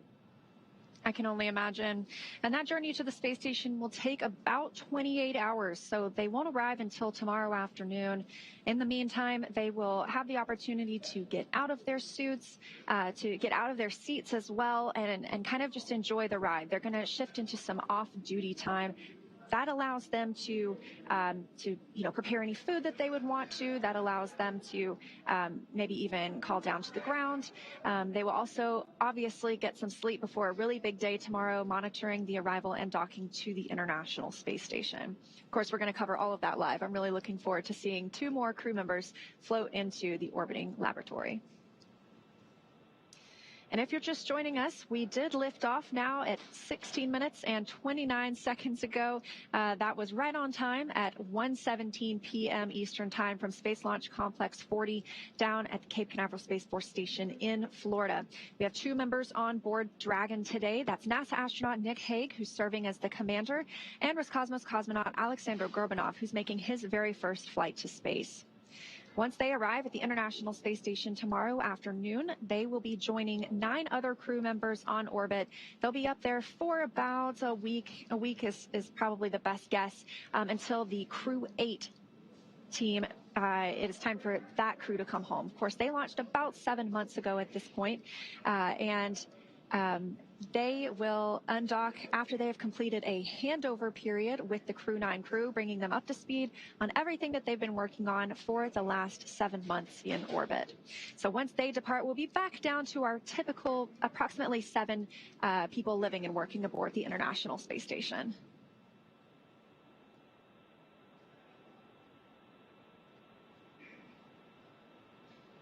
We are getting really spectacular views from up in space today.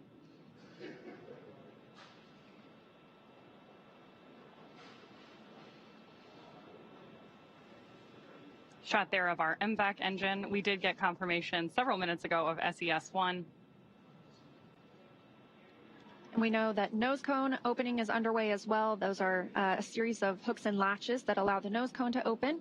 And that nose cone is closed during launch to protect the docking hatch, to protect 4 bulkhead thrusters that we will use for some of the larger burns that help us get to the International Space Station. One of the other things we're doing right now is going ahead and opening the ECLSS system, which stands for the Environmental Control and Life Support System, which will be activated inside of Dragon. As Leah mentioned earlier, soon our crew will be able to get their visors open and get out of their spacesuits and settle in for that 28-hour ride to the International Space Station.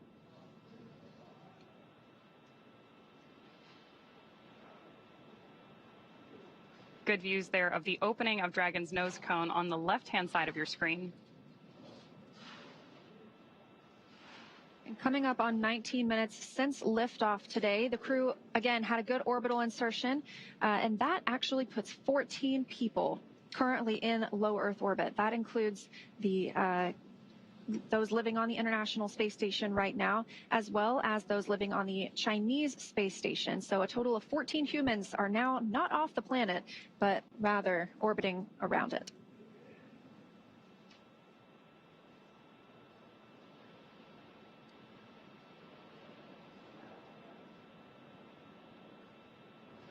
More good views from our Dragon nose cone on the left-hand side of your screen. As it very gradually swings open, obviously in space, everything we do has an equal and opposite reaction, so slow and steady really wins the race here.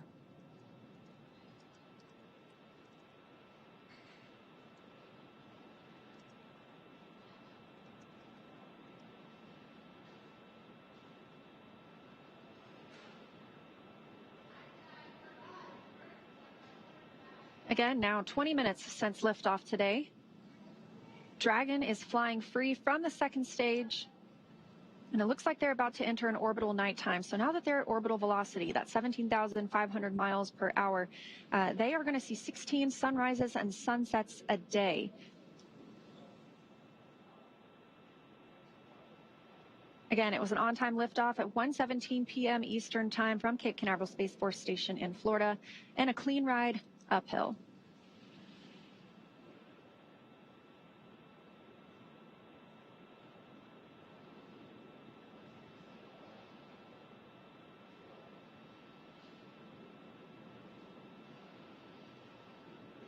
We've had some good communication from Mission Control up to our Crew-9 astronauts already today.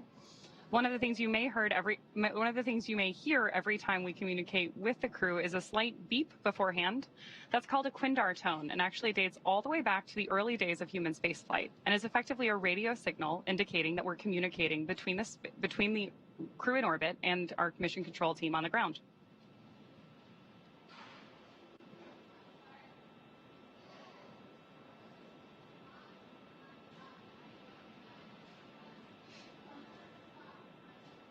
We now have views back inside the capsule. Dragon SpaceX, we have a nominal nose cone opening. We do have just about 3 minutes here left in the ground station pass if you've got any fluffy stowaways you'd like to introduce. And Freedom copies, good Draco checkout, good nose cone opening. And I just so happen to have a furry friend with me.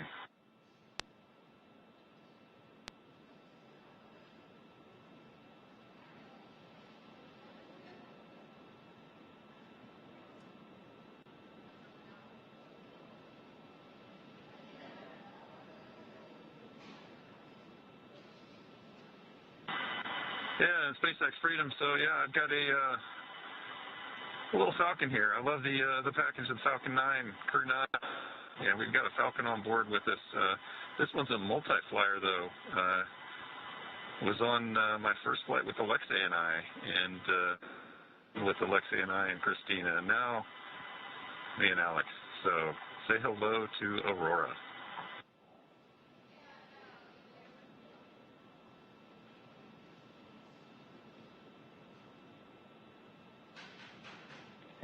And we see your Dragon. Actually, a good view right now because we're looking at the display cam.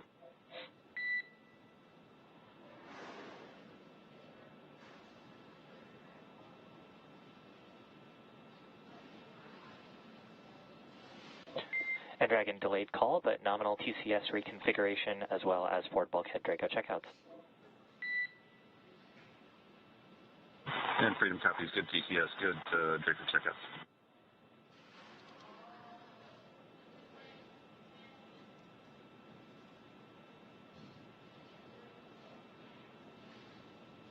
Spectacular views of our Crew-9 astronauts and zero-G indicator up in orbit.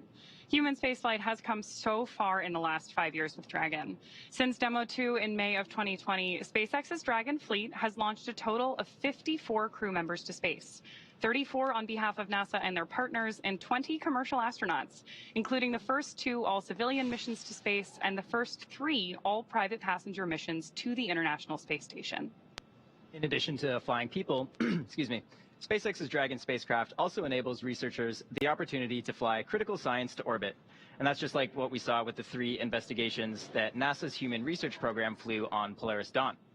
So far, SpaceX and Dragon have carried over 1,000 research experiments to and from low Earth orbit, both to the International Space Station and on our free flyer missions as well. From DNA sequencing to 3D printing, studies enabled by Dragon and the International Space Station test a variety of technologies, systems, and materials that will be needed for future long-duration exploration missions. Every mission yields critical research and learnings that help make life both on Earth and in space better. And flights like today's help us continue to lay this foundation for our future among the stars and continue our mission to make life multiplanetary. But for now, we'll be signing off from SpaceX, and we're going to send you back over to NASA. But before we go, we do want to thank NASA for entrusting us with today's mission. And of course, thank you to all of the viewers for being here with us today.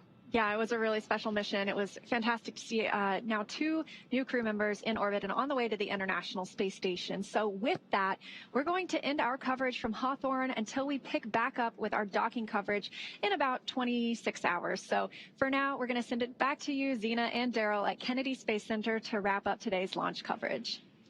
Thank you very much, Leah and Atticus, and welcome back here to the Kennedy Space Center in Florida, where just about 25 minutes ago, we watched Crew-9 lift off from Space Launch Complex 40 for the first time with humans at the Cape Canaveral Space Force Station. NASA astronaut Nick Hague and Roscosmos cosmonaut Alexander Gorbanov are now en route to the International Space Station. I'm Daryl Dale, and this is NASA astronaut Zena Cardman, who has been with us for the past 4 hours, documenting Crew-9's path from astronaut crew quarters, suiting up all the way to the rocket, lifting off, and then getting into space today. And I got to watch it with Zena in this role. I get to watch oftentimes as we break, go outside and watch a launch with the astronaut. And in this particular case, Zena, with you being the commander from the beginning and then giving up your seat, you and fellow astronaut Stephanie Wilson, so that those seats could be used by Butch Wilmore and Sonny Williams to come back. This has a very close association to you, clearly. What was your reaction there when you were watching them lift off into space? Yeah, Daryl, I think every crewed launch that I have ever watched has really brought me a lot of emotion. This one today was especially unique. I think it was hard not to watch that rocket lift off without thinking, that's my rocket and that's my crew. But I also know that I'm not the only person who can think that.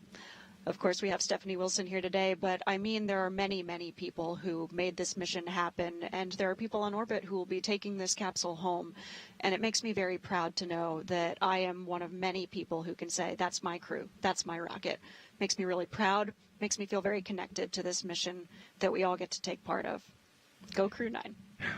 Well said, Zena. And an emotional moment in time out there watching the rocket lift off. And now the work begins. You will start training for the next mission. You spent 1.5 years training for this one. You're now going to go into space at some point.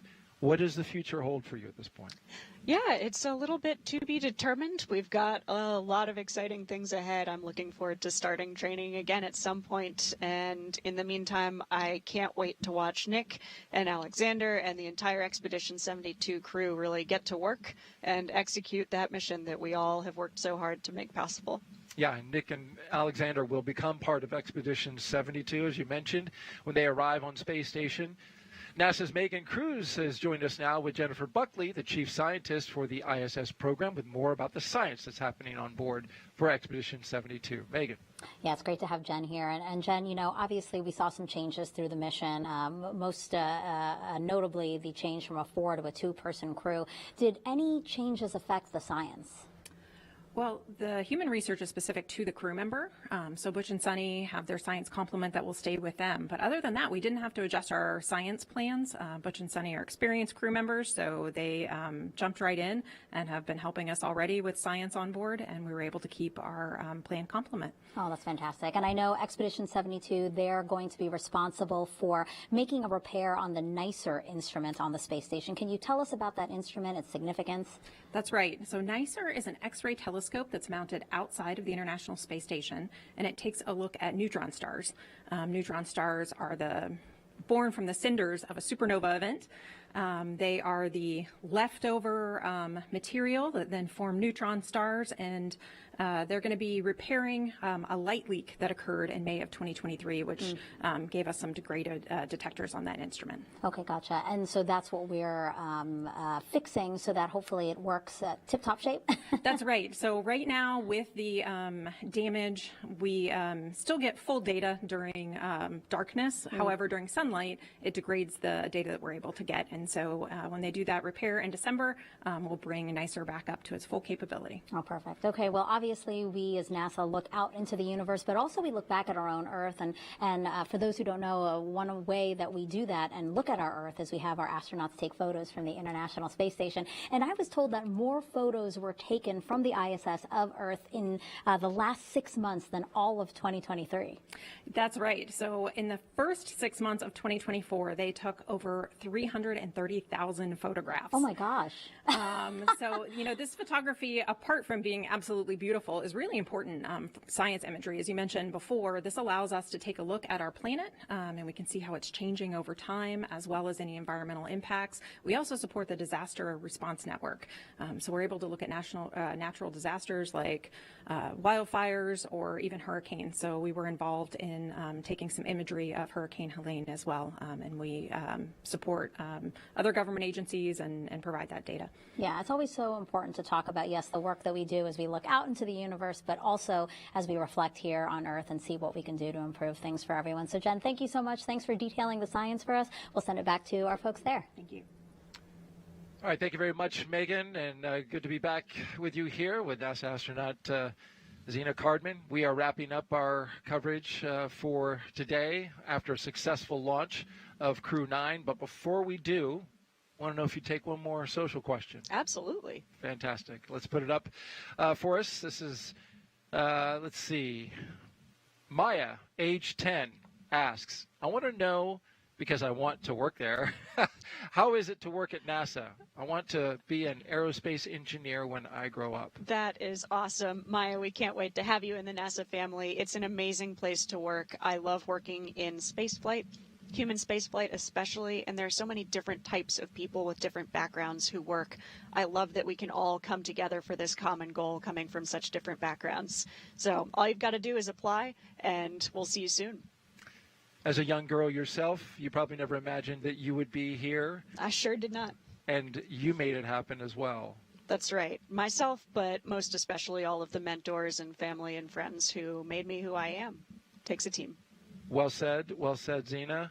Now, as we wrap things up, we want to let you know that though our coverage is coming to a close, you can still follow along with Crew-9's entire journey to the station by listening to the mission real-time audio commentary. Just to do that, you can snap that QR code that you see on the screen there, or if you're watching us on your phone, just screen grab it and you can click on it later.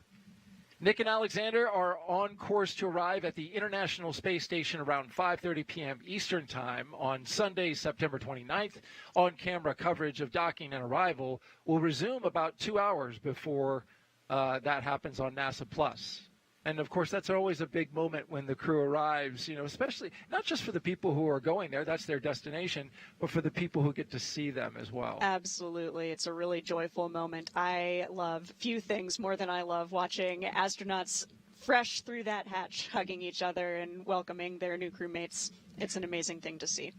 And there's 3 of them if you count this little guy right here, which you brought on board. That's right. This was the zero-G indicator. That's exactly right. And I absolutely love the history that this zero-G indicator has for Nick Hague specifically. And I'm sure Alexei Ovchinin will be happy to be reunited with that zero-G indicator as well. So getting the band back together. Seems like it's a good luck charm at this point. It seems that way. All right. Well, Zena, I want to thank you for co-hosting with me today. Yeah, I know it was a challenge. It was emotional at times, but thank you for sharing your insight, your experiences, your knowledge, but most of all, your heart. Appreciate you. Thank you, Daryl. Go Crew-9. Go Crew-9.